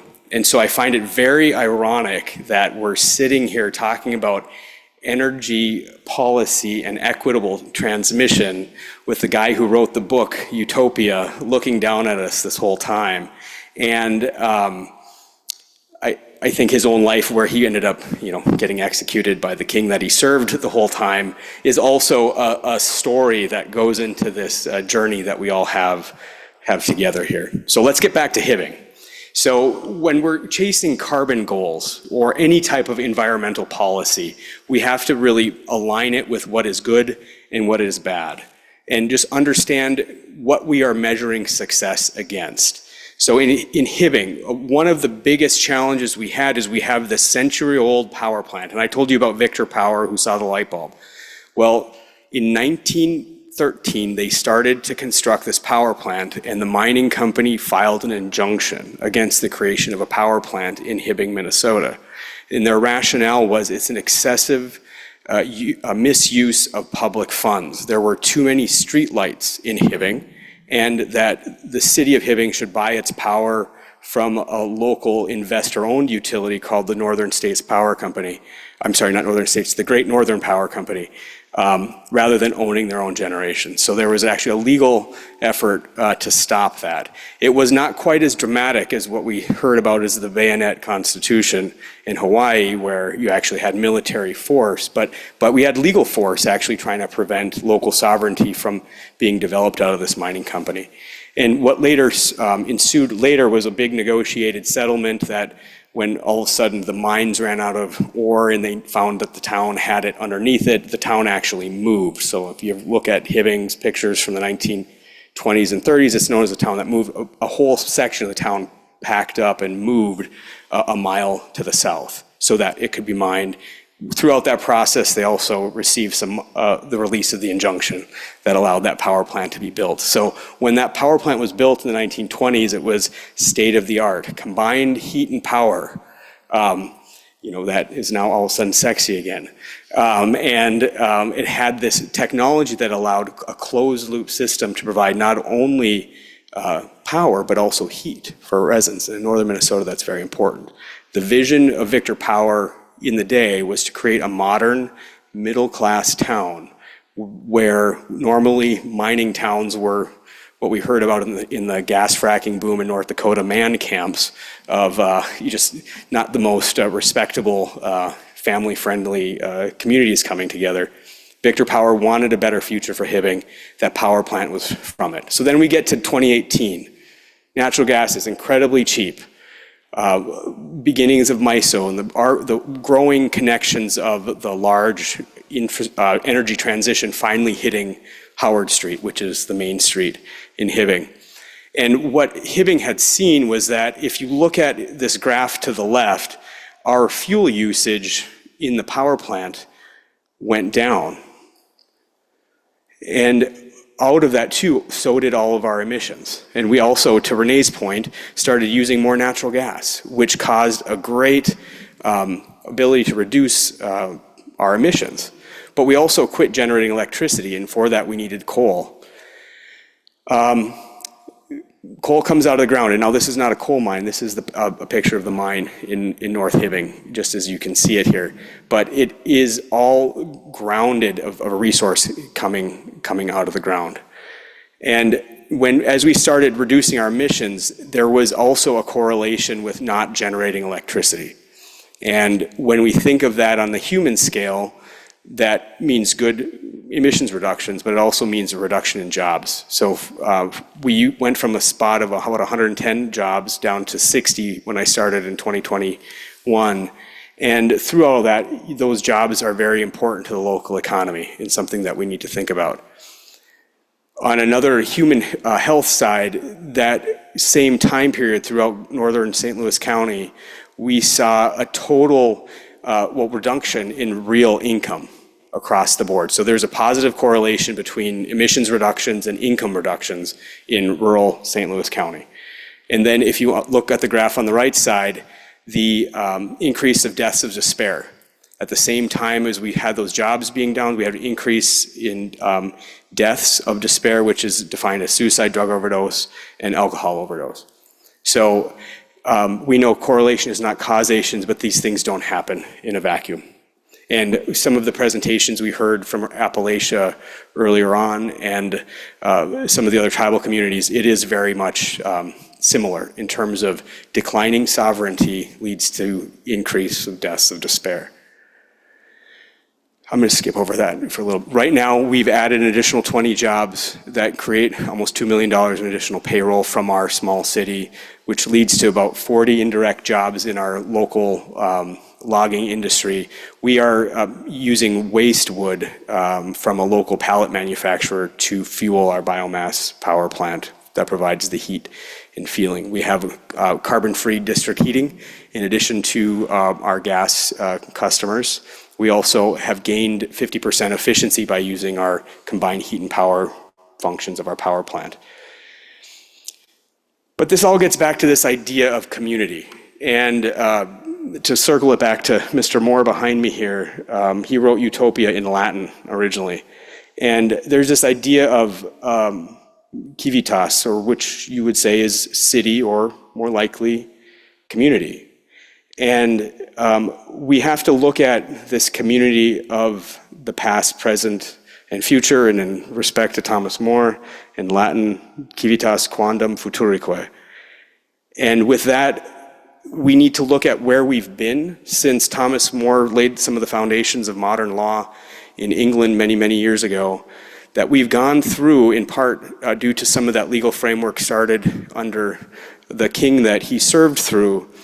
We ended up creating the first industrial revolution as an economy, as a global community in the 18th century. And throughout all that, we saw mass colonization, migration, exploitation, lots of things that started to happen there that have created where we are today. I've heard that in day labor in England consumed like 40 pounds of sugar a year by the 1750. And that was through global trade and all the things that come along with it, good and bad. And then the second industrial revolution is this electric assembly that started in with the lighting electric light bulb we saw this morning in 1888, all the way through the third industrial revolution, which was automation starting in the 1970s, which really we know most about affecting our auto industry. And then the fourth is what has started, since the 2000s, which is known as the Internet of Things, which is the cyber-physical systems. And I think if we look at AI, and now I heard we're going to start getting rid of Public Utilities Commission and using AI instead to make energy policy this morning. But I mean, that's the kind of some of the extreme limits of that evolution. Now, what we need, I think, is really to put our focus on that idea of community. And that's what we talked about today. And redefining for all of us what it does mean to be community, because that's where we need to go, that's where we've been, and as we do that, if we can keep grounded in our local economies, in our local stories, and create that future where all are necessary despite the traumas, despite the wins, despite the losses of the past, that we are all part of that and growing together in that interconnected community, that we can finally start achieving more of that real utopia that Thomas More talked about.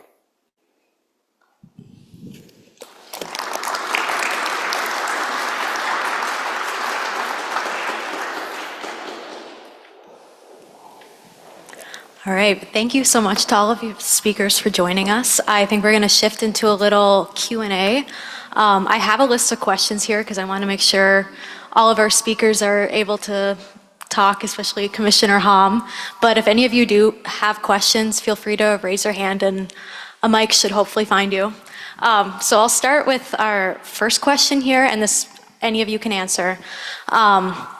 So if each of you can provide a perspective, international, national, state, and local, on how policymakers and investors can foster both large-scale and small-scale renewable energy development to ensure that rapid deployment of clean energy doesn't lead to unintended inequities and environmental harm.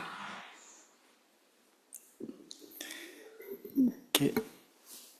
Thank you for the invitation. I think this is a great symposium. When I came here in the morning, my expectation was every panel will only speak about the legal issue and law. But it was a substantive engagement of discussion. So I was so intrigued with the conversation and the panel discussion. To me, it was a very successful symposium.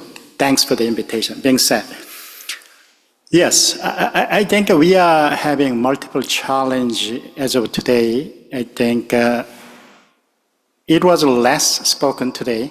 That is, we have spent not much money improving our system for the last 20, 30 years because this asset, the energy infrastructure, is a long-lasting asset. So we invest a lot of money and we have used this for a long time. This is about time to replace those assets, including coal power plants, transmission lines. So we had that homework. Meantime, also we have a pressure on replacing fossil fuel-based unit with the renewable due to many different things, including state, federal policy, customer demand due to their greenhouse gas compliance and ESG report. Now we got a new homework. Data center is showing up everywhere, and their growth is unimaginable. We are getting one medium city every year. So it's a huge problem altogether. That means we have to put everything on the table. Large scale, small scale, whatever fuel type as state law allowed has to be on the table. Being said, yes, we have a concern and we have to take care of the environmental issue, but I see this as a more risk management, and then we have to bring the resource to meet the reliability. I think utility scale and small scale, all this generation is needed as of today. One advantage of the small scale is we can deliver that today. Large scale, utility scale generation, we need a transmission line. That takes about 10 years. We are lucky. Minnesota was developing that transmission line since 2005, 2004-ish. So we built our transmission line, our share, assuming no more changes. And then with Content and ISO, which is a regional transmission organization covering Minnesota, and help from Minnesota and other states have some vision about the renewable portfolio.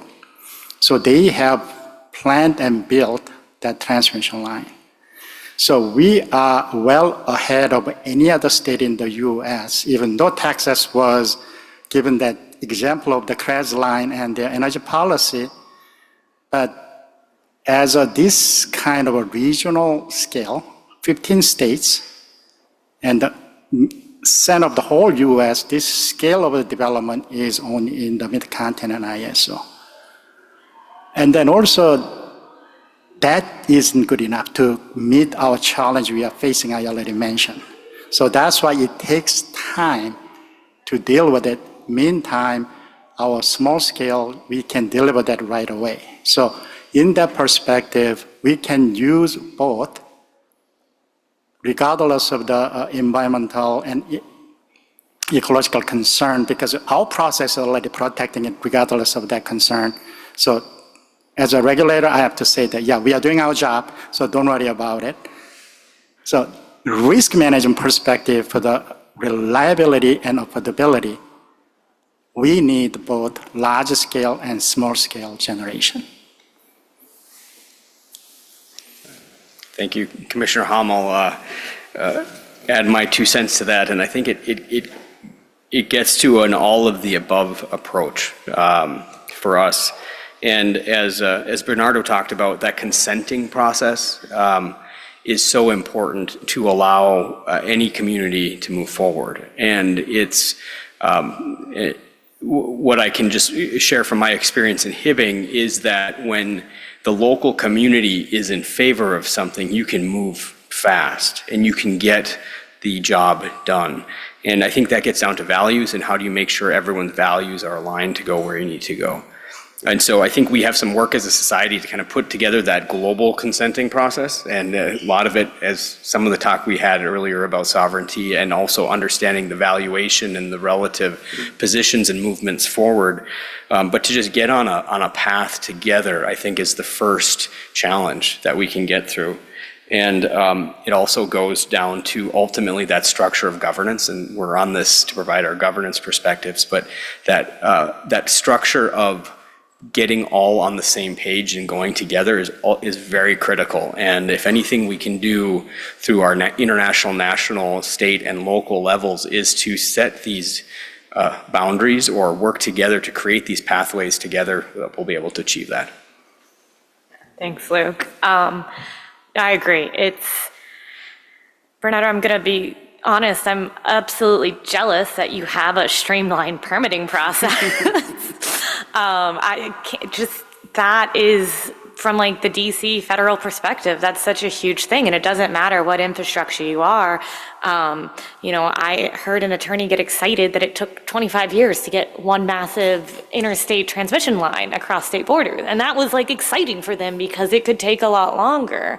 And so I know there's been a lot of efforts to kind of get that together and to streamline that, but I think we need to make sure that we're streamlining it in a way that makes sense, in a way that we don't leave out any stakeholders who are important to it, and in a way that helps everyone kind of educate on like what is the process. As Americans, we are often like, well, what is the benefit I get out of this? And I don't think we are always good at changing our talking points to say, okay, yes, this community is getting X, Y, and Z, but like what is coming to you? And that's something that just everyone can kind of do a little bit better to help these projects move forward, because a lot of times the community is just coming forward and being like, I don't understand.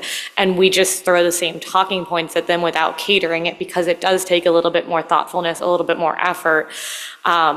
But in the US too, attorneys are part of the problem. And and so I'm curious too, Bernardo, whenever you get to the chance to talk, because for us, a lot of the permitting delays is not just because of our very burdensome permitting system, but because any opportunity in that burdensome system, there is an opportunity to take a legal challenge to it. And it's at like multiple steps of the way. So I'm fascinated, and this is a little bit selfish of me, but I'd be curious to hear how and maybe it's just us that we're so litigation prone in this country, but it makes it a challenge for energy infrastructure, any type of infrastructure. I'm like horrified to think about what rebuilding Western North Carolina is going to look like. Those are major pieces of roads that are going to need to be rebuilt and things like that are going to need that. And so just a streamlined, healthy look at all of the impacts, because again, going back to this infrastructure is going to be here for years, no matter what it is, and making sure we are taking that collective, okay, this is what the emissions look like now, this is what the emissions look like 10 years from now, this is what the emissions look like 100 years from now, and kind of having that kind of whole perspective, I think, is super critical because it is going to be a lasting impact. But I am immensely jealous of Denmark, so. So I'll take the floor now. Thank you so much. It was very, very interesting to know firsthand what is going on in the U.S. Also from the local perspective, and I think that is very, very important and interesting. I have a couple of comments. First thing, I think the title of the song that we're singing is, of course, community engagement, and the faster that we do that, the better. These days in Guatemala, we've been talking about, as I mentioned before, ILO 169. The U.S. is not a party to that convention, but basically is how it's a convention that deals with Aboriginal and tribal communities, and how it is administered the free, prior, and informed consent through the communities, and it's quite complicated. There's challenges throughout, the many different countries that are parties to the system, but there's a lot of very good practices that we've heard these days, and it's not only as a threat that the projects won't get done, but it's actually a way to mobilize finance, for example.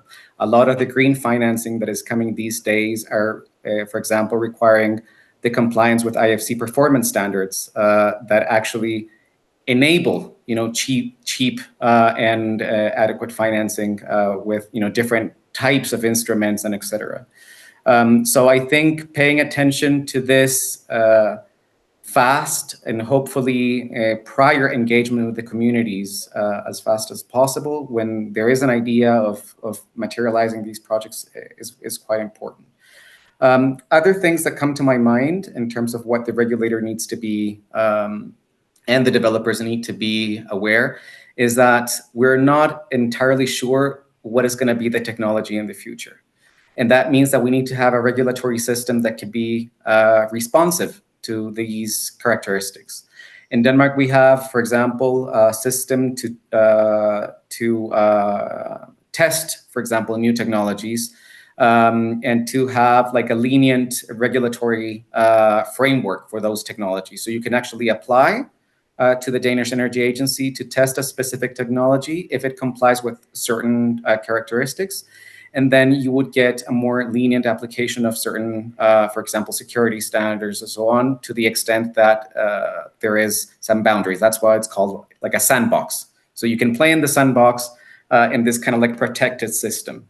That is generally, I think, a good idea, and it's been replicated in several countries because we don't know exactly what type of technologies we're going to need in the future, for example, to balance the system, or technologies that are going to be important for to provide auxiliary services to our electricity system, and so on. So as lawyers and I think as regulators in general, we need to provide a framework that can allow these technologies to exist as fast as possible and to test them.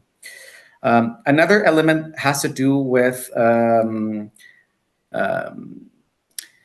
to follow, I think, in this area of like post-factual truth, that is very important to follow what science shows that actually works. I think it's very important to have a critical eye as students, as academics, as regulators, and et cetera, and being curious of what is out there. As I mentioned, there's a lot of problems that have been solved in some part of this giant world. And usually the problems, the solutions are actually closer to the problems that we think. So it's about being curious enough to look for them. And the other thing that I think is quite important has to do with the relationships that we create with the communities. And that means not only the people that are administered, but also with academics, with scientists, with regulators, et cetera.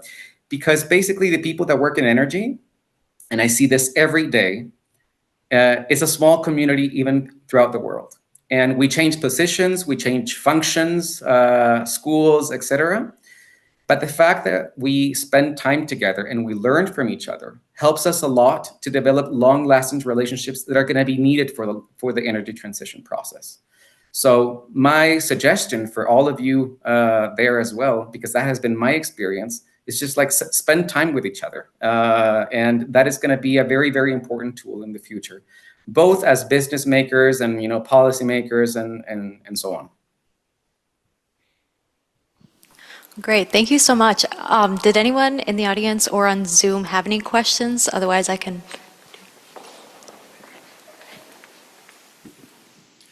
Thanks very much for sharing a thought-provoking set of perspectives. I've got some natural gas questions, so I'm presuming it's Renee and Luke, but please anybody jump in. One of the things that's increasingly clear is that for natural gas to make good on the promise of lowering emissions is you have to manage the upstream fugitive emissions. And we know that the natural gas producers have a pretty poor record on that front.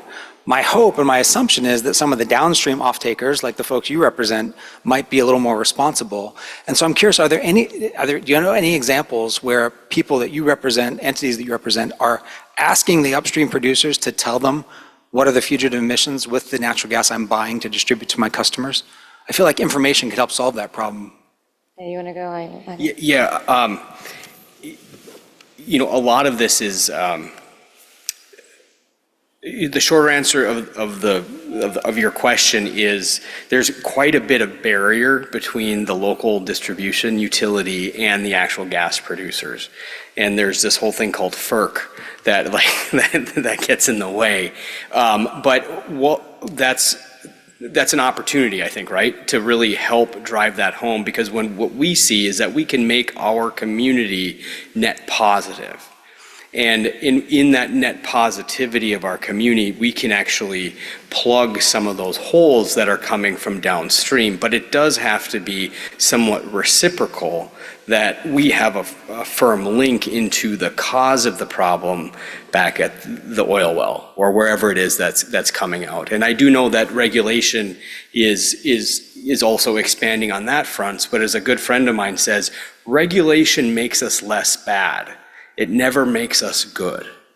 And so we need to reframe our concepts of regulation from making us less bad to making it good. And I think in what my answer to that question is, the way we can do that is by empowering those that end use of the commodity to be somewhat accountable to drive the health of the whole system back to its source. And anything we can do that can help that is something that we should be exploring as a global community to make regulation, or to reframe our mindset, to do something together to make it good and not just less bad.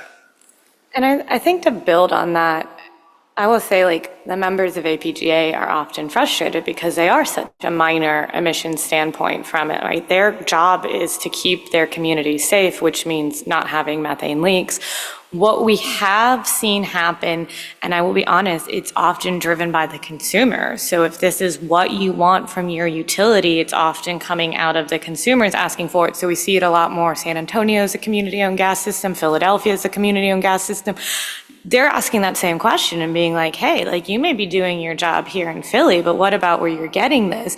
And so we have seen some third-party entities really pop up, especially because of the global LNG trade. Europe has a need for liquefied natural gas with the war in Ukraine, but they don't want to take gas without knowing that it's being responsibly produced. So you have a group like MIQ, for instance, which is actually a joint venture between the Rocky Mountain Institute, RMI, and I'm blanking on it's like System IQ. I'm probably butchering how you pronounce that name, but System IQ had like the technology. Rocky Mountain Institute has kind of like the know-how about what we're expecting for wellhead production and what we want to see as a responsible production. And so they are actually surveying and monitoring, and companies, the suppliers, the producers, are paying for that because there are now FERC It even ended up, I think, maybe not in a FERC contract, but there's now a NASB addendum for certified gas. People want to see that their gas that they are utilizing. Now, again, it's an accounting system, so are you using exactly a green electron? No, but are you purchasing and paying the cost for a gas molecule that was produced in a non-traditional, more responsible manner? We'd love to see the whole industry get certified, right? Because at the end of the day, especially with the discussion of scope 1, scope 2, scope 3 emissions, and my members are not SEC regulated, but you better believe when that SEC rulemaking came out and was initially proposed that you need to be reporting your scope 3 emissions, they were like, whoa, like guys, like you need to do a better job. So it's probably late to the show, but it's a discussion that's happening more, and it's a lot, oftentimes the consumers that are pushing for that. Certified gas is an easier route, but we also do see utilities looking at opportunities across the country to work in hydrogen. I think right now every appliance in the country is certified for 5% blend of hydrogen, but you see people doing a lot more research with that. You also see renewable natural gas. The problem is RNG ends up being a lot more expensive and ends up getting sold into the transportation sector because of the LCFS and other renewable transportation programs. So it's picking up steam, I would say. It is certainly, but it is community dependent. The middle of nowhere, Alabama is not asking for that the same way that maybe Minneapolis would be asking for it, the same way Memphis, San Antonio, Philly are asking for it. So. Okay, I'll add a little more to it. It may not directly answer that question, but currently Minnesota investment utilities on the Natural Gas Innovation Act. Several years ago, Minnesota legislators passed a law, so they have to find a path to decarbonize the industry while reduce carbon emission. So they are trying to find a pilot program to show that they are reducing greenhouse gas. So in that direction, they have to do this accounting, so that will put the pressure on the source to have that proper accounting. Also, we have a recently initiated integrated resource plan for the natural gas, because not only the electric side is innovating, but also there is a pressure on the natural gas side on the decarbonization. So that means we have to have a proper planning to deal with the reliability. Meantime, we are reducing greenhouse gas. Also, we have to address the affordability issue. So at this time, Minnesota has two different paths trying to address the natural gas industry for the investment utility.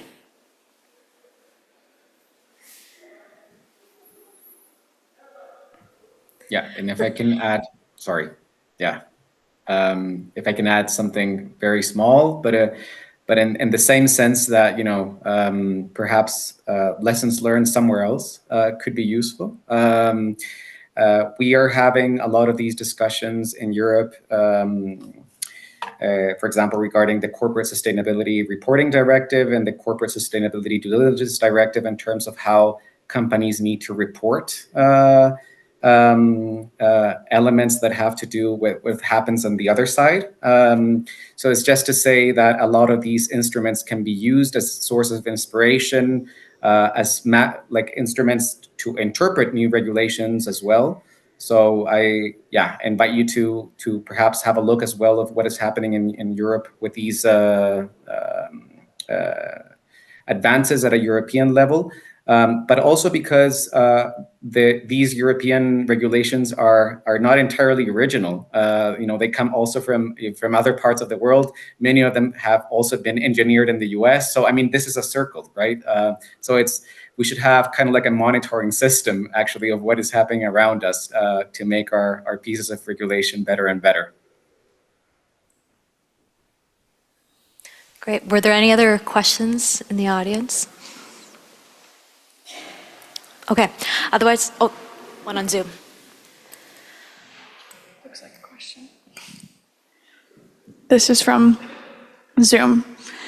If the best science shows we need to get to net zero emissions by 2050 to avoid the most disastrous effects of climate change, how can we build new gas infrastructure now that will last longer than the year 2050 and still meet our climate goals?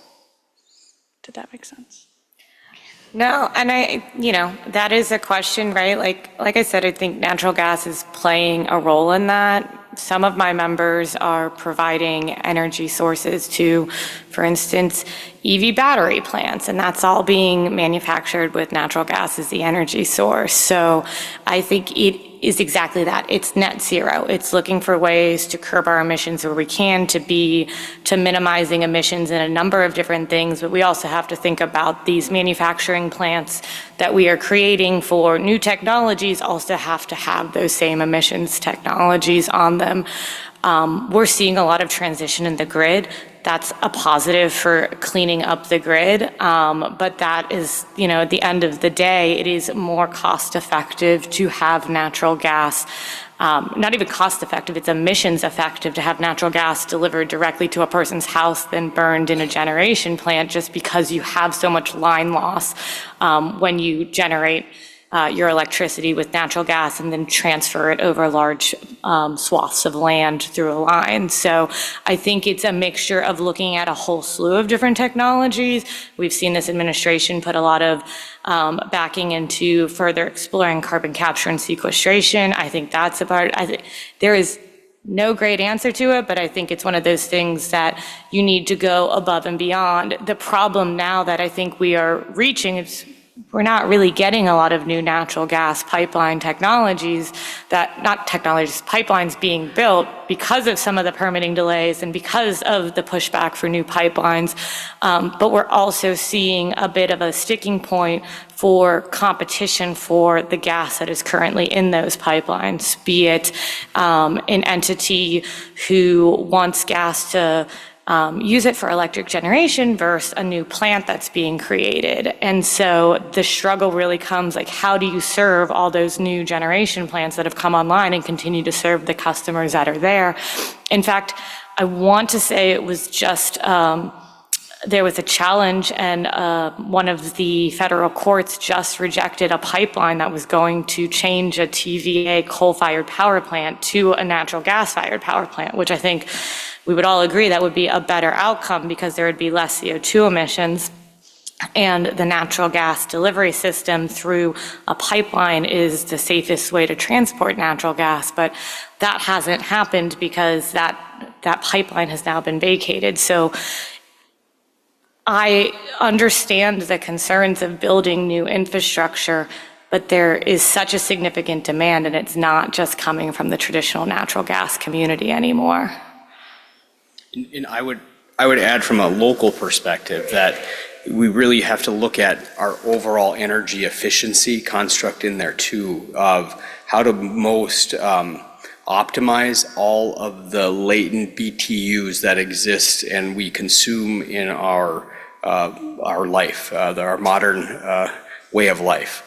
And if the complicated slide that I skipped over was just talking about BTU consumption in the state of Minnesota and how a bunch of that is consumed by heating, but also by transportation. And we heard that earlier today. And by looking at how we can be most efficient within those cycles also makes sense. And while natural gas is an important fuel for the transition, there's things that a combined cycle gas plant for electrification is only going to be 30% efficient at best. So, if you're a rural community with a district heating system and burning waste wood that's coming from an emerald ash borer pest, we are creating these solutions to look at these societal ills and actually trying to make us good. And so we have to have a global view, a holistic view of our energy footprint locally. And it was recently in front of the Minnesota Public Utilities docket on the carbon-free rules for the state of Minnesota. And one of the commissioners intelligently brought up the fact that if you're regulating output at the stack only for what is the definition of carbon-free.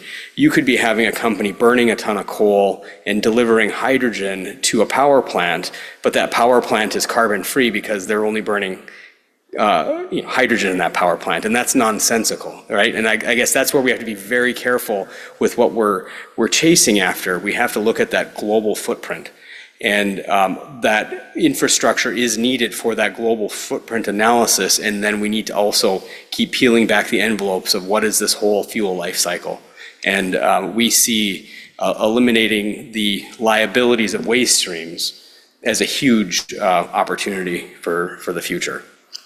And Luke, you reminded me something too that Bernardo said, that we don't know what technologies are going to be there in the future. We know what we have in front of us. So I would also say it would be short-sighted to install infrastructure that can only carry natural gas that is not suited, right? Like if you're going to install that new infrastructure, it should be thought like, can this carry 100% hydrogen? Can this carry RNG or other mixtures? I think that is where everyone should be looking, is for what does the future look like? And I actually really like that you had said that, Bernardo, because we do that so often. We often regulate ourselves into one technology, and that's not particularly helpful because once it's there, it's harder to pull it back.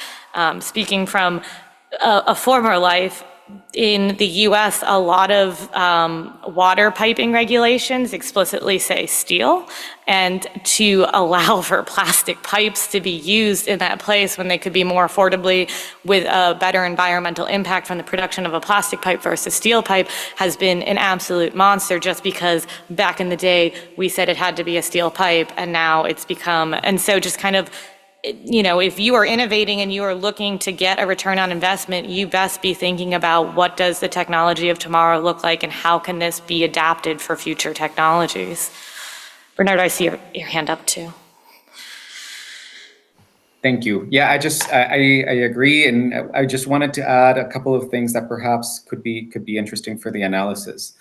One element that is usually forgotten, or it's kind of like the poor cousin in all of this discussion, is energy efficiency. The most cheap electricity is the electricity that we don't use. And we tend to forget that. We had the experience in Denmark, for example, of starting to change the building codes in the 1960s, already making mandatory, for example, the use of double glazed windows and et cetera. And this has evolved in time, establishing new quality norms because Denmark was severely affected by the oil prices. And I think we need to learn from those experiences as well.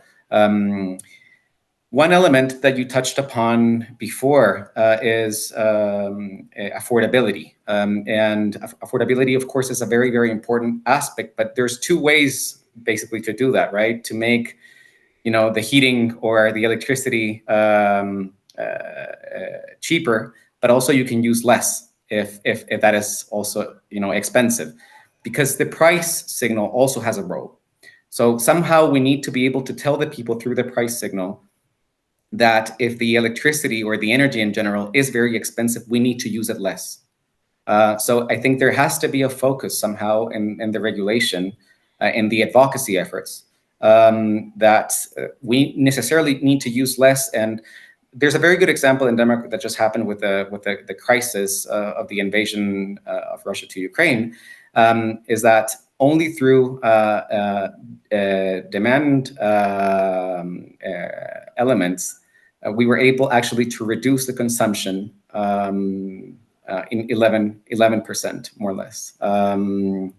And that has to do with the fact that the electricity was actually very, very expensive, and we needed to find mechanism actually to, for example, through smart metering and et cetera, that people could actually see when it was cheaper to use the washing machine, or, for example, to charge the car, et cetera. So it's just to say that I think it's very important to tackle affordability, because it's a justice element, of course, but it's also very important to say that when the electricity is expensive, that is also telling us something that is important to consider. The other element that we use, and I'll paraphrase Luke here, I liked his expression of the holistic view. we use in Denmark for our planning system what is called a technology catalog system, and we replicate this in our international corporations. We have a number of, for example, technologies that are studied with their specific technical characteristics. And then in the planning process, you can choose according to the type of demand of electricity or energy that you need. So maybe the solution is not only gas responding the question of the person. Maybe the solution will be a CHP plant. Maybe it's going to be also solar, and we're going to be able to use a combination of different solutions because there is not a size fits all. But having all of these choices documented and with scientific parameters makes it that this public policy is more robust in my perspective. Since there is an open docket, I cannot answer directly on this topic because we have open docket with Xcel Energy discussing this issue. Being said, I think I agree with this general idea of we have to approach. Okay, first of all, I'm not reflecting Commission's position nor my personal Commissioner position on this.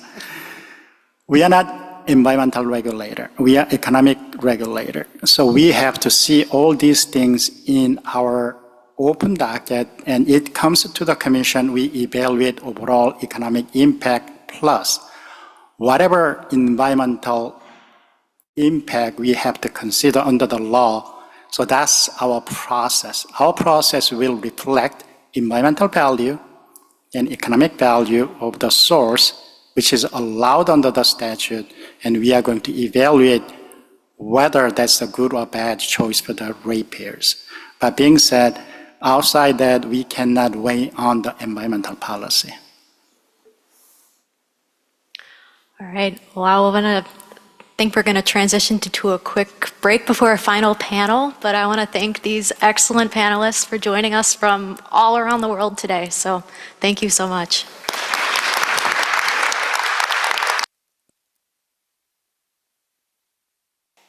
Our last panel for today's event is taking a different format and will be an interactive roundtable where leaders will explore pressing challenges and practical strategies for achieving an equitable energy transition.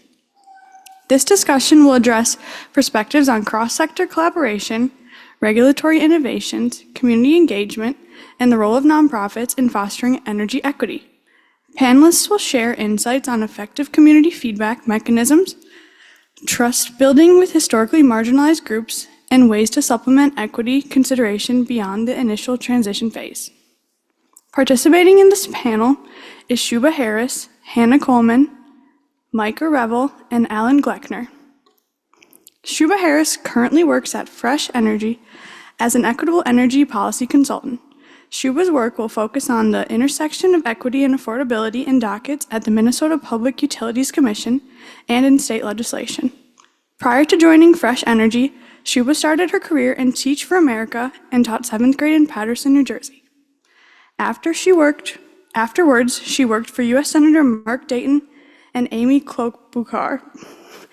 Before heading to law school, Shuba worked as a regulatory attorney for Xcel Energy. While at Xcel Energy, Shuba represented the company before the Minnesota Public Utilities Commission on a variety of dockets related to distribution service quality and performance-based ratemaking. Shuba also co-led the Equity Stakeholder Advisory Group on consortium of approximately 40 community-based organizations to better understand how to serve communities of color. Our next panel is Hannah Coleman. Panelist is Hannah Coleman. Hannah Coleman currently serves as Vice President and Deputy General Counsel at Xcel Energy, where she leads several teams in the legal department. The teams she leads support the company across all its territories, the litigation and claims teams, managing lawsuits and claims for damages, the commercial group that handles contracting for major capital acquisitions, procurement, renewable energy projects, and M&A activity, and a labor and employment team supporting human resources and bargaining workforces. In addition to her legal experience, Hannah previously served as a director on the corporate development team, negotiating the acquisition of wind and solar projects. Hannah is a graduate of the University of Wisconsin. Oh my God, I'm gonna cough, sorry. Okay, Hannah is a graduate of the University of Wisconsin-Madison and the University of St. Thomas School of Law. Prior to joining Excel Energy in 2020, she practiced as a litigator at Fager Baker Daniels, and subsequently spent 5 years in-house at Boston Scientific in a divisional commercial generalist role. She is a Minnesota native and grew up in St. Louis Park. Third, we have Michael Revel. Michael Revel is a partner at Stinson, where he focuses on energy law with a particular emphasis on renewable energy and environmental matters. His expertise extends to interconnection power, purchase agreements, environmental permitting, and operational matters. In his environmental practice, Michael provides counsel on natural resource management, environmental compliance, and litigation. He also has extensive experience representing clients in environmental litigation, particularly related to site contamination and agency requests for information. Michael also represents utilities, large utility customers, developers, in power and gas supply negotiations, construction agreements, and equipment supply contracts for wind and solar projects. He also advises clients on renewable energy certificate transactions and sustainability compliance, recently securing a route permit from the Minnesota PUC for a renewable natural gas pipeline developer. Our last panelist is Alan Gleckner. Alan Gleckner guides Fresh Energy's programmatic work. In his role as executive lead, policy and programs, he ensures Fresh Energy sets and meets ambitious goals across all programmatic work.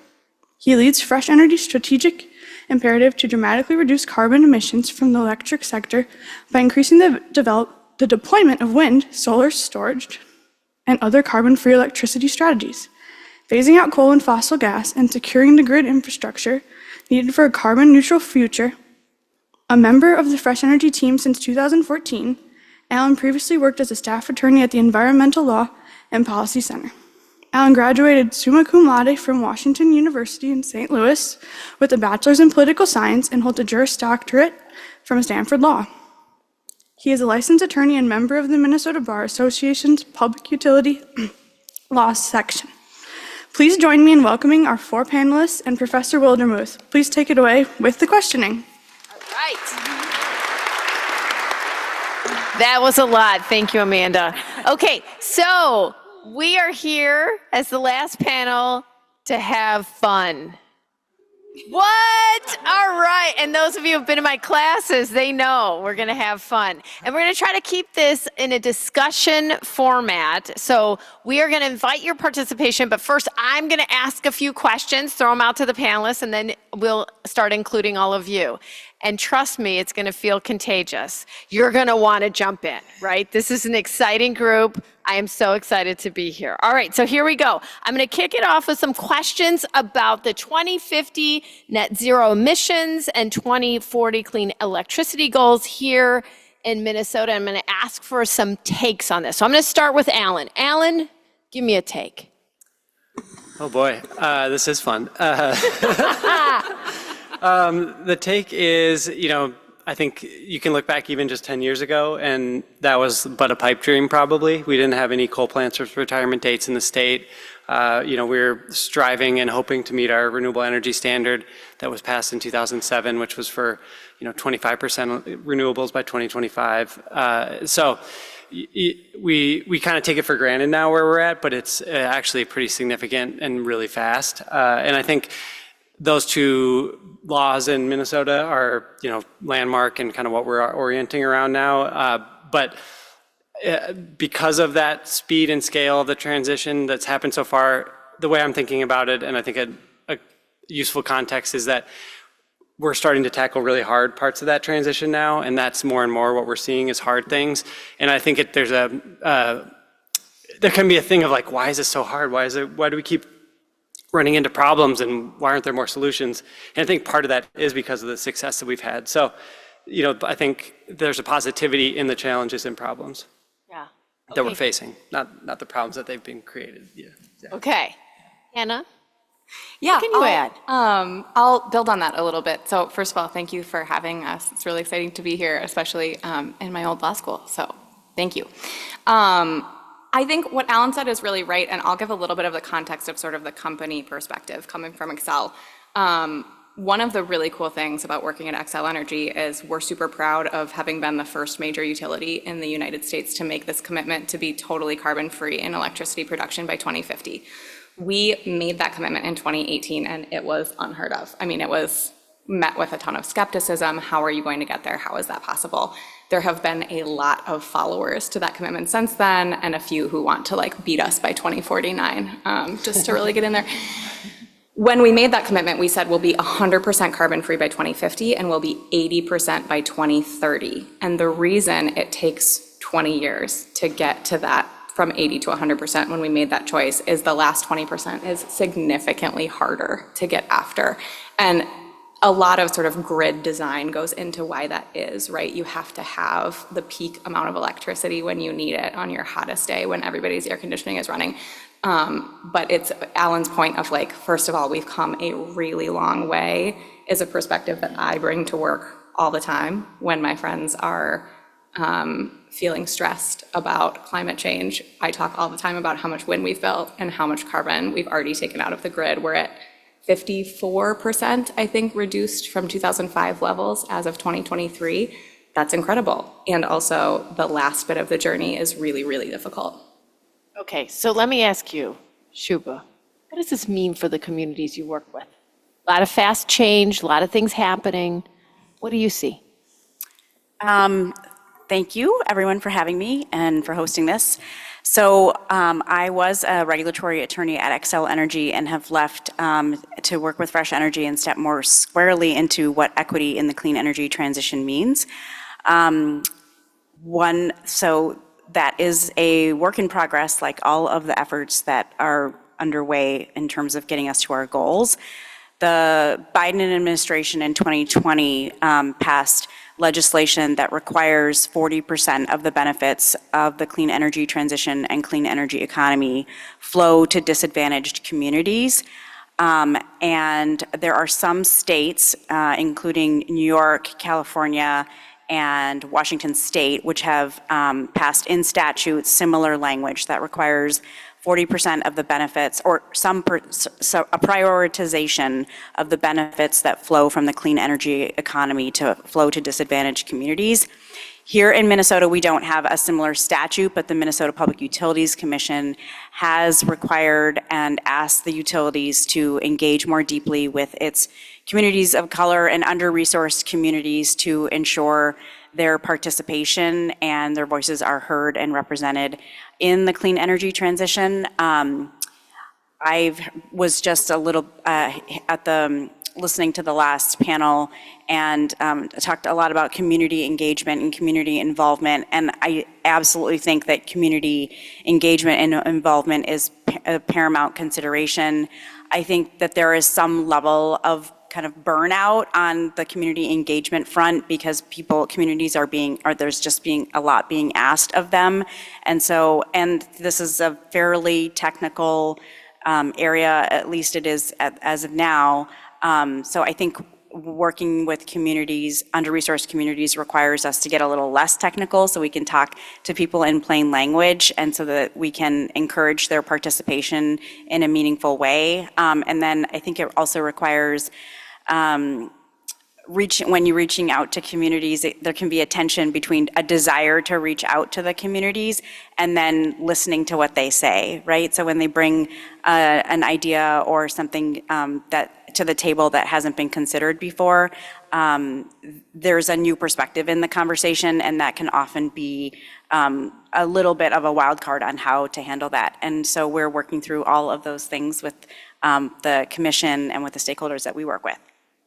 Okay, so Micah, you see the other side of this, right? You're on the permitting side. Tell us a little bit about your experience in working with those who are seeking the permits and trying to build out this new energy. Yeah, so that's a great question. With that inflated laundry list of things that I do, I mean, my primary focus is permitting and infrastructure, and the majority of that within the state of Minnesota happens before the Public Utilities Commission. And so we have these lofty goals, which when they were passed, they were aspirational, right? So that's a testament to setting some goals that you can't quite see how you're gonna get there, but knowing that we need to. And so we're working through that last 20%. So, but to get to where we've arrived at this point, what Alan mentioned, we've had to build a lot of renewable infrastructure, right? So that's wind projects, it's increasingly solar projects. Now we're talking about solar and storage combined together, and often wind and storage combined together, so that you can capture that energy and release it at times when the grid really needs it. And so all of those facilities, at least at the utility scale, that are large enough to supply the larger utilities with that power to meet the demand, happen through permitting that takes place at the Public Utilities Commission. So there are certificates of need that are required, depending whether that's Xcel, an investor-owned utility, or whether it's an independent power producer.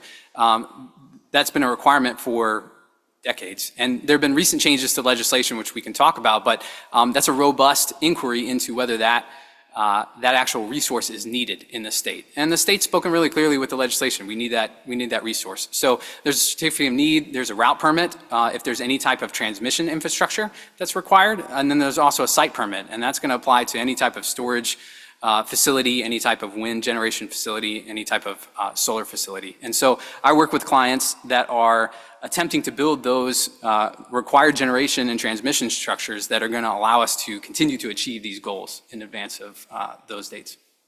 Okay, so let's stay at that end, and we'll maybe work our way back this way. So Micah, tell me a little bit about the things you've seen in this transition, in this moment of change, that have been successful. What are the good success stories? Yeah, again, great question. To steal from Alan a bit, I think where we are is a huge success, right? So 50 some odd % of carbon-free generation at this moment is substantial. And if we look at one of the very first slides at the beginning of the day, Professor Davies had up, while Minnesota wasn't at the top of the list, Texas was, Minnesota was on the board. And that speaks volumes to the grit and the determination of a state that doesn't have the solar resource in the same way that you do in the Southwest US. And so I think to look at the percentage of renewable and carbon-free sources that we have on the grid right now is a big success. So that's one. I think the way that the state, secondly, approaches stakeholder engagement is, on balance, really admirable. And that's due in large part to the way the commission approaches this. It's due also to just some of the social fabric of how we as Minnesotans engage with each other. And so although certainly there's room for permitting improvement, and as a lot of the conversation has talked about today, we want to compress that timeline in some instances. I think one of the big successes here is that there is a lot of transparency in what happens, at least in those permitting proceedings, with people being able to participate and make their voice heard and their concerns addressed. So Hannah, how about you tell us about a project? And I know you have one in mind that you want to share. And maybe that's a story that we can tell here. Yeah. Yes, I would love to talk about our Sherco Solar project. Just show of hands, how many of you have heard of Sherco Solar before it just came out of my mouth?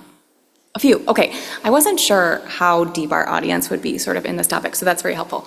I love to talk about Sherco, especially to Minnesotans, because it is a little example of the clean energy transition happening right here in our backyard. Sherco Coal is a plant in Sherburne County, which is why we call it Sherco, Minnesota. There are 3 coal-fired units there that produce a ton of power that keep the lights on for a lot of Minnesotans if you're in the area. And we are retiring that coal plant as part of our clean energy transition. And what we're doing is reusing the interconnection at that site. So where the coal plant has been injecting energy into the grid for years, we are slowly retiring each of those 3 units, and we are replacing them with solar. The first piece of that project actually went commercial operations just last month. And as we slowly shut down those 3 coal units and replace them with solar, the infrastructure of the grid that we've been using and relying on for years can stay in the same place. We don't have to build new transmission. We don't have to build new interconnection. We have sort of land nearby. And so if you stand on the roof of this coal plant, you can literally look out and see solar panels just as far as the eye can see. It's going to be the largest solar facility in the upper Midwest when it's complete. And you can just look at the clean energy transition happening. The other really cool thing that's happening at that project is we're doing a pilot of a new battery storage. It's called Form Energy, and instead of the traditional lithium-ion battery that we use for most utility storage today, Form is an iron air battery, so they are using iron, which is much more plentifully available, to build this battery that also has a much longer duration than a typical utility battery. So batteries are super important for renewable energy because the sun isn't always shining, the wind isn't always blowing, and so if you want electricity that's constantly available, which is what we all expect from our grid, you need to store that energy somewhere if you're going to rely on these renewables. And so if you build batteries next to something like a solar plant, you can soak up all of that energy when the sun is shining really well, and then you can discharge it when you need it. The Form battery is 100-hour duration instead of a typical 4 or 8-hour duration, which is what we get from lithium ion today. And on top of that, Form is building their massive production facility in the United States. So they broke ground on that last year in West Virginia. And so those batteries are US produced, they're longer duration, they use plentifully available materials. And we're really hopeful that that pilot is going to prove out to be supportive of that technology to help enable that transition. So these are some really interesting and positive directions for Minnesota. I hope this excites everyone in the audience. I'm not seeing all the enthusiasm. Come on, let's see it. Yeah, this is exciting, right? But there's obviously opportunities to grow, to get better. And some of those things have to do, as we've been talking about today, with how we can better engage the communities. So Shubha, let me come back to you. What are some things that you've seen in other states, right, that do maybe have a different path for incorporating equity and into our energy system, right? And maybe those are lessons we can learn. Can you tell us a little bit about that? Sure, and I'm actually going to turn this into a positive. There are states that I mentioned that have passed legislation that requires a certain amount of prioritization of the benefits that go to disadvantaged communities. Here in Minnesota, a couple of years ago, the Minnesota Public Utilities Commission ordered Xcel Energy, the company, to create an equity stakeholder advisory group, which I think it was mentioned during the intro, but it was a collaboration or a consortium of 40 community-based organizations, most of whom had never participated in the regulatory process. We're talking Sabathani Community Center, which is 6 blocks from George Floyd Square, that is the oldest community center in South Minneapolis. The Unidos, which is a Hispanic advocacy organization. I mean, a wide variety of community organizations that did not know what the PUC was. And we worked together to bring, to kind of better understand what the community's needs were and to address those community needs through a couple of initiatives. And I'm going to try and talk about this in a way that doesn't get into the weeds. But what we learned from the community engagement initially was we need just as a starting point, trying to understand what their priorities were. Because I think sometimes what we do in community, what I've seen done in community engagement is kind of sometimes you bring an idea that's maybe half-baked or three-quarters baked to the community and you say, is this a good idea? But there's a lot of momentum that's already occurred that has, that might push that idea along, even though it may be not the top priority for the community. So we're tell us what your needs are. And what they told us was our top priorities were we want to reduce our energy bills, we want to have access to the clean energy economy through workforce opportunities, and we want better access to renewable technologies. So we spent most of our time together focusing on the first one, which is reducing energy bills.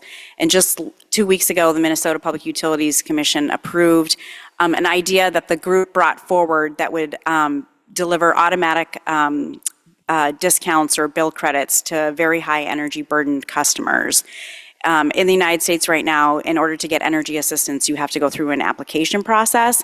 And so the idea that was approved is eliminates entirely the application process and delivers bill credits or essentially a discount to customers in very low income communities that need assistance.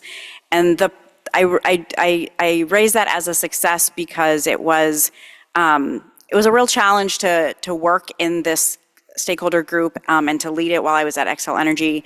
A lot because there was and is a certain level of distrust among community-based organizations and community members towards government and quasi-government agencies because of just a lot of historic and systemic issues, and it was really, really difficult to grapple with those issues and leaders and get to a constructive result, but we did, and there are a lot of us that are really proud of the outcome.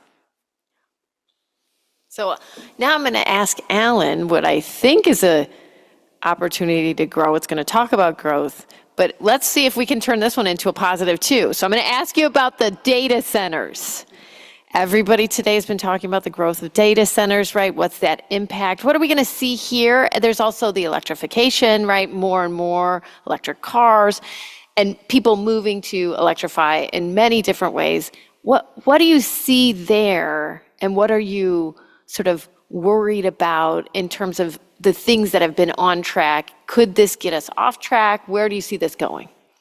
Yeah, that's the million-dollar question right now, and if it has come up, I'm not surprised because that seems to be all that's being talked about in this space these days, but for good reason because, 2 years ago, it wasn't really on anyone's radar other than we knew we wanted to electrify transportation and buildings and heating, and we kind of were expecting, we would talk about projections of like, we think we need to double electric supply by, to reach these 2050 goals, maybe triple it, that kind of thing, but that's over, 25 years, something like that.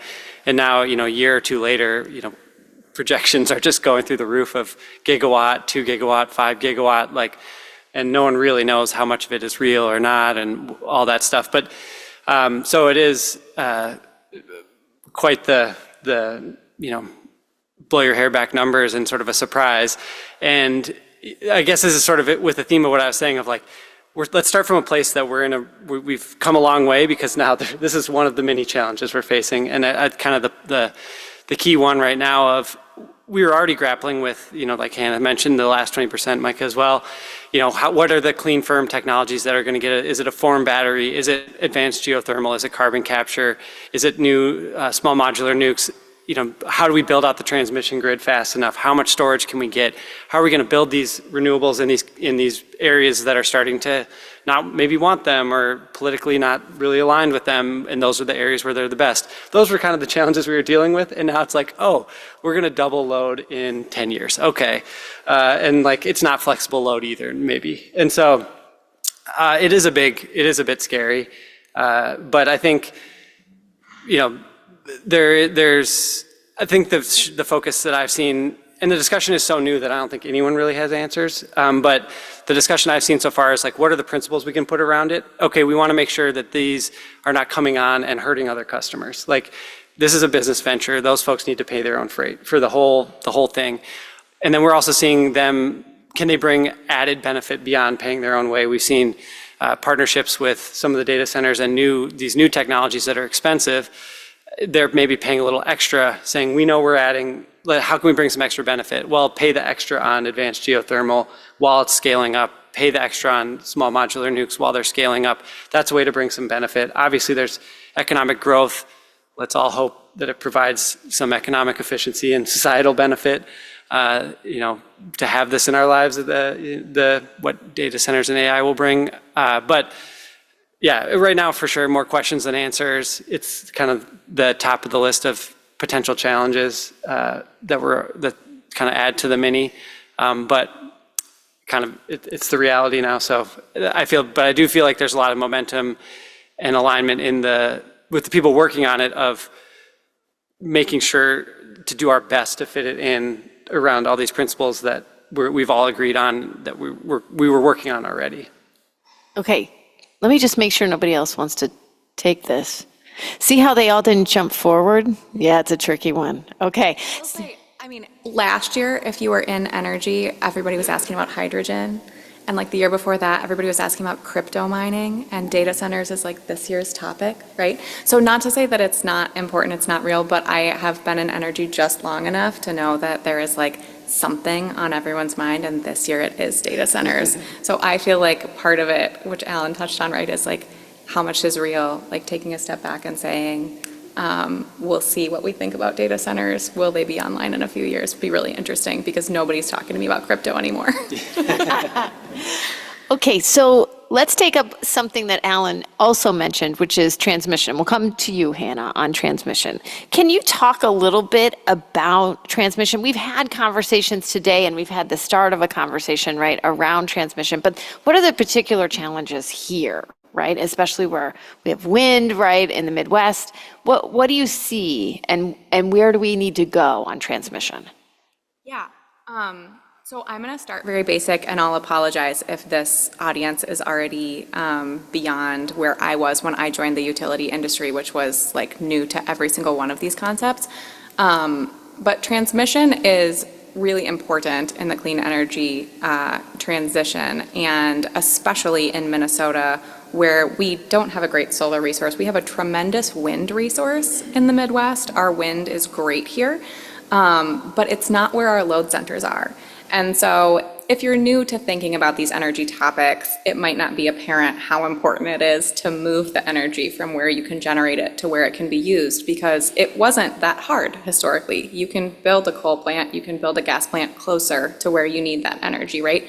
Your load center in the Twin Cities, you can put your energy generation resources, if you're talking traditional thermal, closer to where you actually need that electricity.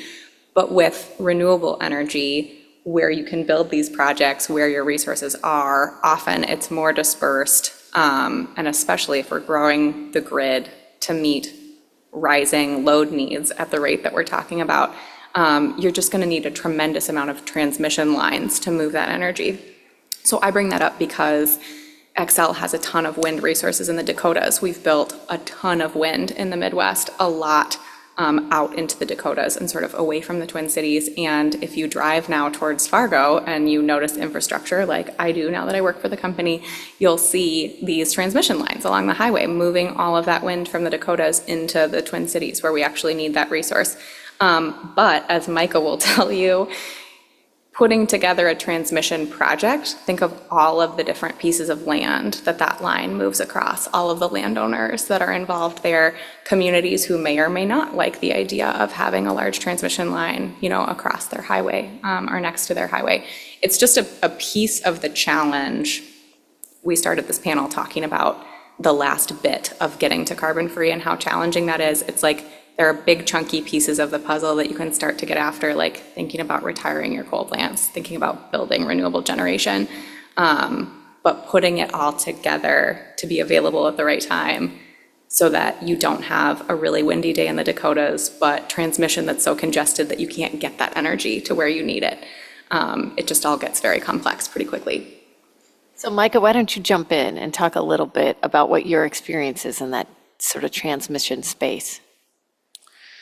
Sure. So I think piggybacking on some of what Hannah raised, obviously the wind resource is excellent when you think about the Great Plains, right? The wind blows nonstop. And it, just like this morning was highlighted in a couple panels, it blows at off times of peak load. So you got to think about a way to get that from the Great Plains to your load centers. So whether that's the Twin Cities here, or whether that's Chicago or St. Louis, whatever direction you're going, you've got to take renewable generation that's out away from urban centers and move it closer. And so historically, you haven't had to do that. You've had thermal generation units that are close to municipal proximities, and there are advantages to that in terms of you have lower transmission infrastructure, right? It's pretty close. You can get that to your distribution utilities really easily.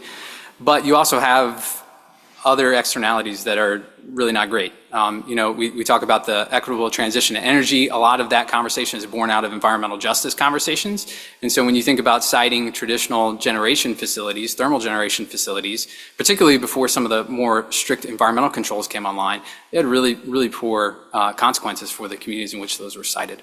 So now we've got this resource that's out away from urban centers, but as was talked about earlier today, growing load in those urban centers as well. So we've got to get more of that electricity to those urban centers, and the way you do that is through transmission lines. Well, there are RTOs, so regional transmission organizations that plan that. MISO here is our principal one. And they do a lot of thinking and mapping out how that gets to certain places. And so coordinated effort is helpful. But in each of those projects, you've got to figure out how you're going to, whether it's a specific wind or solar facility or it's a region that has a lot of those assets, you've got to build a transmission line to get it to those urban centers. And so then you think about, well, you're going to cross state boundaries. So you've got to go to multiple state commissions and seek route permits to get that transmission permitted within that corridor. You've got to think about the cost to actually secure the property rights to build that transmission line. Depending on who's building it, you may or may not have the authority of eminent domain. And so you're talking about negotiating with hundreds of landowners across hundreds, if not thousands of miles, depending on where that transmission line is coming from. There's some really exciting stuff that's happening in terms of thinking about connecting the east and the west coasts and unifying some of the grids so that we can send those resources, that the electrons that are generated, much further. But to do that, you've got to get those route permits in place. It's a multi-year is not a great way to put it. I mean, we're talking about a 5 to 10 year process at minimum to get the planning in place to have those routes authorized by the RTO or the utilities, and then beyond that, the voluntary land acquisition, the planning that goes into applying for those route permits before the various utility commissions, all the way to receiving a permit and then actually building it. I mean, it's a really long process. So with that, let me turn to Alan and just ask this question, and it's a bigger question. What's an opportunity that you're thinking about right now, and a challenge that you're thinking about that isn't the stuff we've talked about so far? This is embarrassing that I'm hesitating because this was the question that I sent you, and now I don't have an answer ready. But certainly, like we've talked about a lot of challenges, and I wanted to, transmission is one that is a perennial one for us, and so we've talked about that. The new technologies we're going to need. Those are the challenge, but also an exciting opportunity. So that's sort of the flip of the coin. I mentioned the advanced geothermal is super exciting. That's where essentially harnessing fracking technology and the drilling that we've seen in the natural gas revolution to just extract heat and then be able to turn that heat into electricity. And the exciting thing there is you can do it almost anywhere rather than just close to thermal places where we've seen it traditionally, like out west. We talked about the form battery, and so those new technologies and the ability to potentially manufacture them domestically. Big part of the Inflation Reduction Act was to onshore a lot more manufacturing. We've seen that with lithium ion, but I think we can start seeing it with some of these other technologies. So the technological advancement is certainly a big opportunity to tackle kind of a key challenge that we haven't touched on much, which is we talked about transmission load growth, but another one that dominates this discussion a lot is sort of getting that last piece that we keep saying is hard, and the reason it's hard is what we've touched on already of the relying on wind and solar as your kind of key resources. Then we have those gaps to fill that we've touched on, and so these are all the different strategies to fill those gaps. It's transmission, new technologies, and then kind of the old stalwarts of energy efficiency and demand response or flexible load. And so that's another area that kind of is the oldest carbon-free technology in some ways, and kind of gets forgotten and left behind, but it's always a new opportunity as we have new technologies. How can we use them more flexibly? When you plug in your car, do you have it so the utility can control it and charge it when there's plentiful, cheap electricity? And if the grid is stressed, kind of turn down your charging and those types of things. So I think that's a key component too that is good to mention. Yeah. Well, I have to say, a lot of this can be kind of wonky it can be tricky to follow. We've said, right, that a lot of it isn't intuitive or obvious. And so, Shuba, I want to come back to you and I want to ask this question. How can we get broader participation as we're making, right, these changes and we're making decisions about energy? I mean, you've got a group that is more active, right? They're interested here, but how do we take that to people and get a broader group involved? I think first we have to learn to talk about it in less wonky ways. And I think we all, those of us in the space, need to appreciate why that is important.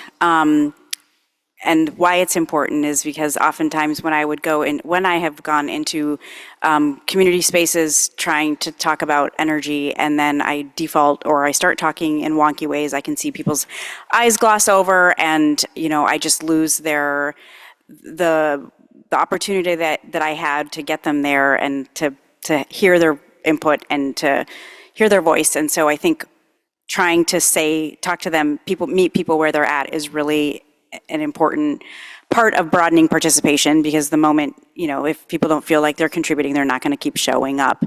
So I think getting better with language is really important. I think the Minnesota Public Utilities Commissions and commissions around the country sort of ordering broader participation, a cross-section of groups that have been consulted and represented. The ordering does matter because it requires the utilities to put effort into doing that.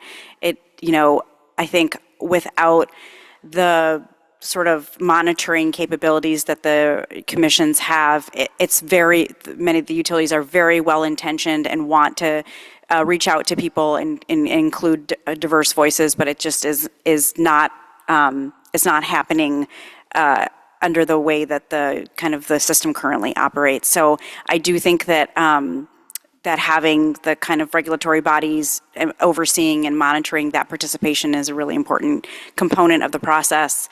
I also think that, making it understandable for why it matters to individuals. One of the big opportunities that I see is both on the energy efficiency side and on the workforce side.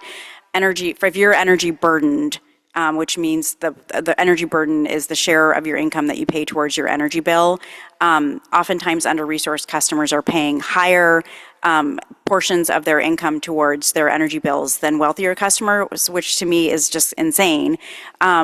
But energy efficiency means you can reduce the percentage of your income that you're paying towards your energy bills, and there's a big opportunity to both reduce your individual income, but also to reduce global emissions by increasing access to energy efficiency. I also think on the workforce side, the broader participation is really important. The statistics on this are, or the commentators talk about the amount of money that will be spent between now and 2050 is, staggering. I've heard 200 trillion. I've heard, just the numbers are mind-boggling, and that is all an economic engine of opportunity, of money that's going to flow into the sectors. And so making sure that people are aware that these economic opportunities are out there is a critical aspect of people being able to avail themselves of those benefits. Okay, so one of the privileges of being the last panel is that we get the last word. So I'm going to ask all the panelists, what's the one thing you want people to walk away today having heard here, right? What's the thing? Is it something we can do? Is it something we can change? Is it something you could share with other people? What's the one thing you would want people to walk away from today's event knowing or telling other people about? Who wants to lead this off? This was not a planned question, so they're all going to push away from the table. But let's see if we've got anyone to jump in and say, here's the thing I'd like you. Mike, look at Mike. All right. So I think, speaking both in experience on this panel, but then also from the day, this is existential is an overused word, but this is a significant problem when we think about the energy transition, particularly in an equitable way, but it's one that is solvable.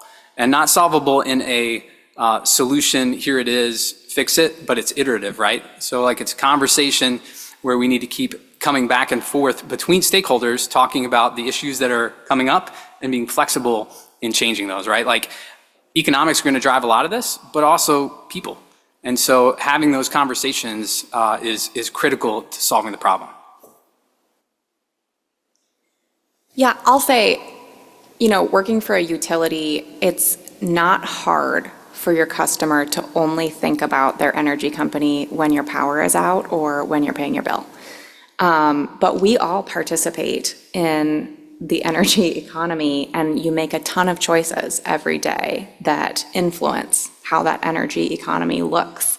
So I think the message of today is one of hope. This panel has really hit on the amazing amount of progress that we've made. But I think Shuba's point is a really good one, that there are a ton of choices that we all make as consumers, from very small choices around what kind of light bulbs you have in your home to whether you buy a gas-powered vehicle or an electric vehicle when you charge that, whether you want to participate in the choices that are being made about the energy that you use. Because it is an option to not think about it until it's right in front of you. And I think that was much more the default. I see that changing a little bit. Whether that's like last summer in the heat waves, I saw a lot of memes circulating about being mad that AI was sucking power off of the grid when like the East Coast didn't have air conditioning running. That's funny, but it really caught my attention in the industry as like more of a mainstream topic when energy historically has not been a very mainstream topic.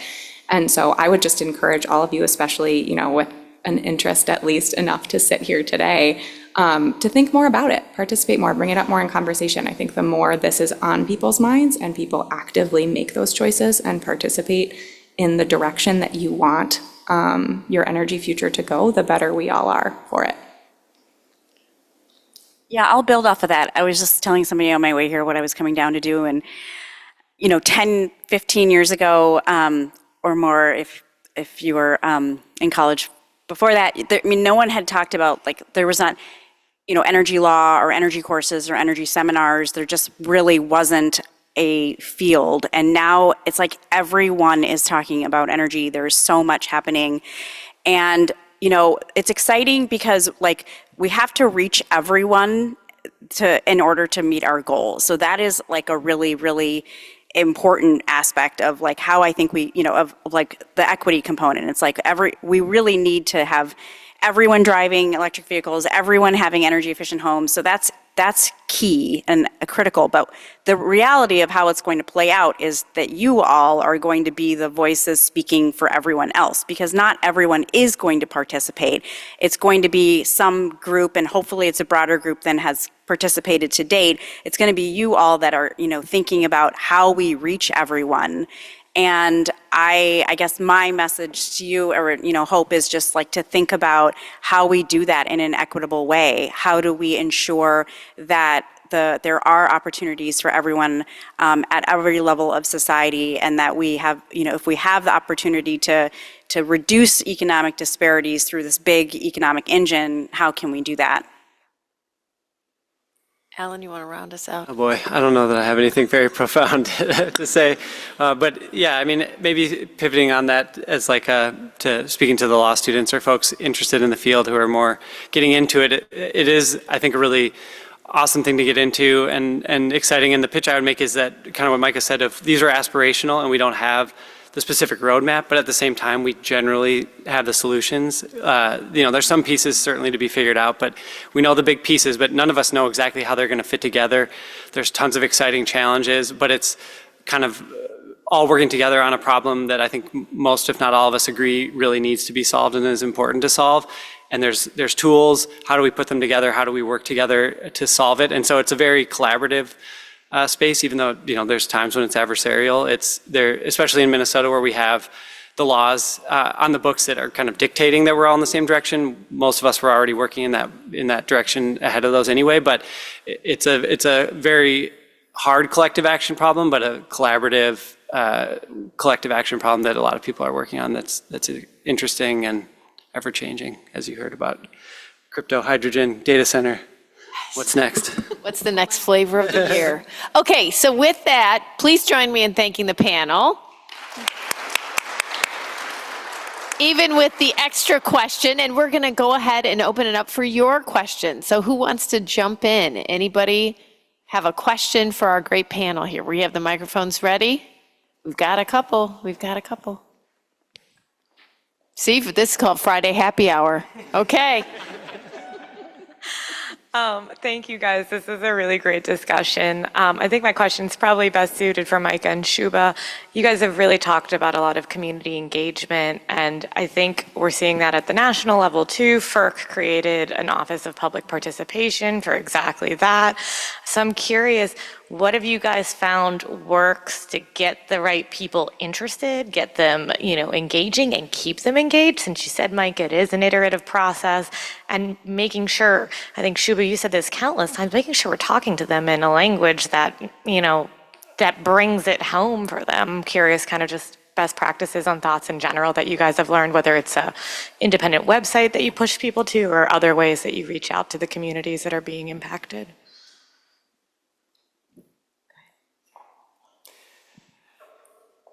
So I think Shub and I will approach that from different perspectives. When you think about siting, whether it's transmission or generation, particularly because it's not located close to the cities, you're going out and ideally forging a connection with the community. And I think you can make the mistake of assuming that because we have legislation on the books that dictates a specific target, that everybody is on board with everything that goes into that legislation. And that's not the case. And so there are a lot of different ways that people buy into companies, causes, projects. And so when you walk into a community and you're trying to build support for a project, the best practice is to open it up and allow questions. And probably the worst thing you can do is tell somebody what to believe. When you dictate somebody's beliefs to them, they're probably already close to that in the first place, and you throw up walls right away. So I think fostering a dialogue is important. With that said, there are places where you're going to differ on interpretation of facts. And so I think being sensitive to the concerns that are in front of folks is really important. So safety is incredibly important, and that's a value that everybody is going to respect and appreciate and understand needs to be taken seriously. And so approaching communities and talking about the safety of projects, working with them about concerns on that is really important. In addition, one of the other things that is helpful, at least in Minnesota, there are economic drivers to these projects that will build buy-in from communities that wouldn't maybe otherwise sign on for the goal purposes. And so talking with landowners where you're entering into leases, a lot of these are sited in agricultural communities. And so depending on what's happened in that specific community or the commodity that farmer is engaged in growing, the market's really volatile. And so thinking about offering a steady payment stream to those that are interested in participating in the project. And again, this is all voluntary. We're not talking about forcing somebody to put a solar panel on their barn. That can be really attractive. And we've heard a lot of feedback where folks appreciate that stability. And so I think leading with that, not in a way of saying, well, let me solve your economic problems, that doesn't work, but say, hey, there's something beyond just meeting a statutory goal here. Like there's a way that this can positively impact your community, whether that's from a payment stream to the landowners that are participating, or a lot of states, including Minnesota, have production taxes associated with generation. And so there are some communities that when a renewable generation project is sited in their community, their local tax base goes up 1,000%, if not more. And so a lot of those communities are strapped on education fronts. They're strapped on civic staffing fronts. And so to think about providing a resource to them when it comes to infrastructure, their own roads, maintenance, school, education, that's a way to really say, hey, look, this isn't just about let's take from you this is how this is going to interact with the community. And so I think having those conversations, even if you have differing beliefs, is really important. I've been asked this question a lot in this last year since I've led the ESAG, and kind of what's your playbook for community engagement? And the quote of the famous Supreme Court justice that said, I don't know how to define it, but I know it when I see it.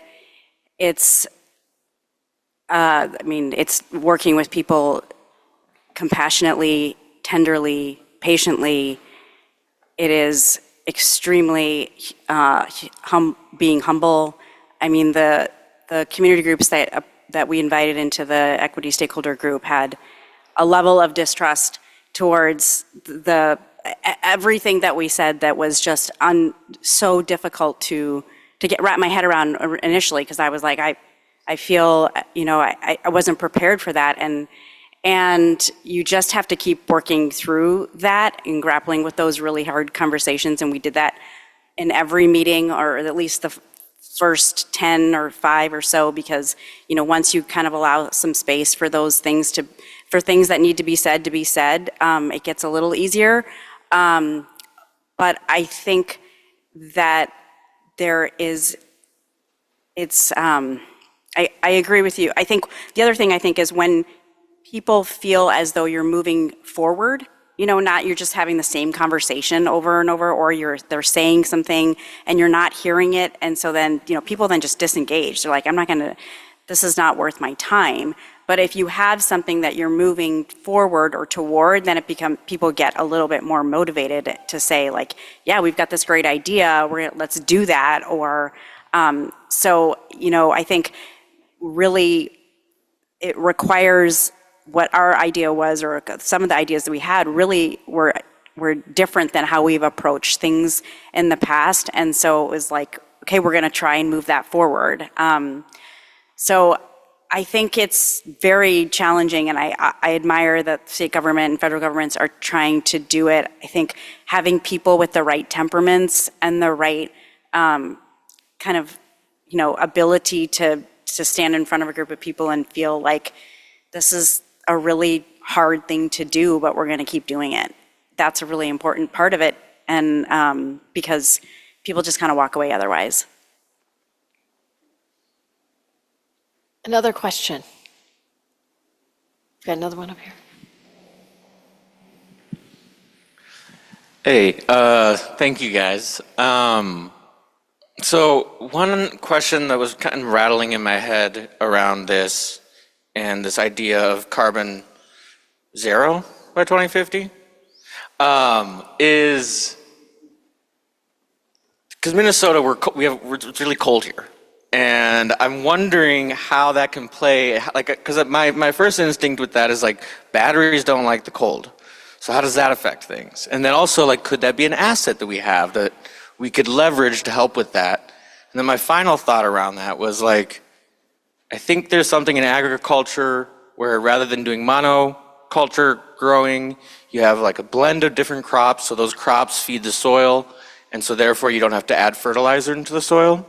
Is there something like that in the energy system where different productions and byproducts can work together or something like that? So that's what has been rattling my head this time. I'm going to take the moderator's privilege here, and I'm just going to say that I had the great pleasure of being the first chief sustainability officer at the University of Utah.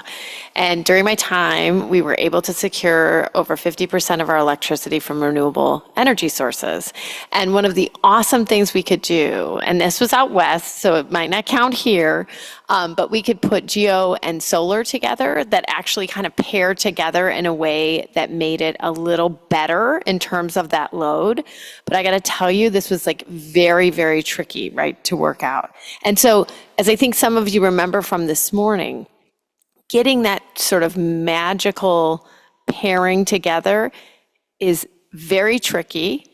And what we really need, right, is much more development on the battery front. And the only thing I'm going to say here is that a lot of that is coming. It's a little slow to get here.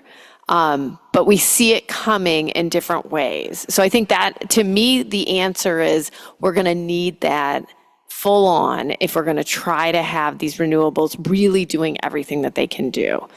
Now I'm going to let others jump in.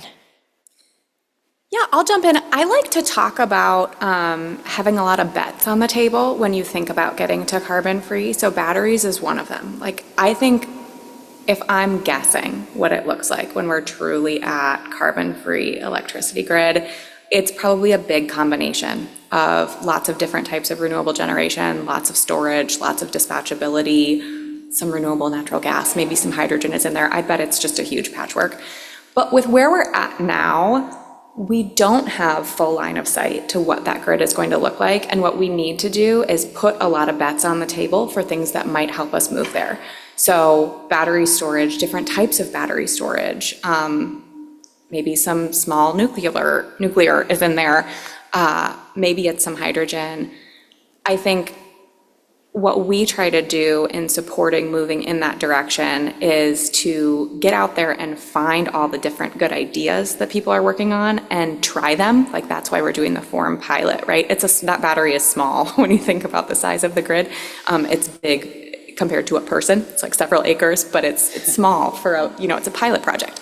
What you want is companies like ours trying a lot of different things to say, okay, that battery worked really well to pair with wind, for example, because it's 100 hours, and the way your wind cycle works to smooth that curve and get something consistent, you need a longer duration storage. Solar is more cyclical, like a shorter duration might help smooth your solar curve better. You might not need 100 hours to pair with your solar.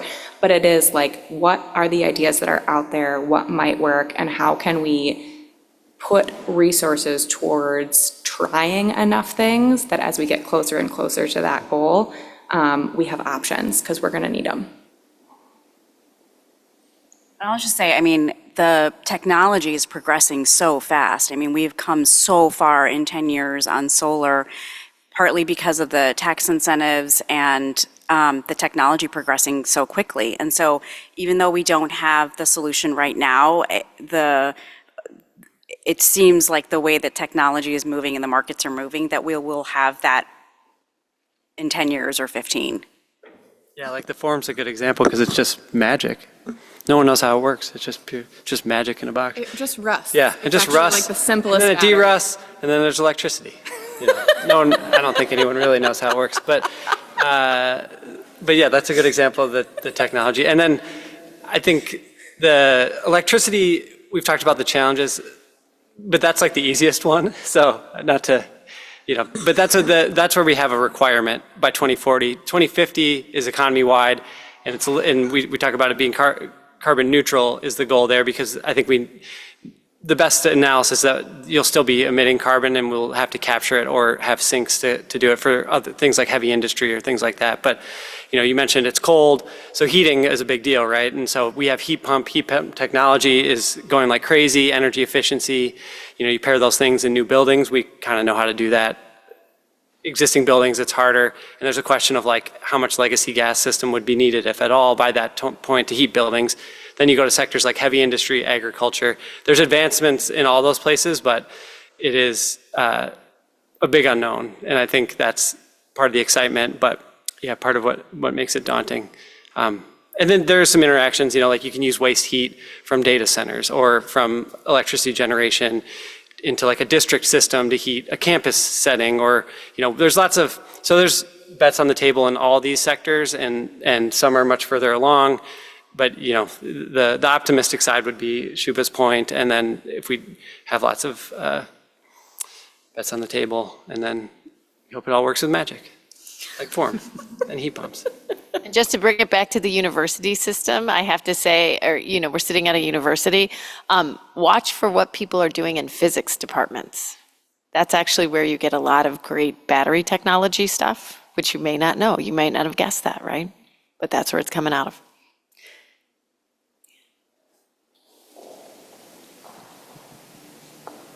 Hi. It's no question that you all are very knowledgeable about the topic, and that there's new technologies being developed and new knowledge being discovered, every year it seems. How do you make these plans that are 10, 15 years long with the infrastructure and things that need to be laid down over these years and take into account new and developing technologies that are popping up every year.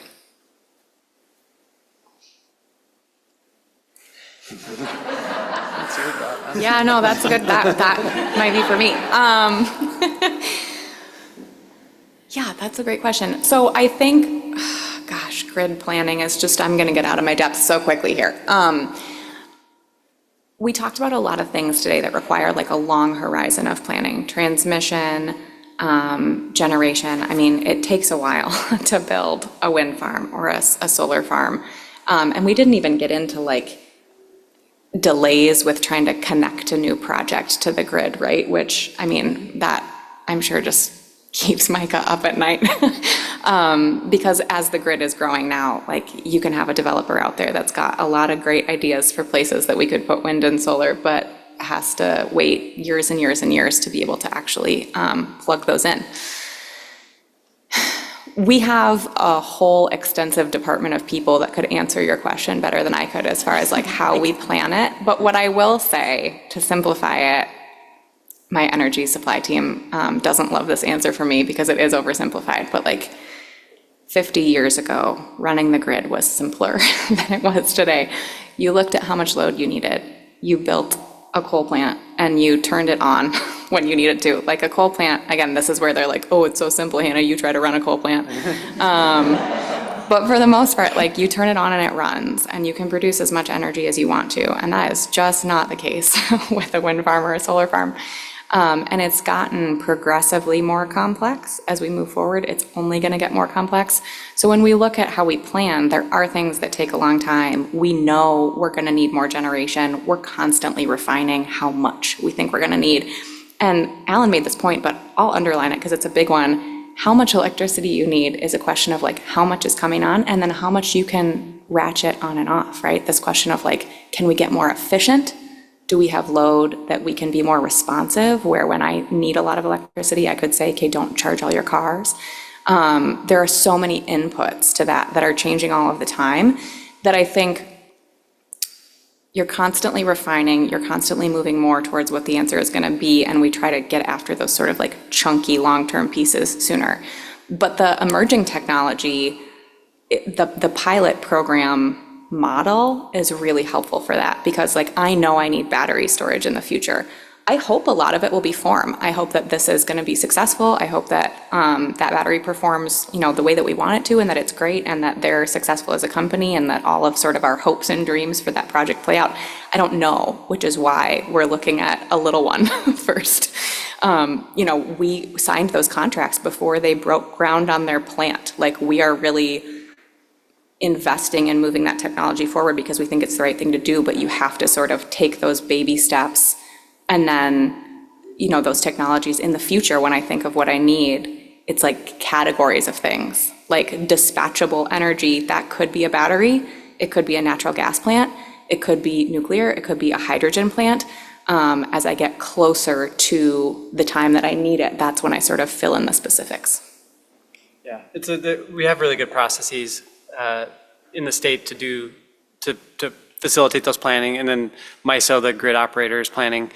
The regional grid is, you know, attempting to do the same thing, and so it's just a matter of, like Hannah mentioned, refinement. You know, coming back and everyone acknowledging we're going to make the best decision we can with the information we have now, and then circumstances are always going to change. But there's so much no regret stuff. Like everyone knows we need a ton of wind. We're gonna, you know, we can build out a ton of batteries right now because we don't have very much on our systems yet. Transmission takes enough. It's sort of like that last question of refinement. Like we're not there with the bulk of the stuff we know we need to do, and then the analysis is focusing in on sort of those more marginal decisions or the more near term, and then that's just being weighed. You know, like Commissioner Hobbs has got to make a hard choice. Like, are we going to be right? I don't know. Is this too much risk? Is it too much cost? Someone has to make a call, and then we make a choice and just sort of keep moving forward and refine it. But that's the hard part and the fun part, I guess, is it's tricky and ever changing. Yeah, and I would just say there's like a short-term planning process and a long-term planning process, and like to, at some degree, at a high level, like you try to meet your immediate short-term needs without, making sure you can, and then not lock yourself into what you're going to do on the long term, because you want to create some flexibility for the changing technologies, the changing load dynamics. And so there's a balance between the short term and the long term that the regulators and the utilities and the stakeholders are all balancing.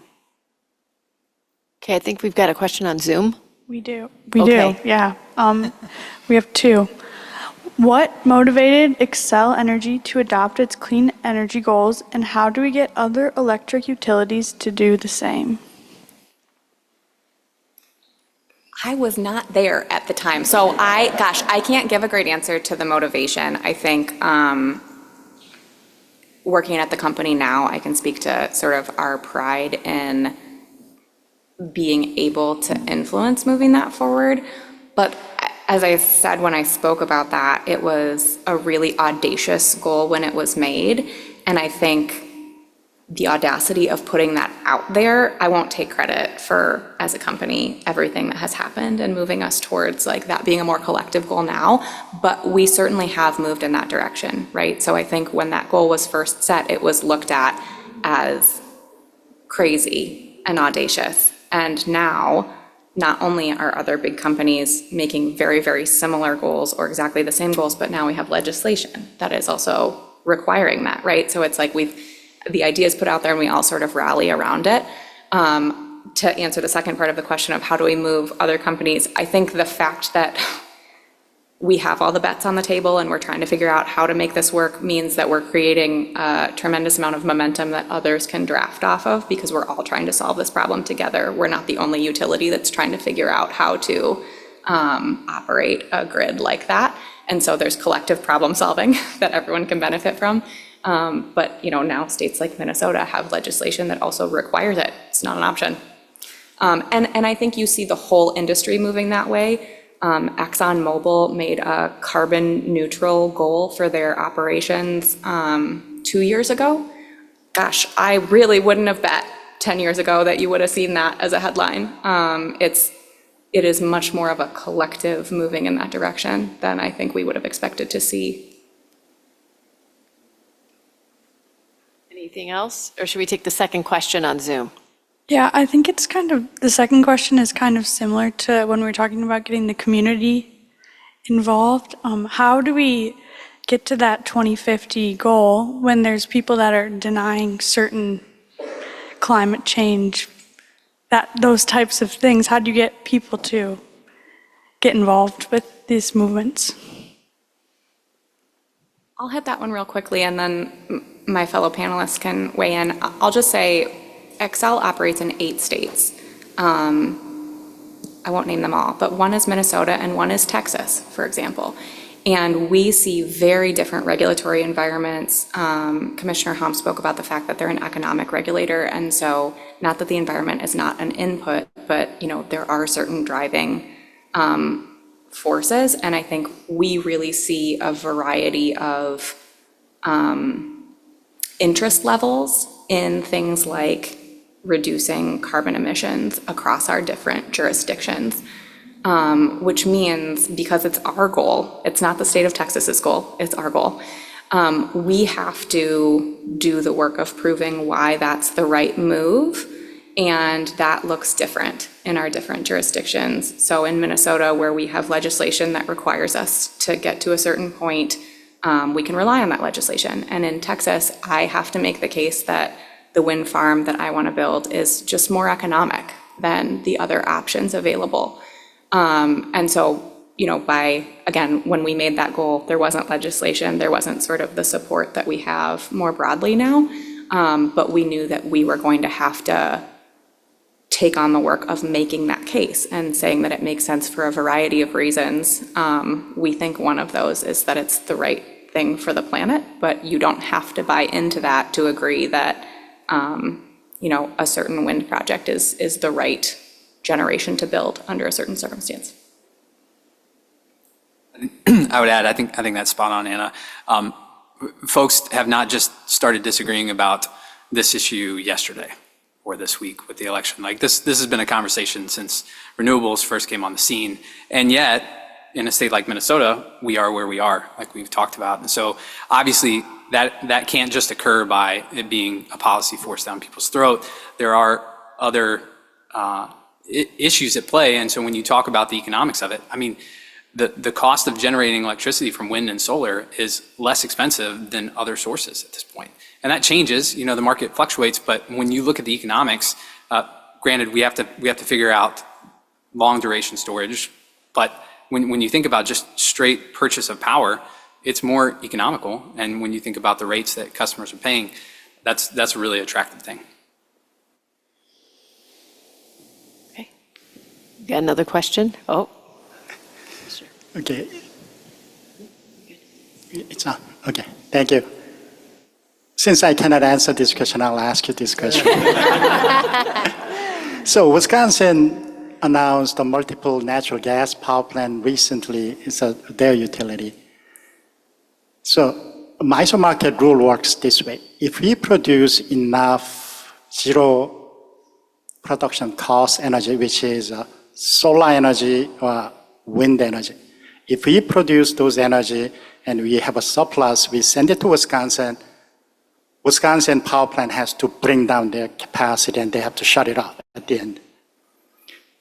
Knowing that the market rule, as advocates, not necessarily a company person, if you want to achieve less carbon in the earth, should we produce 150% of our energy from renewable rather than trying to meet our need, or trying to hit our goal of 2050 carbon free only for the state?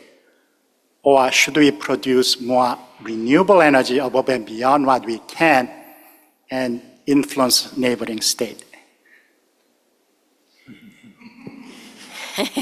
Madam Chair. Oh, look at the time. No.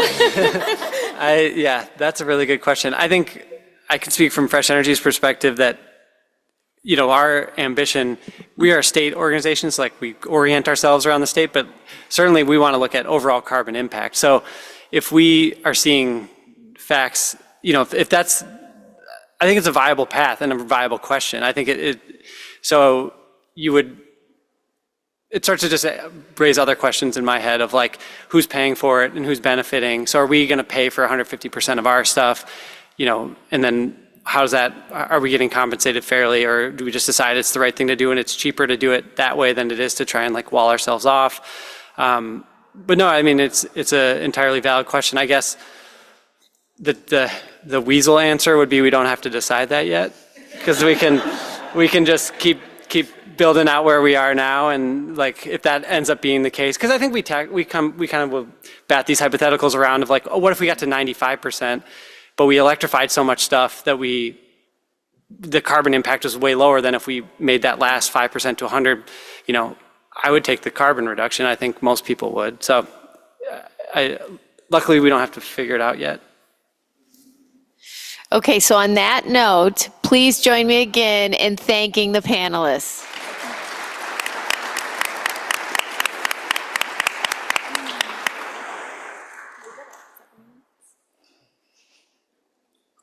Okay, hold on, we got one more coming up. Closing ceremonies.